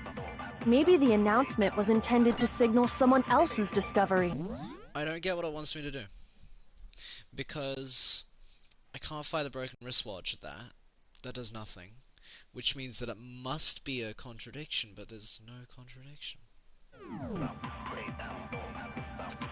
I'm gonna try the other two. Are you saying that when we first found him, there's a chance he was actually still alive? No. Hifumi was dead, and you know that. Surely you heard the body Hifumi's dead body had been found, and that is why the announcement was made. Are we really? Maybe the announcement was intended to signal someone else's discovery. Are you saying that when we first found... there's a chance he was actually still alive? Shoot!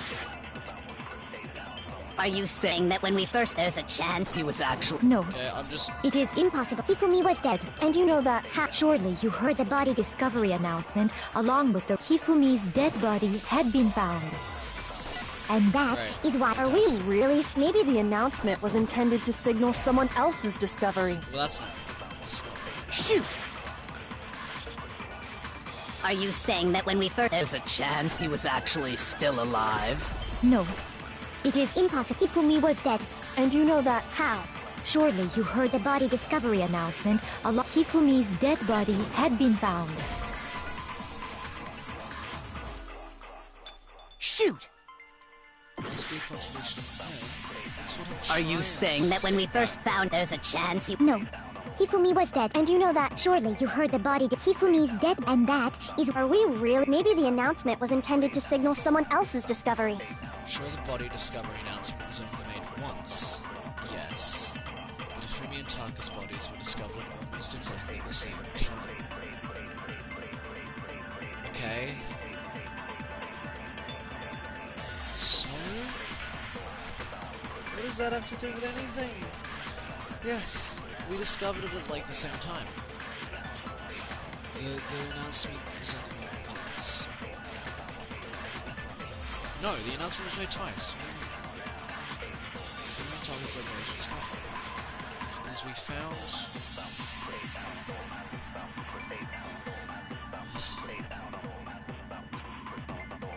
Are you saying that when we first there's a chance he No. Hifumi was dead. And you know that how? Surely you heard the body discovery and Hifumi's dead body had been found. And that is why the announcement was... Are we really? Maybe the announcement was intended to signal someone else's discovery. Okay. Let's take that and put it against what Celeste Are you is saying that when we first there's a chance he was No. It is impossible. Hifumi was dead, without a doubt. And you know that how? Surely you heard the body discovery announcement, of Hifumi's dead body had been found. Oh my No, God, that's that wrong. was it. God, that took me so Was the long to body realize, discovery and I don't announcement even that know was why. made really intended for Hifumi? Of course it was. The announcement played right after we discovered his body. Maybe. But that was also the same time that Taka's body was found. That's right.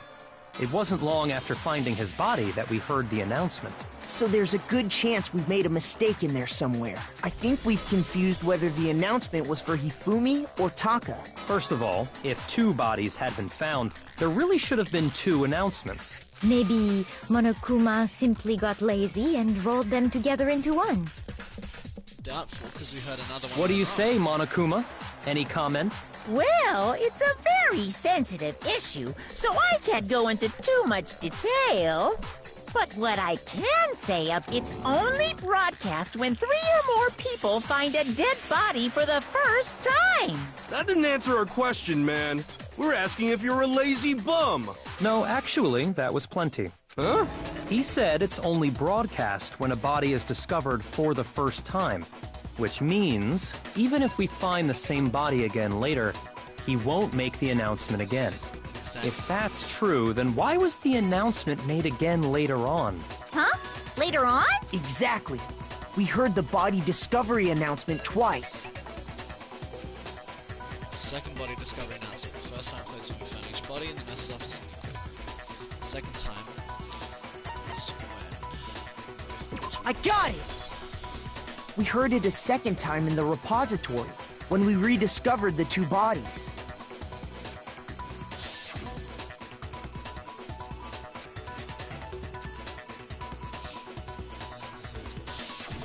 It didn't seem weird at the time, but it contradicts what Monokuma just told us, doesn't it? Exactly. If we were actually rediscovering both bodies, the announcement shouldn't have played. Then in reality, when the two dead bodies were rediscovered, one of them was actually being discovered for the first time. So, when we found Hifumi the first time in the nurse's office, he wasn't actually dead yet. Meaning, he wasn't actually found dead until we came upon him in the repository. And that's just part of it. There's one other thing that leads me to believe he was still alive in the nurse's office. Oh, I know! Because he was super good at playing dead! That is the worst logic I have ever heard. But honestly, I do not think there's anything that can prove he was still alive. Okay then, let's take another look at the events surrounding the discovery of his body. Then it should become clear whether he was really alive or not. This whole thing is pointless. It has to be proof that Shizufumi is still alive. It's the glasses. It's the glasses. Yeah. Well, here's one thing we do know. The first time we found Hifumi's body was in the nurse's office.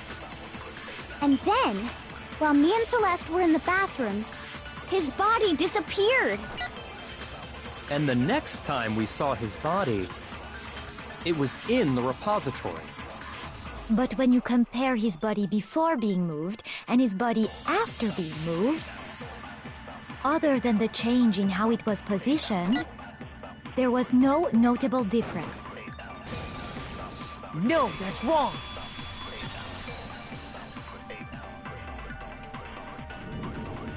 In fact, there was one clear difference between Hifumi in the nurse's office and the repository. His glasses. That fact alone proves that he was only playing dead in the beginning. Perhaps you'd like to fill the rest of us in? When we found Hifumi in the nurse's office, his glasses were covered with blood. But when we found him again later in the repository, they were spotless. And I found the item he used to wipe them clean in the nurse's office trash can.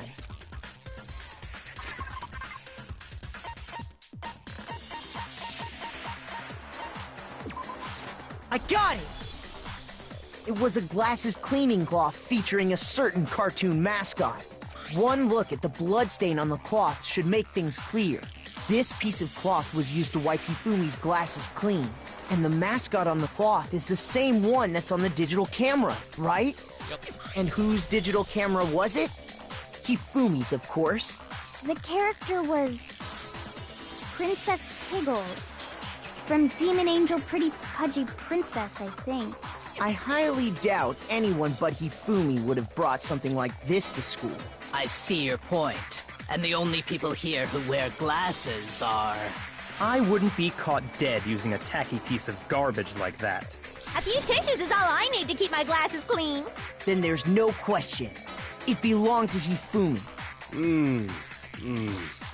So what you're saying is... What exactly? What I'm saying is, the blood on his glasses was wiped away using his own glasses cleaning cloth. Even if that is true, it does not mean he wiped the blood off himself. But who would benefit from a clean pair of glasses other than the glasses owner? That's a good point. Then it must have been him, right? So let's assume that Hifumi was still alive in the nurse's office. He pretends to be dead. Then when he's alone, he wipes his glasses clean so he can see. Then he stands up and walks out on his own 2 feet. And with that, the impossible task of moving his copious corpse becomes possible, wouldn't you say? But then, if he was just pretending to be dead,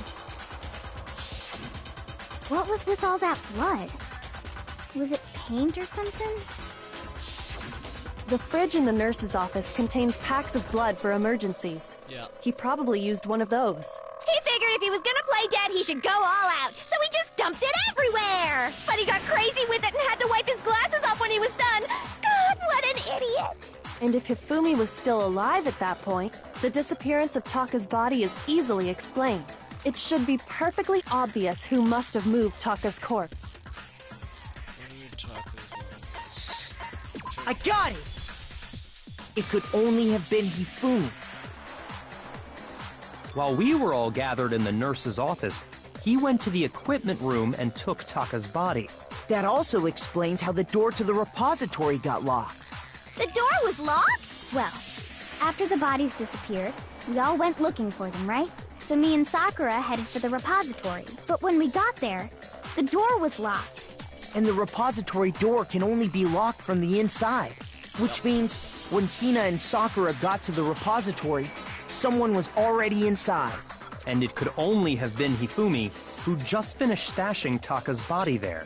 He convinced us all he was dead, and when he saw his chance, he dragged Taka's body to the repository. So, Hifumi wasn't just another victim in this case. He was one of the assailants. But that means he took part in the murders. I just can't believe it.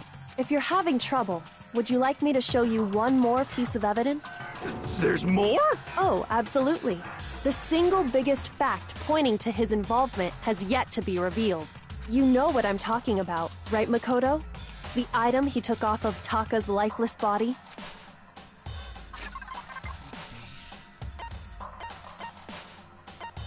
Yeah.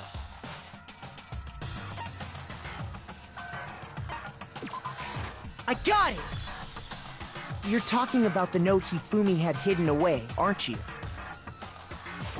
Hidden note? That's right. We found it stuffed in his pants. What? In his pants? Yes, his pants. Okay, well, forget about the pants for now. Take a look at what the note says. I found a hallway we can use to escape. Monokuma can't find out, so don't tell anyone else for now. Let's meet in the equipment room at 6 a.m. That's the note I was telling you about. The one that told me where to go. Huh? Wait, this one's a little different. In my note it said, Monokuma can't find out, so don't tell anyone else for now. Let's meet in the rec room at 1 a.m. I see. Then this note isn't the same one Hiro got. It's not the same? In other words, the killer got in touch with another person besides Hiro, and that person could only have been... I got it! That's right! Taka! The killer used this note to draw out Taka and murder him. Hello? Over here! Objection! Objection! I don't really understand what's going on, but Hifumi had that letter, right? So whoever wrote it wasn't drawing out TikTok, they were drawing out Huffy! Just to be clear, TikTok is Taka and Huffy is Hifumi, right? Ugh! Yes! Why must you ruin it every time? Man, Genocide Jack is seriously scary, but still, I can't let her get to me.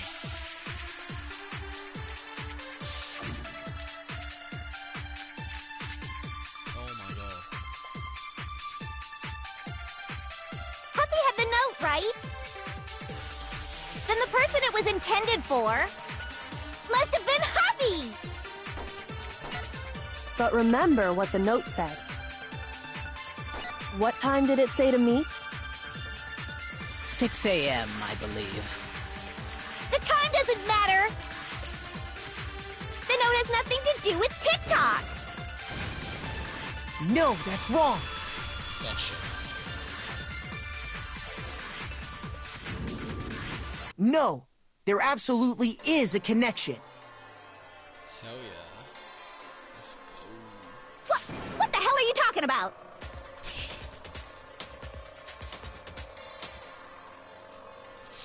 The note said to meet at 6 a.m., which is the same time Taka was murdered. We've already proven that using his wristwatch. But there's more. Look where the note says to meet. The equipment room, right? Which is where Taka was killed. I see. So, Taka was murdered at both the time and place written in the note. I think that should be plenty to show that this note was definitely meant for Taka. Well, when you put it like that... No further objections! Then someone used that note to trick Taka.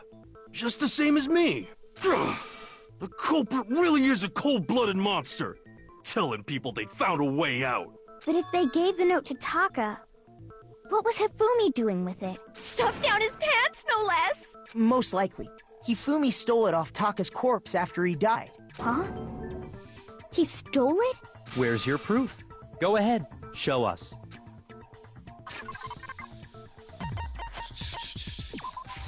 I got it! When I searched Taka's body, I saw that his lifeless hand was gripping a small scrap of paper. If I'm right about this, the sheet of paper this piece came from is... I knew it! It fits perfectly with the note we found hidden on Hifumi. Then Taka's scrap and Hifumi's note. Yup. They're from the same piece of paper. Hifumi had the note meant for Taka, while Taka's corpse still grasped a small piece of that note. There's only one way to explain it. Taka died clutching the note. Hifumi tried to free the note from his death grip, leaving behind only one small scrap. Did I get all that right? That means Hifumi knew the note was important. Exactly. Which proves that he was an accomplice in the murder. Whoa. Yeah. After seeing all this, Hifumi was super involved in this whole thing for sure. In fact, he was behind the whole thing. In fact, he's still alive! Sorry, no. When we found him in the repository, Hifumi was truly and completely dead. The second body discovery announcement proves that. So then, who killed Hifumi? Whoever did is the mastermind, the true killer. He was killed in the repository. So he must have been killed not long after transporting Taka's body. So, he must have been killed after Taka's body vanished, but before we found both bodies in the repository. During that time, we'd all split up and were searching for Taka's missing body. In other words, during that time, none of us have alibis. Wait, but me and Sakura were together. Stop trying to steal the spotlight, you stupid walrus! Who are you calling a walrus? Anyway, when they were killed bothers me too. But there's something that's been bothering me even more. And what might that be? The weapon they used to kill Hifumi.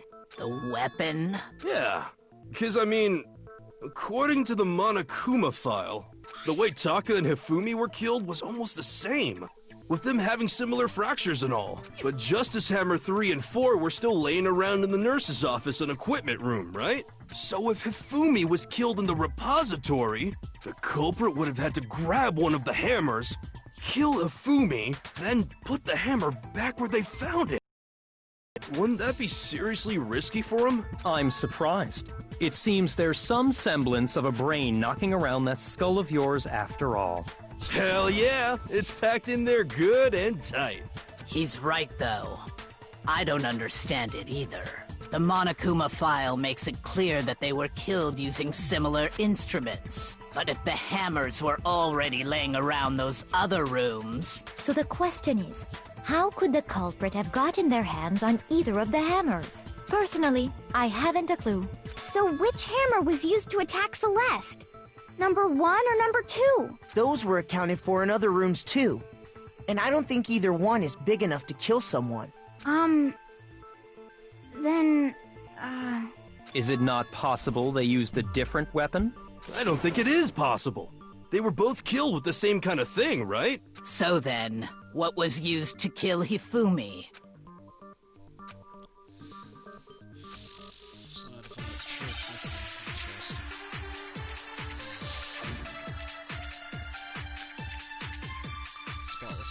What was used to kill Hifumi? Was it Justice Hammer 3? Maybe Justice Hammer 4? Well, whatever it was, there's one thing we have to figure out. How was the culprit able to move around so freely with the weapon? How did nobody witness them carrying it? Sounds like a Justice Hammer 5 is about to make its appearance! Check out murdergear.com/hammertime for more info! Well, one thing seems pretty clear. The murder weapon had to be one of the Justice Hammers. No, that's wrong.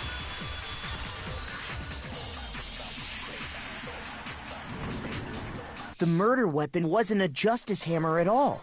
No, it was something completely different. But, seriously?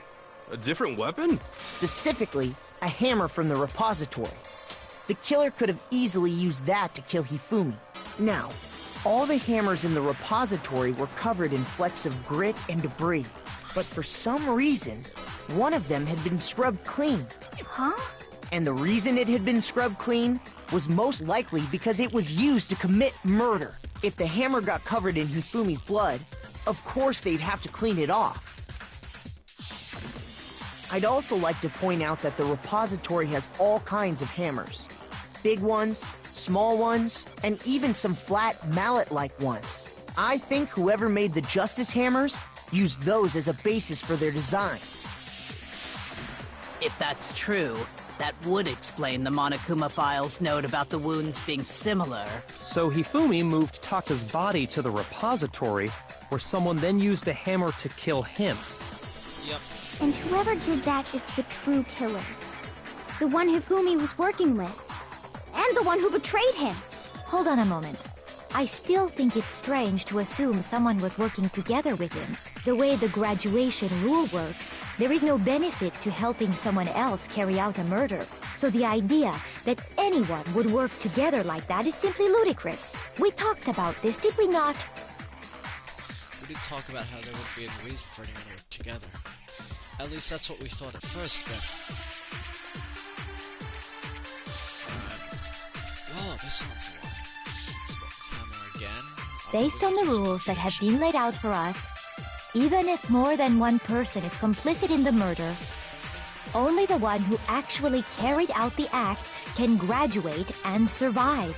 Assuming the rule holds true, it is simply impossible that two people work together on this.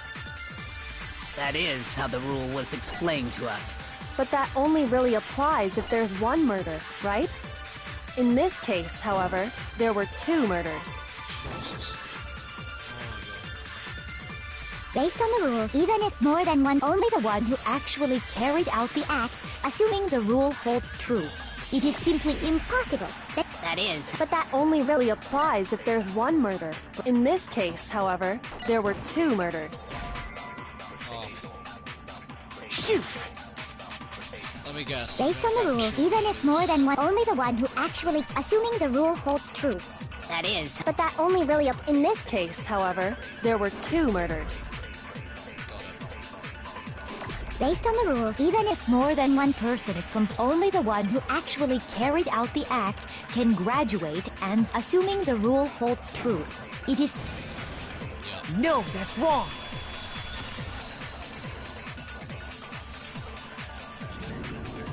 Since there were two murders, it's at least plausible that more than one person was involved. What do you mean? If there'd only been one murder, then yes, the idea of an accomplice isn't really worth considering. Naturally, if only one person can be saved per murder, an accomplice has no risk versus reward benefit. Risk versus reward benefit? The payoff for working together. The reward that balances out the risk of taking part in a scheme. There's no point in being someone's accomplice if there's no benefit to you. However, if there were some potential mutual reward for the risk, then cooperation becomes possible. You're saying that two people could act as each other's accomplices to commit two separate murders. I think that's what the true killer told Hifumi. They would each have an accomplice for their crime, and based on the case's events, Hifumi would have been the first one to act, murdering Taka. They made him carry out the first murder so he couldn't back out of helping them later on. So in this case, there wasn't one single person committing multiple murders. Instead, each person killed someone, creating two separate incidents. And it only looked like one person because that's how the true killer designed it to look. A single suspicious individual, a similar weapon used in each crime, disappearing bodies. By creating one seamless set of circumstances, they made it look like one person was behind it all. The mastermind picked their target and managed to convince him to go along with their plan. And then, to avoid the no accomplices rule, they simply killed their accomplice. Which, if true, means that betraying Hifumi was part of the plan from the very beginning. That's just awful. How could anyone be so cruel? You think so? I can't help but admire its cunning. Still, their choice of accomplice seems odd. The effort made to convince us that two murders were the same. That was the main characteristic this time. Kyoko must have noticed that fact from the very beginning, which is why she said not to look at this as a series of connected events, but entirely separate incidents. Kyoko really is amazing, although, when you think about it, she's almost too amazing. Like, it's almost unnatural how I good she is understand at how an this. accomplice could be involved. But then, who was the one pulling Hifumi's strings? That's problem numero uno right now. The true killer manipulated Hifumi to carry out a number of actions and in the end murdered him. The debates up to now, the way the case is unfolded, when you consider all that, there's really only one person who seems fit.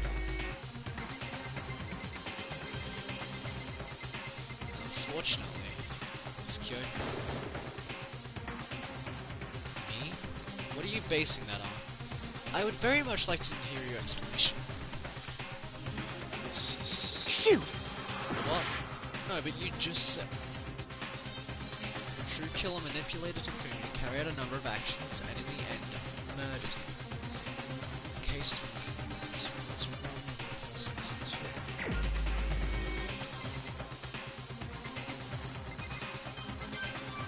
Celeste. Here's my answer! It was Celeste. Ah, so I'm the suspicious individual now, am I? I really do hate this kind of joke. A joke? I wonder.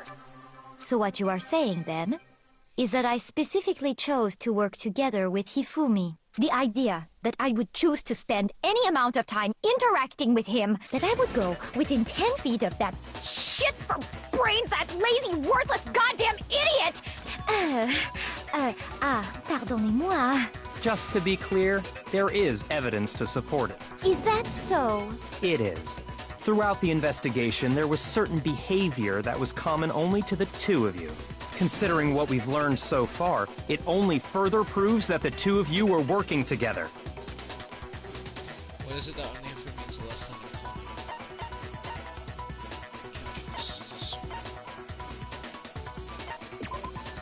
Shoot! I got it! The behavior they had in common has to do with the suspicious individual in the suit, doesn't it? The only ones who ever actually saw Robo-Justice firsthand were Celeste and Hifumi. Shush. The adults are talking now. Sorry. As he said, only Celeste and Hifumi ever laid eyes on the costumed individual. If we accept that Hifumi was one of the culprits, we can't help but suspect what Celeste has said as well. Are you saying everything they told us was a lie? After taking Hifumi to the nurse's office, we all began our search for this individual, correct? And not too long after that, do you remember what Celeste said? I saw a shadow. Something moving around at the top of the stairs. We headed to the second floor specifically because of what she claimed to have seen. Next, to draw us all to the physics lab up on the third floor, she let out a blood-curdling scream. And when we'd all come to see what was wrong, what was it she said? That was a rather intense dream for someone. I saw him, the strange costumed man. Once she'd done her job of getting us all up to the physics lab, it was time for her partner to get to work.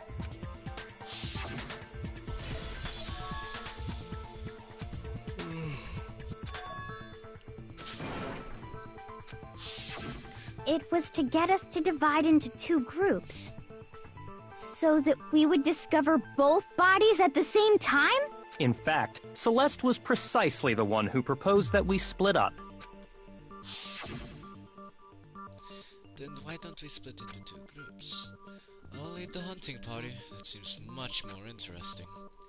Very well. Then Makoto and Hina, you come with me to the nurse's office. I will leave the capture of the suspicious individual to Toko, Byakuya, and Sakura. Well, if Celeste and Hifumi were working together, all those chance events suddenly become connected. And on top of that, that piercing cry of yours early on.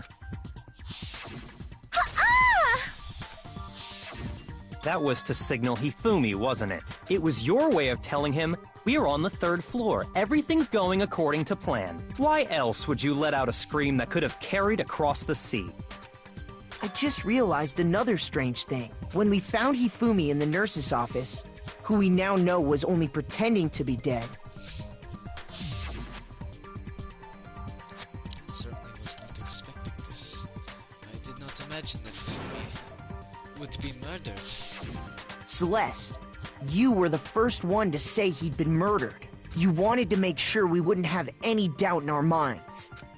I don't believe it. Everything, the whole thing was one big act. Hina, you were with Celeste when Hifumi's body disappeared, right? Yeah.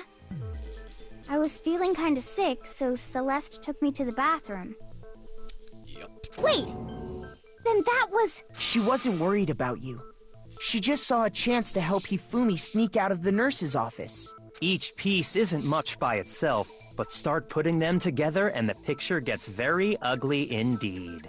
Wouldn't you agree, Celeste? I have no idea what you mean. Don't bother trying to deny it. You made one fatal mistake. Oh, did I? I didn't even catch it myself when you first said it, but looking back, I can say that that one little slip-up was your undoing. What are you talking about? I'm talking about what you said after Hifumi's body disappeared and we returned to the nurse's office.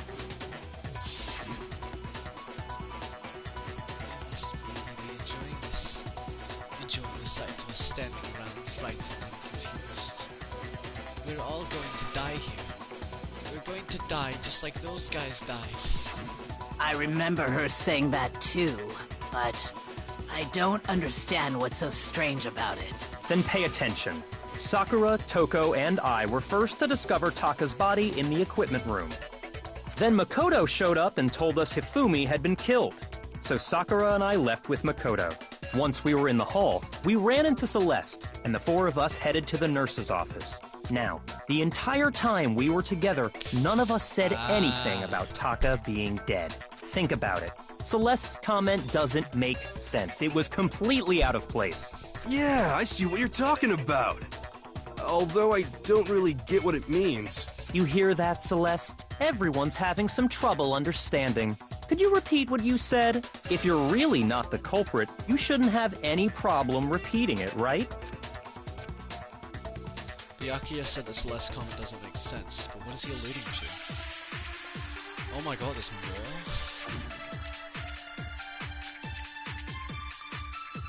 All I said was... They must really be enjoying this. Enjoying the sight of us standing around, frightened and confused. They must be positively elated. We are all going to die here. We are going to die, just like those guys died. And that is all I said. And that's all it takes to finish this. It's obvious, isn't it, what was so strange about Celeste's comment? What? Shoot! I get it. All I said was they must really be enjoying the sight of us standing around, frightened and confused. They must be positively elated. We are all going to die here. We are going to die, just like those guys died. And that is all I said. And that's all it takes. What was so strange about Celeste's comment? Oh my god, I need to take All I his said, they must really enjoying the sight of us. They must be... We are all going to die. We are going to die. And that is all I said. And that's all it takes to finish this. It's obvious is what was so strange about Celeste's comment. All I said, they must really enjoying the sight of us. They must be positively... We are all going to die here. We are going to die, just like those... Yeah. No, that's wrong.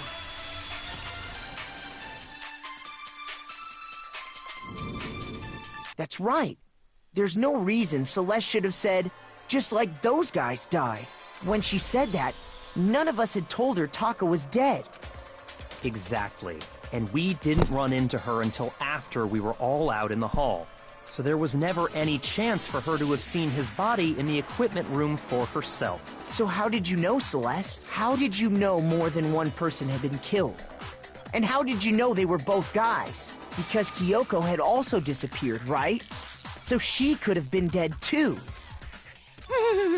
You all have such vivid imaginations. You know that? Imaginations? You claim that I was lying when I told you about the suspicious person I saw. Then what about the picture I took? How do you explain this picture of the costumed villain dragging Hifumi away?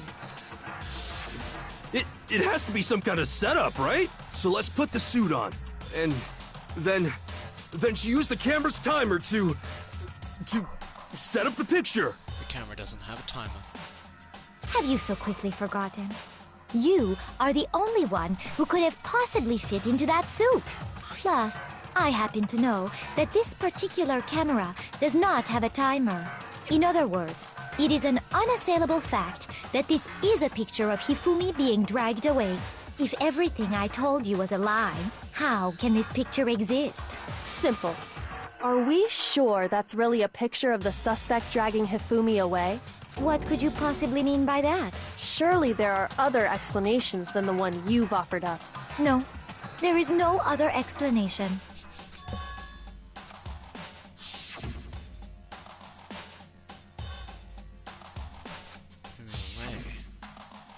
Do any other possibilities?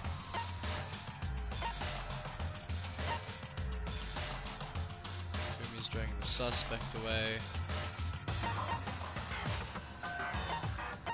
I got it!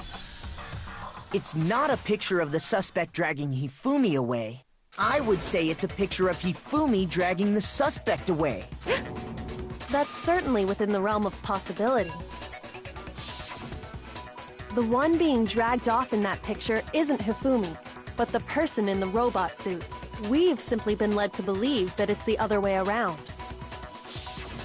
And the strange costume might only exist to lead us astray even farther. If you saw someone wearing something like that in this situation, of course you'd notice and be suspicious. That's what happened! You put me to sleep and made me out to be the bad guy in all this! Such a thing is utterly impossible. Hifumi was dragging him away? Ridiculous. Is it?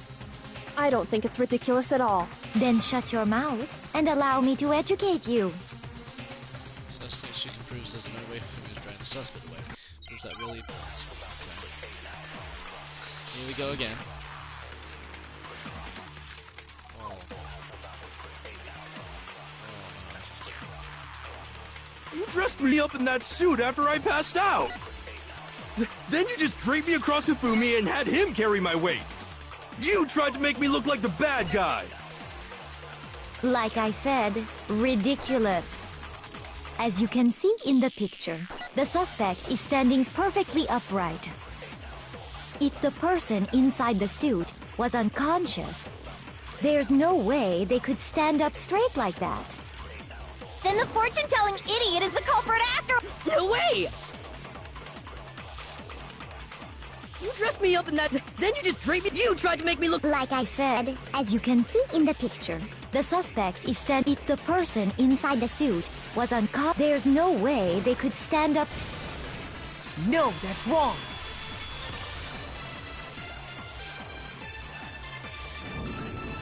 No.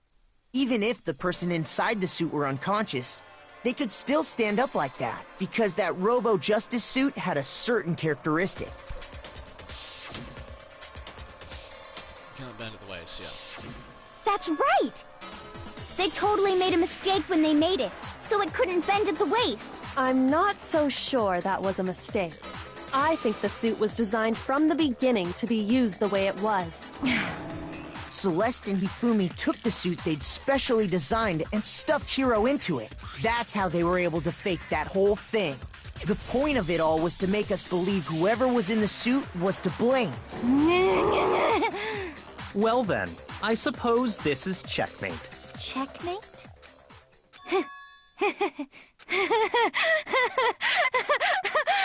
Don't make me laugh, you idiot! What do you mean, checkmate? Celeste? Clearly, you want to cram me into your little guilty box. Well, there's one little problem. Have you already forgotten what Hifumi told us as he lay dying?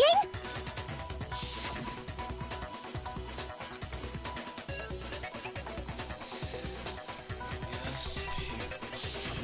When we asked him who had attacked him, his answer was quite clear, was it not? He said, and I quote, Yasuhiro. In other words, Yasuhiro Hagakure! Wait! But my name isn't really Yasuhiro! It's actually Taro! Your confusing statements don't make any sense. You're only making things more complicated. He did say Yasuhiro, but are we sure he was really pointing the finger at Hiro? What the hell are you talking about? I'll burn you alive! Kyoko, what do you mean by that? Think back to how Hifumi used to talk to us. How did he refer to each of us?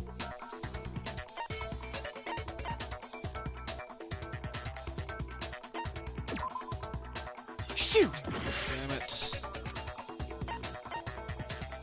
I got it! That's right! Our last names! He called us all by our last names! Exactly. I know I heard him say Mr. Naegi more than once, for example. So if Hifumi did mean to say Hiro's name, he would have said his last name, Hagakure. I'm sure it was just incidental. By chance, his first name. Indecent? Don't talk. Random chance. Now isn't that a convenient explanation? No. There's no reason to think he would have said the name any different than normal. But he must have run out of energy before he could say any more. So Hifumi was trying to tell us the last name of whoever killed him? But the name he said doesn't apply to anyone here. Well, no. Hold on. There's one person it could apply to, and that's Celeste.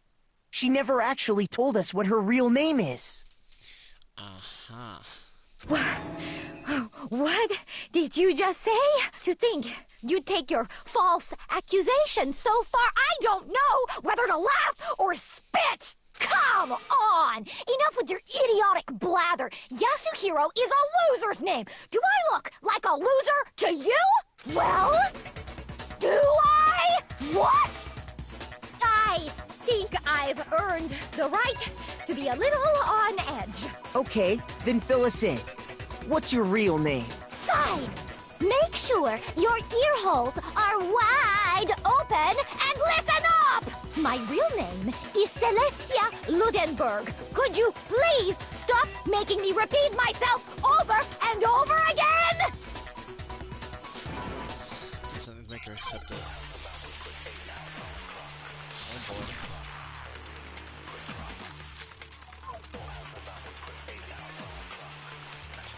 Hifumi was trying to tell us something. He wanted us to know the killer's last name, Yasuhiro. Shit. If there's one person here who might have that last name, It would have to be you, Celeste. You haven't told anyone what your real name is. How many times do I have to tell you?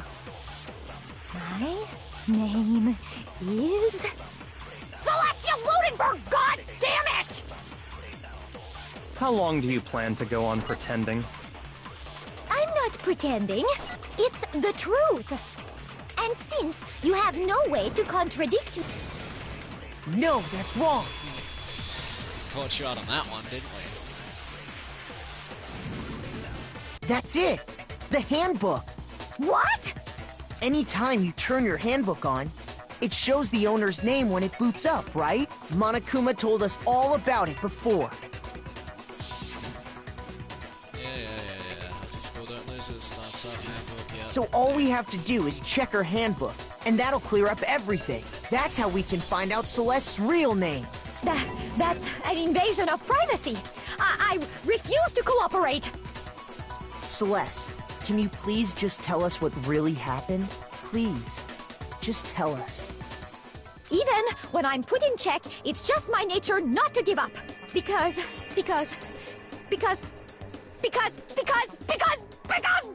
until the game's over, you never know what might happen. Fine then. Let me settle it. Let me go over the case again, from the beginning, and shed light on all your crimes. And that'll bring everything to an end. Alright, let's do this. How big is it? Alright. 6. So, this one, you show it up. And the killer recruit their accomplice for seduction.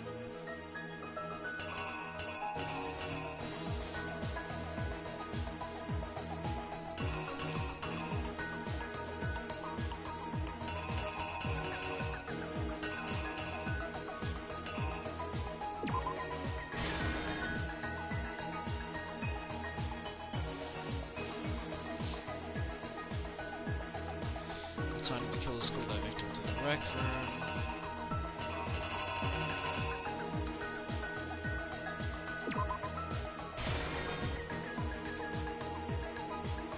It's the killer summoned first.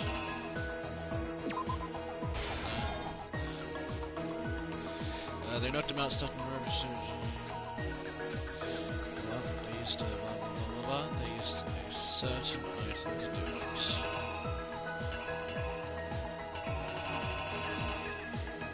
Well, knocked him out, starting to murder justice. He's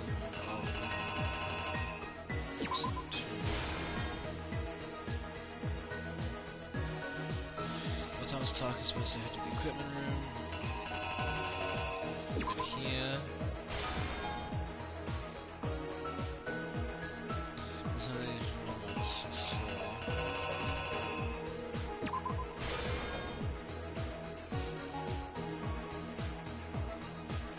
Alright, Fumi used something to fake the existence of a shadowy criminal.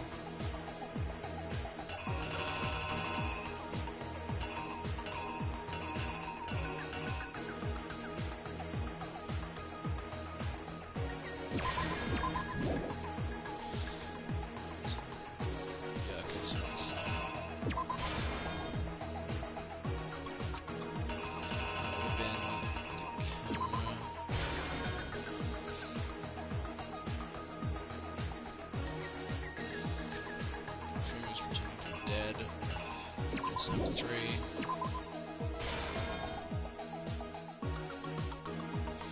Then Fumi used something to move Taka's body, which was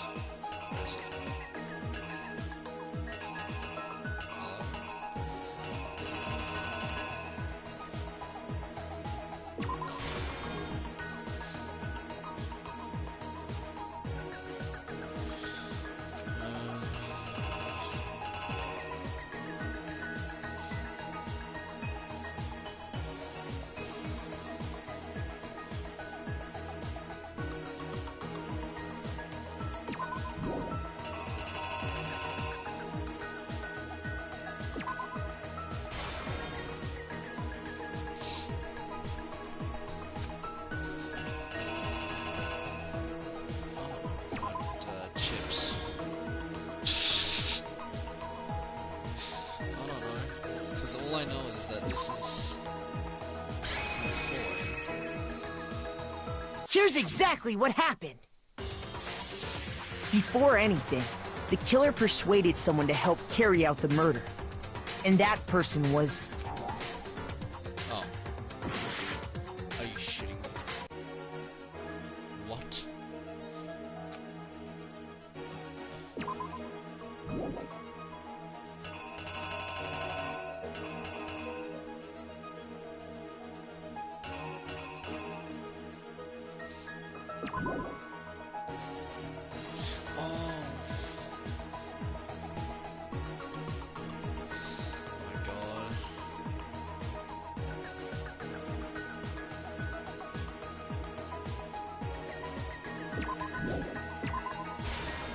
That's what it was.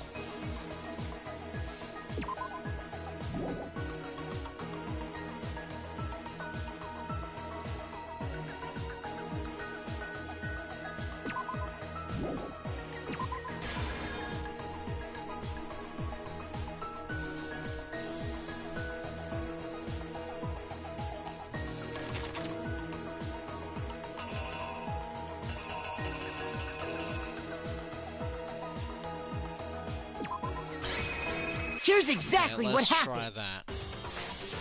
Before anything, the killer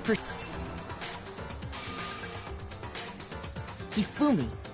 With an accomplice, the killer was able to execute a number of otherwise impossible schemes.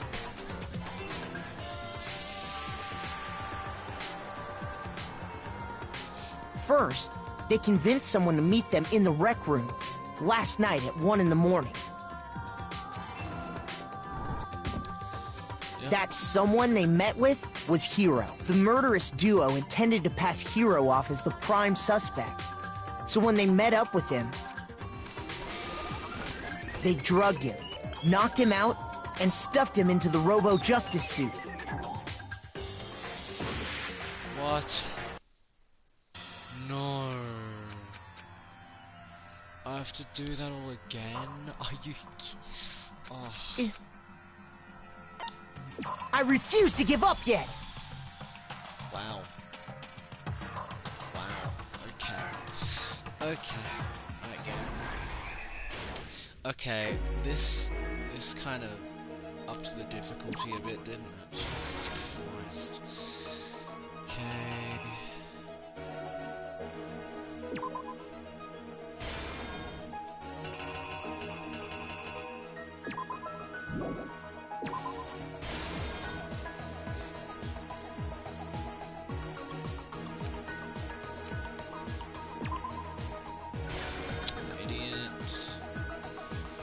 Someone's telling us supposed to head to the equipment room.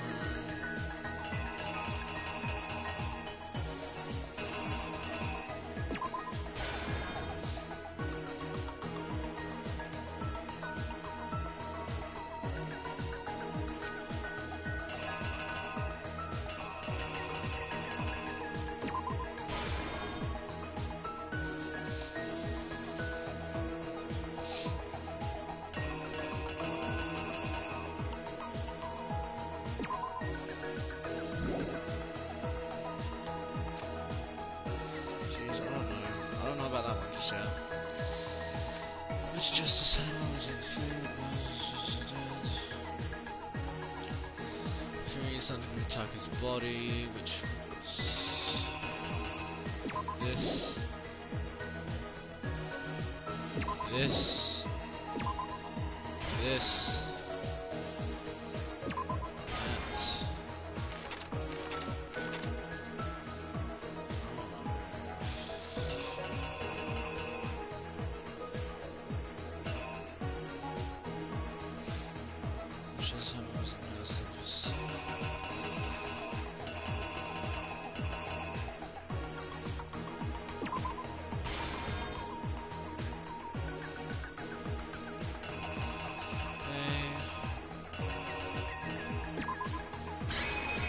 The killer is you! Oh, that was... Before any.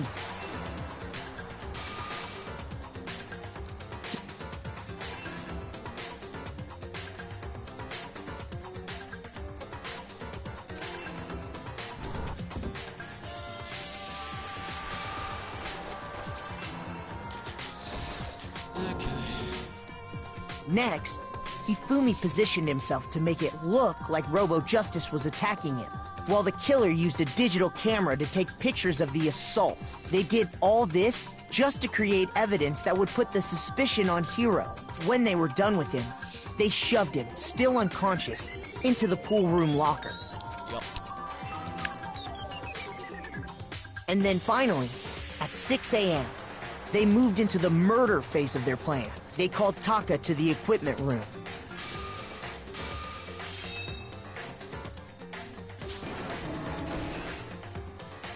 And that's where Hifumi killed him, making it the scene of the first murder.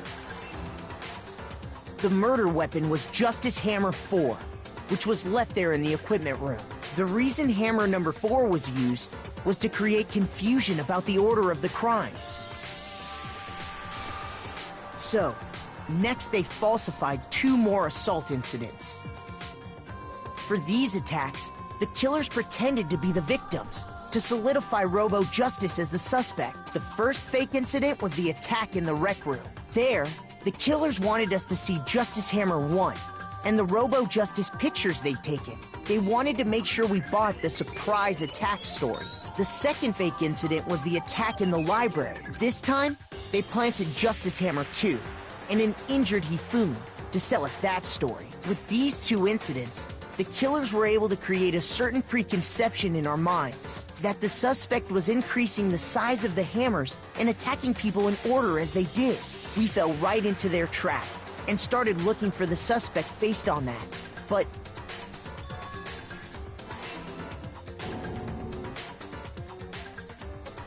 while we did that, we left Hifumi alone in the nurse's office. This was exactly what Hifumi was hoping for. He took a blood packet from the refrigerator and Justice Hammer 3 and turned the room into a crime scene in which he himself had apparently been brutally murdered. He let out a scream to draw us back, and when we returned, that's what we found. Meanwhile, The other group that had been out searching found Taka's body at the same time.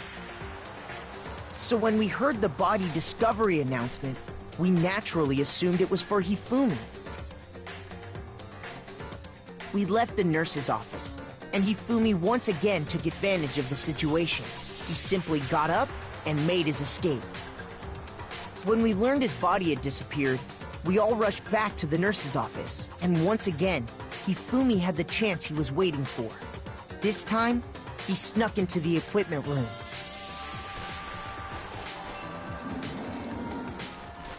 He wrapped Taka's body in a tarp and used the dolly to move it all the way down to the repository. That explains how each of the bodies disappeared. But even Hifumi didn't know what the true killer had in mind for their final act. Their plan all along was to kill Hifumi and get rid of the one person who could betray them. And they did it using an ordinary, everyday hammer from the repository. That should cover everything that happened in this case. And the villain behind it all is...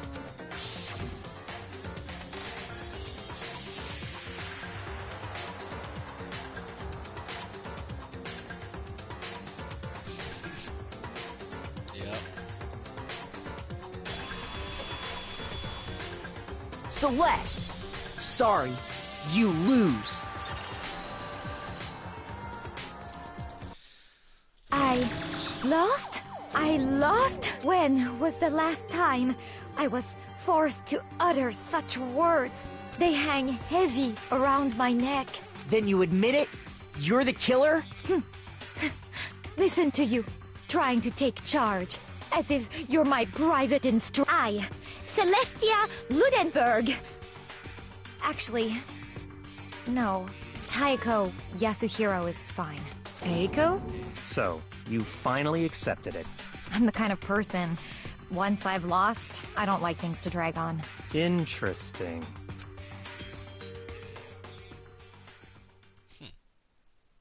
I did so badly. Yup. Probably got like a B altogether, maybe. No, an A? Okay. 95 medals. Okay, Monokuma. I'm ready to begin. Or, no, I suppose this is the end, isn't it? It is indeed the moment we've all been waiting for. Time to vote. Okay. If you would, please locate your lever and cast your vote. And when the votes are tallied, who will become the blackened? Will you make the right choice or the dreadfully wrong? Yeah, blah, blah, blah, blah.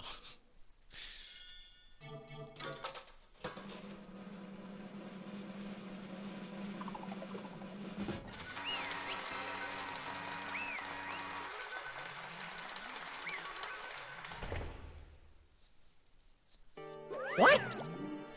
It's basically a formality at this point, but once again, you're totally correct. The Blacken this time, the true killer who devised the whole stinking scheme, was Celestia Ludenberg, or more precisely, Taiko Yasuhiro. Honestly. I lost. Well, that sucks. I guess trying to work with someone else was a mistake after all. Hifumi's ineptitude was beyond all my calculations. I knew it. So you really did approach Hifumi with this plan. But how did you get him to agree? I can't imagine he would have happily agreed to commit murder. I'm sure she relied on her specialty. Lying. My specialty? Don't make me laugh. I didn't have to lie to get him to agree. So then... Then did you use... you know... I knew you'd figure out, Kyoko. You're absolutely right. To get Hifumi to act as my accomplice.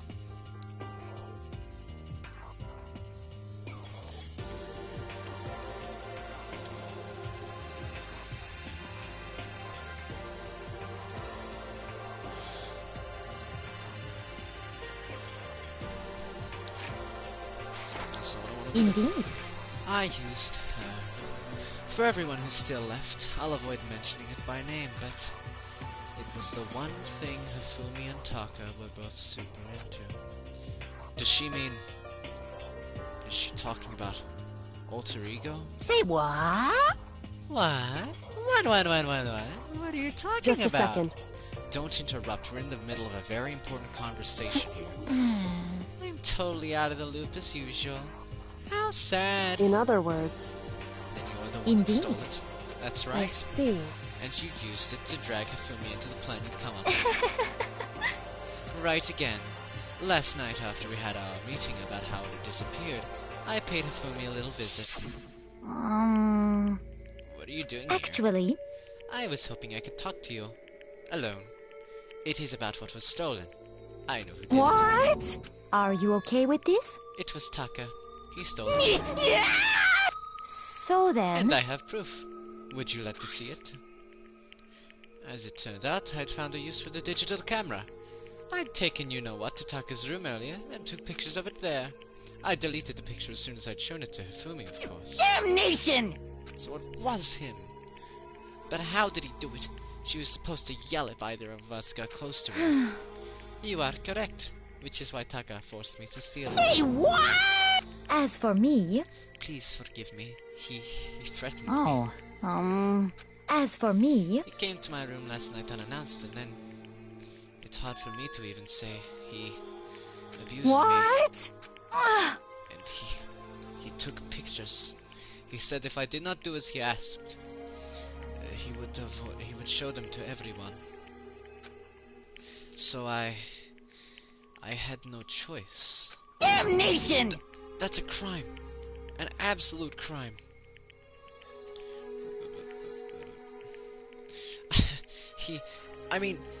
I knew he'd gone a little crazy, but Say what? I never imagined he would go that far.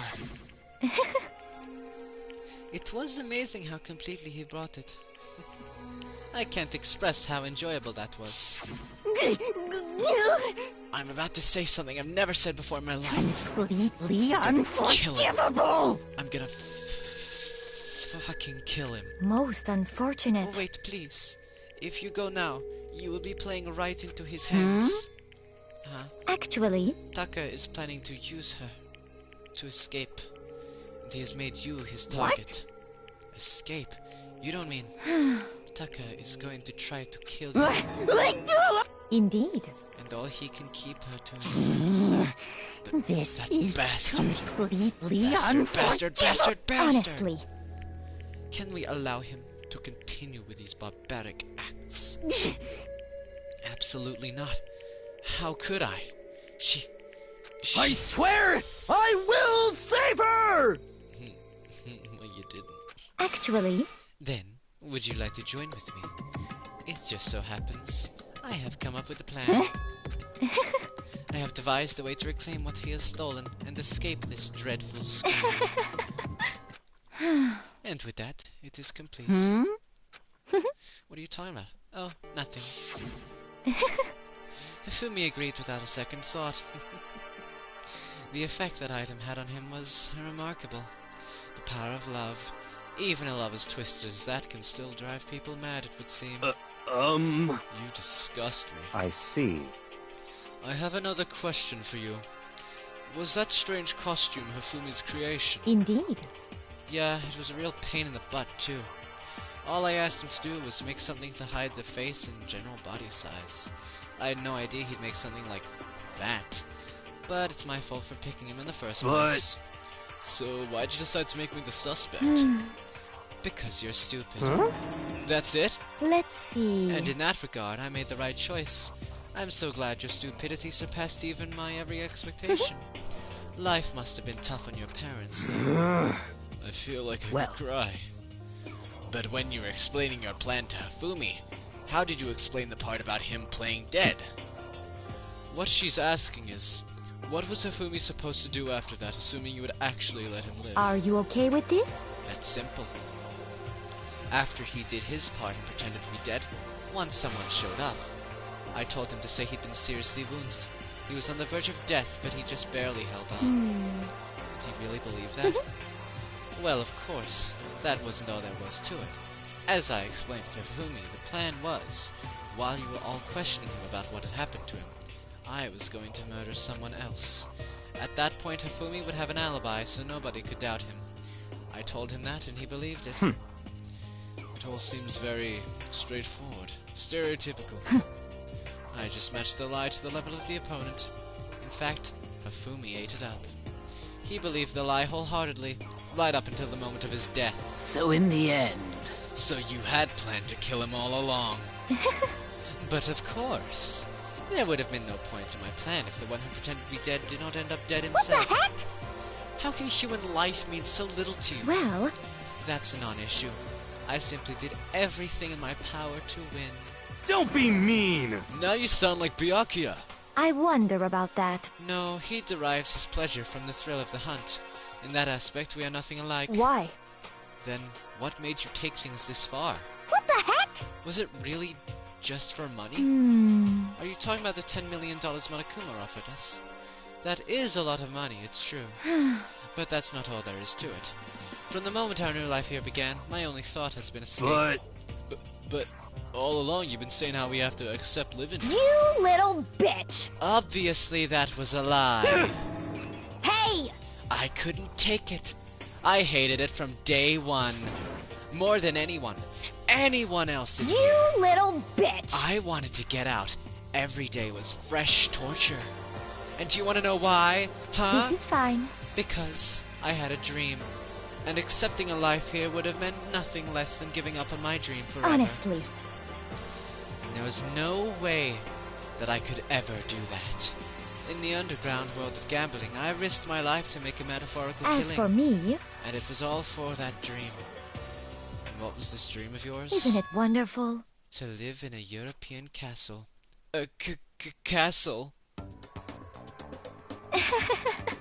And to gather handsome men from all over the world to serve as my butlers/bodyguards. I was going to make them dress up like vampires and satisfy my every need. Once I obtained that, I would have created a perfectly aesthetic world of decadence. This is fine. Living the rest of my life there was my only dream, my only goal. That's what life is all about! Combined with my own winnings, Monokuma's $10 million would have made that dream a reality. I got right to the edge, There is but nothing to be done. unfortunately my dream has been scattered to the wind. Still, I don't have any regrets. I pursued my dream to the very end, so why would I? Just the worst. You sound so passionate, but you were really able to kill your own friends Oh. for it? Are you asking me to feel guilty? That's a pointless endeavor. I think nothing of sacrificing others for my own ends. I feel Do nothing. you understand? That's all there is to me. That's what makes me complete. Isn't it terrifying how different our values are? There's simply no room for understanding. What is this? That's what we should be saying. That's what we should be saying. And plus, how can you be so calm? Don't you realize you're about to die? Why aren't you scared? My ability to lie is unrivaled, and I take pride in that. It's not just other people. I can even fool my own emotions. The conscious deceives the unconscious. And that's why you're not Yes, scared. indeed. That's right. I don't fear death. Kill me however you like. But you know, if I could be reincarnated, if I had a choice, Isn't it then wonderful? I think I would like to come back as Mary Antoinette. Hey! You'd just get executed again. So I smiled then, and when she did, it looked to me like a poor effort to force it. She claimed she could fool her own feelings, but that statement itself must have been a final lie. And that weak fake smile is what betrayed her. Thrills! Chills! You all kills! done? Okay, then let's get rolling. The black can disturb the peace and thus pay the price. Now then, I've prepared a very special punishment. Let's give it everything we've got. It's punishment time! I guess I'll let Kyoko hold on to this. What? This is... Will it really give you the hope you're looking for? I can't say I ever saw it that way. Which is why... Actually, it's not important. Well then... Take care, everyone. Perhaps we'll meet again. In another life. I mean, maybe, but probably not.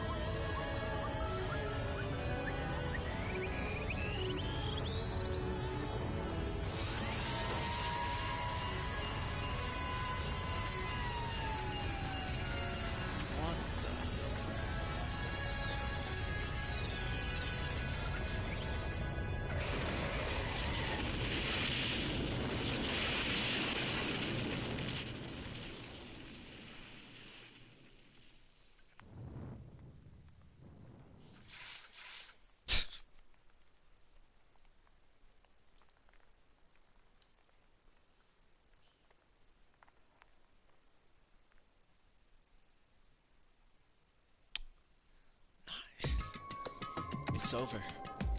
The third execution is over. Celeste's death is over. Celeste killed my friends, so I can't pity her a bit. I also can't deny that at one point I considered her a friend too. And for him to just come along and... Isn't it just awful?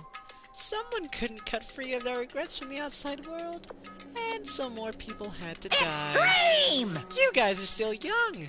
You need to place more value on your lives. What are you gonna do? Jeez, and here I thought you guys were gonna pass the torch of hope to the next generation. Let me out of here! What do I care about hope? I'll throw it in the trash if you just let me out of here. Too bad! You're all the embodiment of hope, whether you like it or not. And it's my destiny to knock you down one by one. It's sad, yes it is. But that reality just can't be avoided. Don't talk like you're not responsible. How long are you gonna make us keep going through this? What do you want from us? God, I'm so sick of people asking me that. Give it a rest already. So anyway, Kyoko, did I see you get some kind of key-type object from Celeste? Hey! So, what's the deal with that? What? Huh? What's the matter? So then... I'll answer your question if you answer mine. You... What did you do? What did you do to me? Ooh! What? Hey. Answer me. What did you do to my body? Ooh! How exciting! Man. Oh jeez, oh man, oh jeez. What do you mean, what did I do? I have no idea. I don't know anything about it. What was that just now? The Mastermind did something to Kyoko's body? What does that mean? Hello. Okay, things are getting kind of awkward. I think it's about time I got out of here. Well? Meanwhile, you guys can go and enjoy your school life. If you get lonely, give me a shout. Not that I'll do anything about it, of course. See ya later! See ya. Monokuma disappeared, leaving us all depressed and in despair. Although it wasn't all despair, there was one small hope. Hey, Kyoko, Monokuma already mentioned it, but what's that key that Celeste gave to you? Most likely, it's the key to one of the dressing room lockers. What? Then that means... Celeste probably hid it there. Hey! I suppose sometimes it's easiest to miss what's right beneath your nose. Well then, we'd better go check. Indeed. Good idea. We left the courtroom and rushed to the dressing room. As we approached the dressing room, Kyoko looked back at us and said, Hey. I'm gonna go on alone from here. Everyone else head to the dining hall. I'll check in with you later. What? Why exactly are you going alone? So... Do you even have to ask? As she spoke, she glanced quickly at the surveillance camera. Come on. That's not what I mean. Why you? There's still the risk of a spy, you know. Then I'll go too. What? You. Please, let me go. Standing here arguing is just going to draw more Goodbye. attention to us. Do whatever you want. Thank you, Yukaya. Well then. Then it's up to you Yo. now. I'm gonna go to the dining hall, okay? Huh? So Makoto and Kyoyo are gonna go together? Does that mean what I think it means? Good luck, Makoto. Girls like her are total pushovers when you show a little backbone. I try to forget what Hina said. Everyone headed to the dining hall, leaving me and Kyoyo there alone. Shall we go? Well, shall we? Yeah. So then... We need to get into that locker. Kyoko took the key Celeste had given her and unlocked the locker. And as the locker swung open, we saw... You really came! Good morning. It's been a while, hasn't it? It's safe, thank goodness. I'd never heard Kyoko sound so relieved. It was like she was speaking from the bottom of her heart. I did just what Celeste asked. I didn't say a word. I stayed quiet the entire time. So, Oh, and I think I might be able to open the last set of files soon. Maybe as early as tomorrow. I'm doing my best, so please wait just a while longer. So now we can officially say the case is closed. As far as this incident is concerned, sure, but Can we take a second, since we have this opportunity? I want you to be honest with me. Kyoko, please tell me. What are you trying to do all on your own here at the school? Is that why you wanted to come here with me? However... Regardless, that's not something you need to know right now. I don't need to know. That just makes me even more worried. What? Worried? Like what happened during the investigation this time. You disappeared and we didn't see you again. Without warning? Without explanation. When you do that... Indeed. It's only natural that they think I'm the mastermind spy, right? And you too. No! I believe in you. You believe in me? Isn't it obvious? People believe in their friends, right?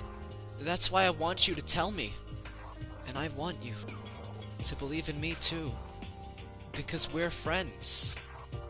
I understand. It's true. Then maybe I can believe in you. Just a little bit more. Then... That's fine. Fine. I'll tell you. I'll tell you why I've been disappearing and where I've been going. You see... What I heard from Kyoko then was... Well, frankly, it kind of blew my mind. Right after I told Kyoko I believe in her, she told me a story that was, well, almost unbelievable. I decided I had to confirm what she told me with my own two eyes, so I waited for nighttime to come. And when it did, I went into action. Correct. The boys' bathroom on the second floor doesn't have a surveillance camera or monitor on it. And the storage closet there, way in the back. She said it was way in the back of the boys' bathroom storage closet, but could Kyoko really be right about this?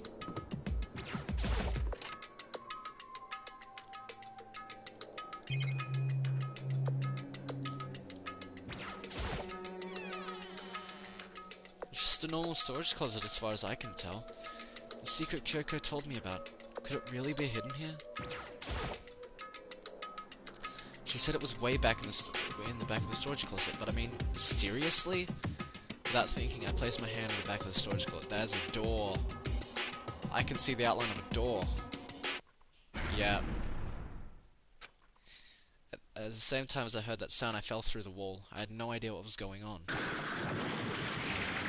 I'd fallen through the back of the storage closet. Huh?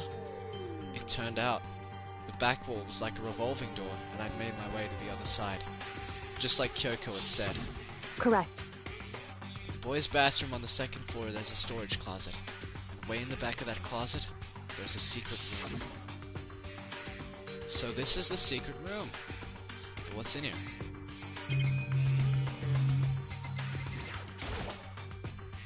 There's a bunch of files and what look like volume after volume of yearbooks. They're all covered in dust. Looking at everything, one file at the edge of the bookshelf caught my eye. Hope's Peak Academy Student Registry? This is the only thing in here not covered in dust. Has someone been looking at it recently? I slipped the file into my hand, but before I had a chance to look at it, a slip of paper fell out the file and I turned my attention to it. What's this? You must not leave. That's kind of weird. I could understand if it said, like, I can't leave, but you must not leave? What is this? My head feels funny. This strange sensation. It's like deja vu. Those words. You must not leave. I've seen them somewhere before, but I can't quite remember. What do I know? What don't I know?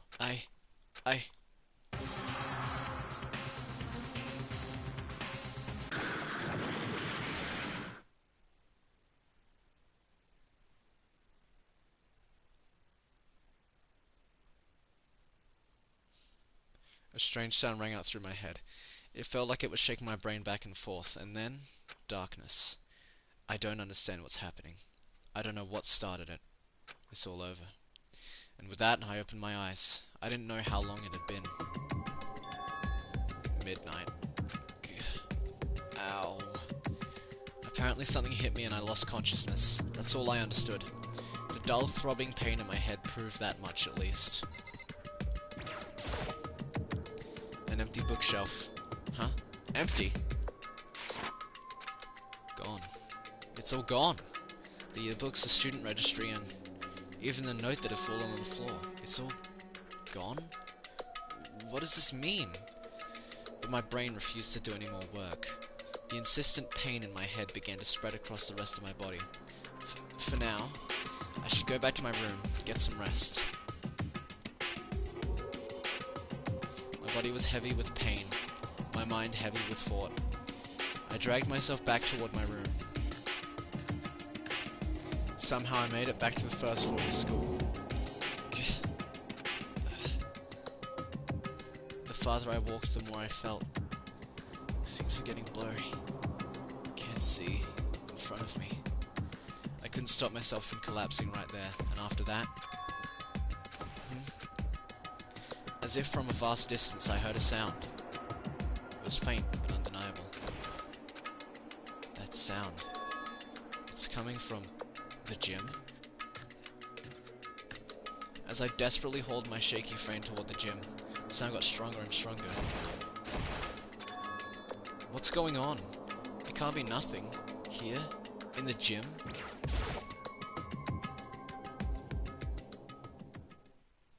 I didn't make a sound as I opened the door to the gym.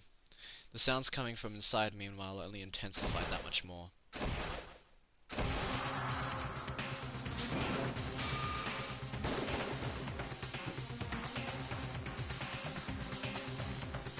Before me raged a battle beyond anything humanly possible. No, one side's not human, that's for sure, but oh my god, she really is Sans. Regardless, I couldn't stop staring. I forgot to move. Why, you? What do you think you're doing? What do you think you're doing? I asked you a question. What's the meaning of this? How dare you defy me? This wasn't part of the deal! The deal? I've made a decision. I will no longer retreat. No longer compromise. No longer regret.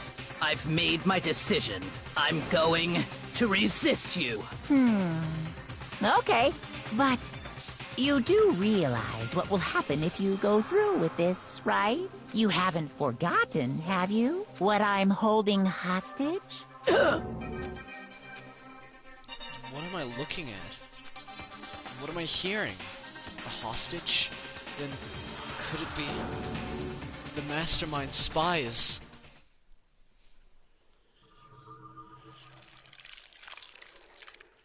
Are you kidding me? Seven.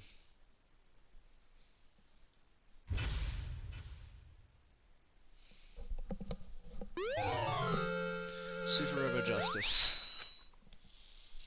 Great, that's fantastic.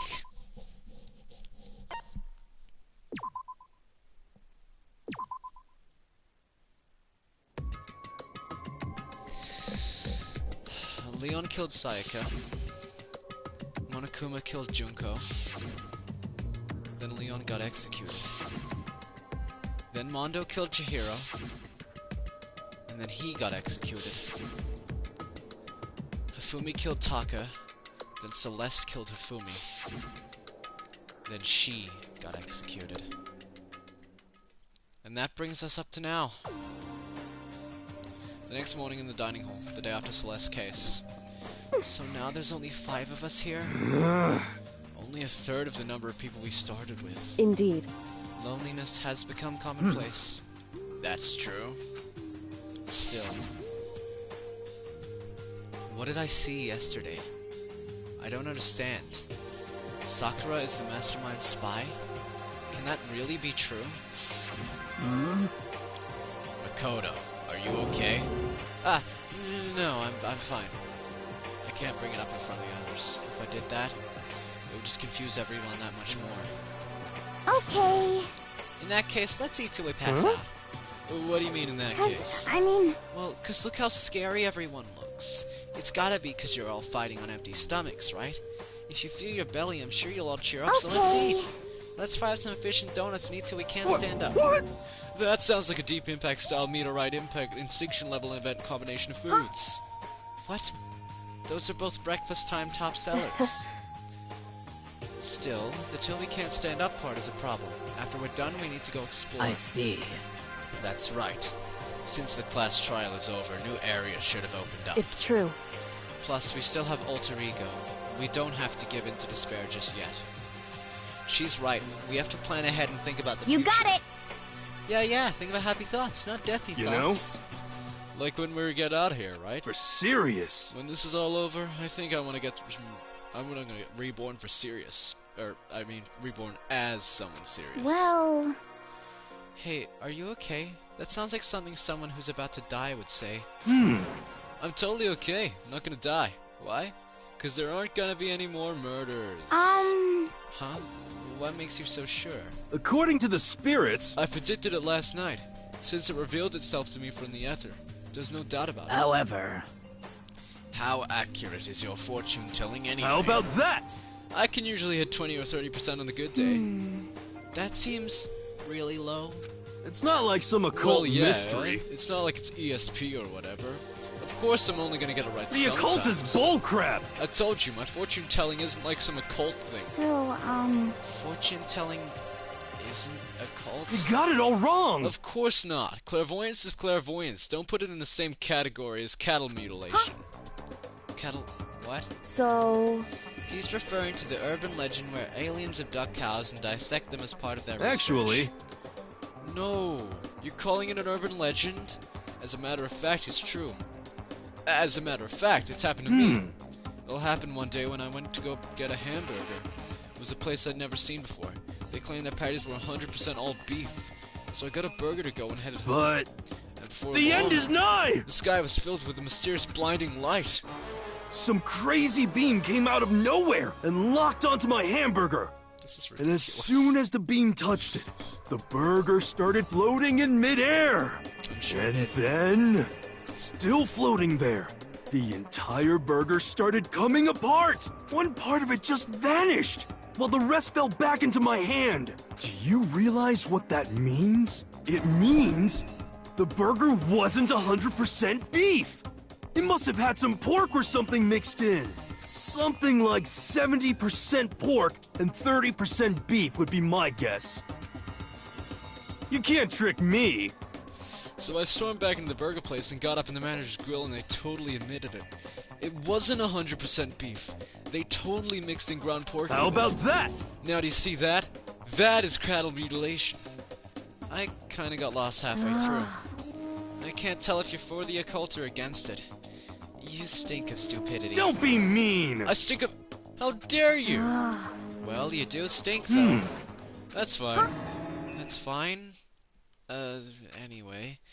I hope your prediction turns out to be true. Well, at the very least, I won't murder anyone. yeah! Me either. I mean, I would never. Of course.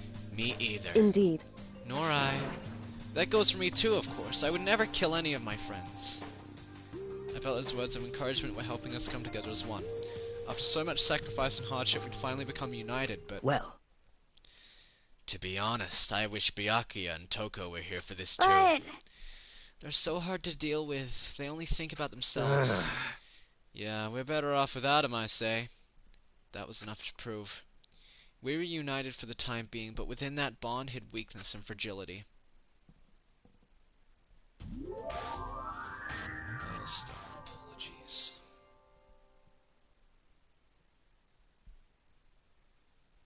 We began our search as soon as we finished our breakfast in the dining hall. We had to find out what had opened up, what was waiting for us. Alright. What?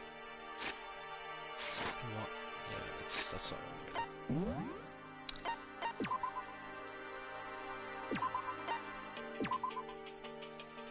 Alright, and with that, that's gonna be it. Cool. Chapter 3 has been done. Nice. Alright, so we're now to chapter 4. Yeah, that's gonna be it the first time. If you liked it, leave a like, subscribing. If you dislike, leave a dislike. I don't care. Yeah, I'll see you guys in the next one. Peace out.